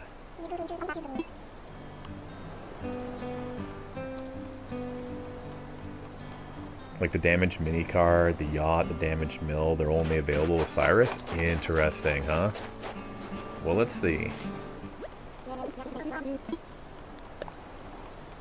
Let's grab...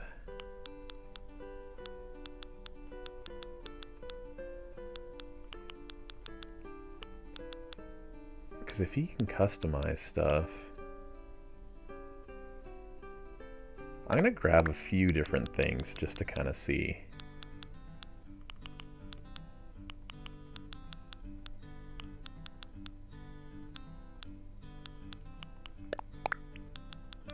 Because ideally, I'd like to see what the options are for a few of the different ones. Imagine if that's customizable. That could be cool. I don't need to change the robot.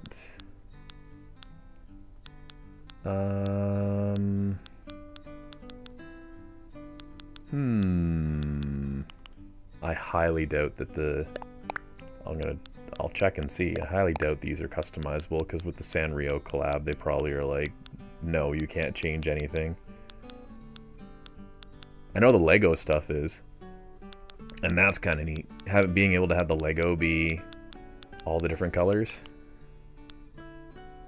My first anniversary cakes. It's funny, I don't remember them doing a second anniversary cake, unfortunately. Either that or I somehow missed it. I don't need to customize any of those. Oh.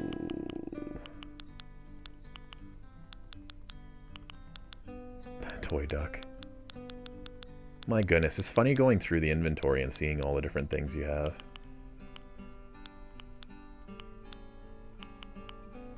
The different Mom's plushes. The throwback wrestlers. I used to have those all over the island at one point.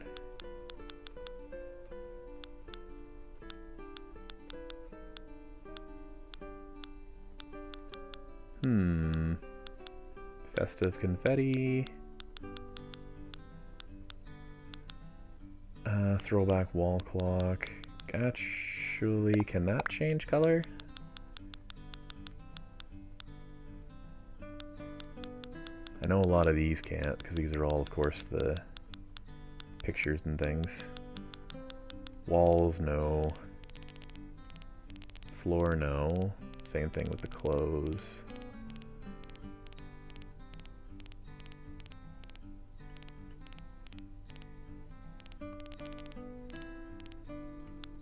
Oh, I forgot how many fish I had in my inventory.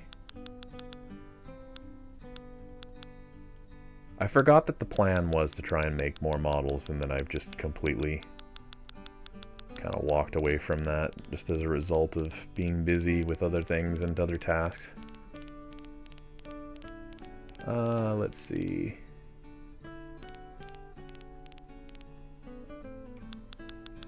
Don't really have any gyroids I want to customize. Don't customize fossils, and we're pretty much at the bottom. Okay.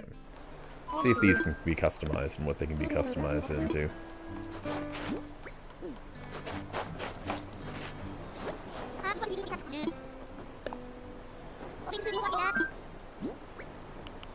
Oh, so yeah, so the only thing that can be customized is the throwback wall clock. Ooh, I do like the purple. The green and blue is kind of fun too. Let's do the green and blue one.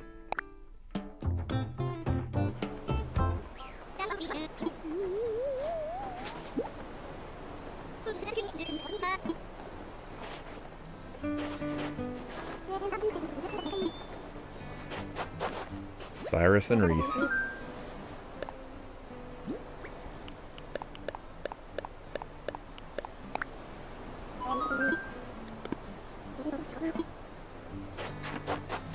Sahara, any new rugs or things that I don't have? I'm not sure if I have the rice patty one, actually. I know I've got both those. I do like the look of that, even if I've already got it. So let's grab that, actually.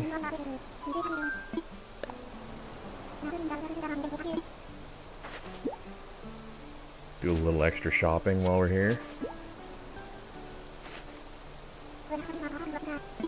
I don't know if I have the rice patty one, so I'm gonna grab the rice patty one. It's only 3,000 bells. Still looking for the graveyard wallpaper? Ooh. I don't know if I've seen that myself either.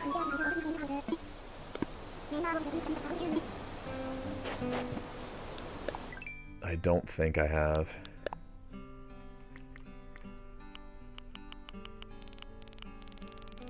I think it's just straight up graveyard, right? Like that's what it's called? Yeah, I don't have it. It's cool, the different wallpapers that you can get in this, actually. And I love that some of them are 3D and have, like, the effects to them. Like, they move a little bit or have different... Like, that was a really neat feature that I'm glad they added to this. Ramshackle wall. That's a DIY. That's the one that Lucky uses. Rice Patty. Robo-Wall looks very Gundam-like. There's your sci-fi space one. Oh, I forgot the skull wall. That's a cool one, too. Skyscraper's neat. Has that kind of, like, Tokyo's aerial view kind of look to it. Stormy Night. It's essentially the city one, just it's raining. The train, I've got that in the restaurant. Underwater was a cool one too. There's some nice basic ones too, to be honest. Like some of the just standard wallpapers are kind of cool. Cloud flooring is cloud flooring, I agree. That is a cool one.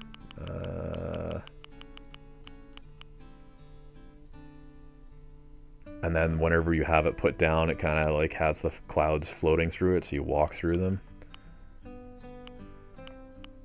Man. There's so many neat ones.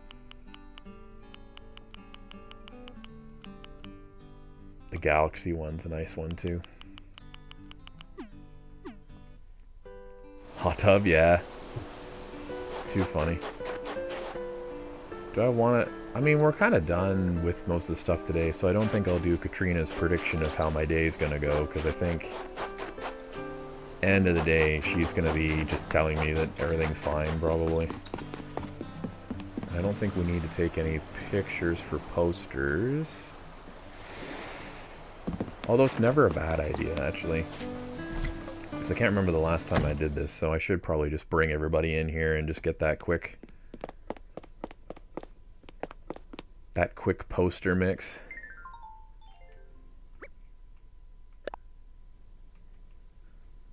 Okay. Oh, no, that's not what I wanted. Let's bring in all of our islanders. How do I do the amiibo one again?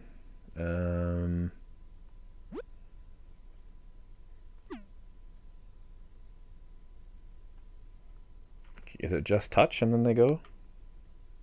Yeah. Oops. Okay. One sec. Octavian, you can go back if I can remember how to get rid of you. There. And bring in KK. There.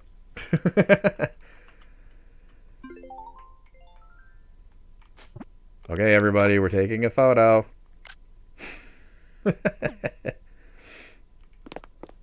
Okay, bye. Have you ever done the King Tut mask? Yes, I have. Where you run around and you fall over because it's so heavy.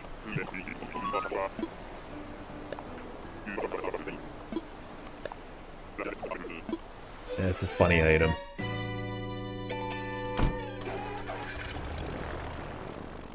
Have the Pharaoh's mask on, and then as you're running around, your character falls over because you're too top heavy. Oh man, there's some funny, genuinely cute stuff in this. There really is.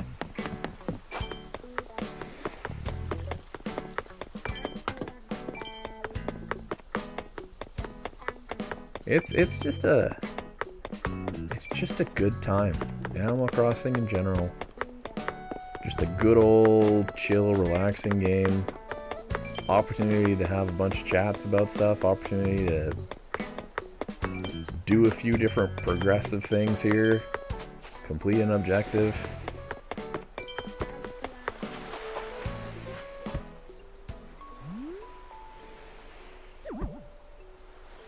And then just totally chill out. So, as much as I would love to continue doing more Animal Crossing with everybody today, I think that's where I'm going to have to call it, because I think my streaming battery as for 1 month to another month is probably at its maximum. I may come back. I might do more of these, because I mean that's a good 4.5 hours and stuff like that. Of course, this is once again available on both Twitch and YouTube, so there should be an archive stream there once it all saves and uploads and all that. So if anybody missed something or wants to see something, by all means check that out. And yeah, thank you Botter, thank you NK, thank you everybody that's come in to drop in, whether you were here to just kind of promote yourself or you were here to kind of say hi, to chill, whatever the situation may be. It's been fun. It's always fun whenever I get to do a little bit of a stream thing in a day-to-day. I wish I could do these more frequently, and that it would be a more common occurrence in my daily activities or my weekly activities, but I'm glad that I can still at least see some folks, say a few things that hopefully doesn't get me canceled in the long run, and yeah, just have a good time.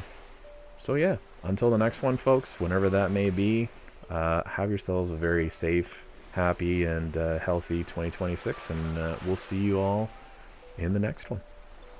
Bye.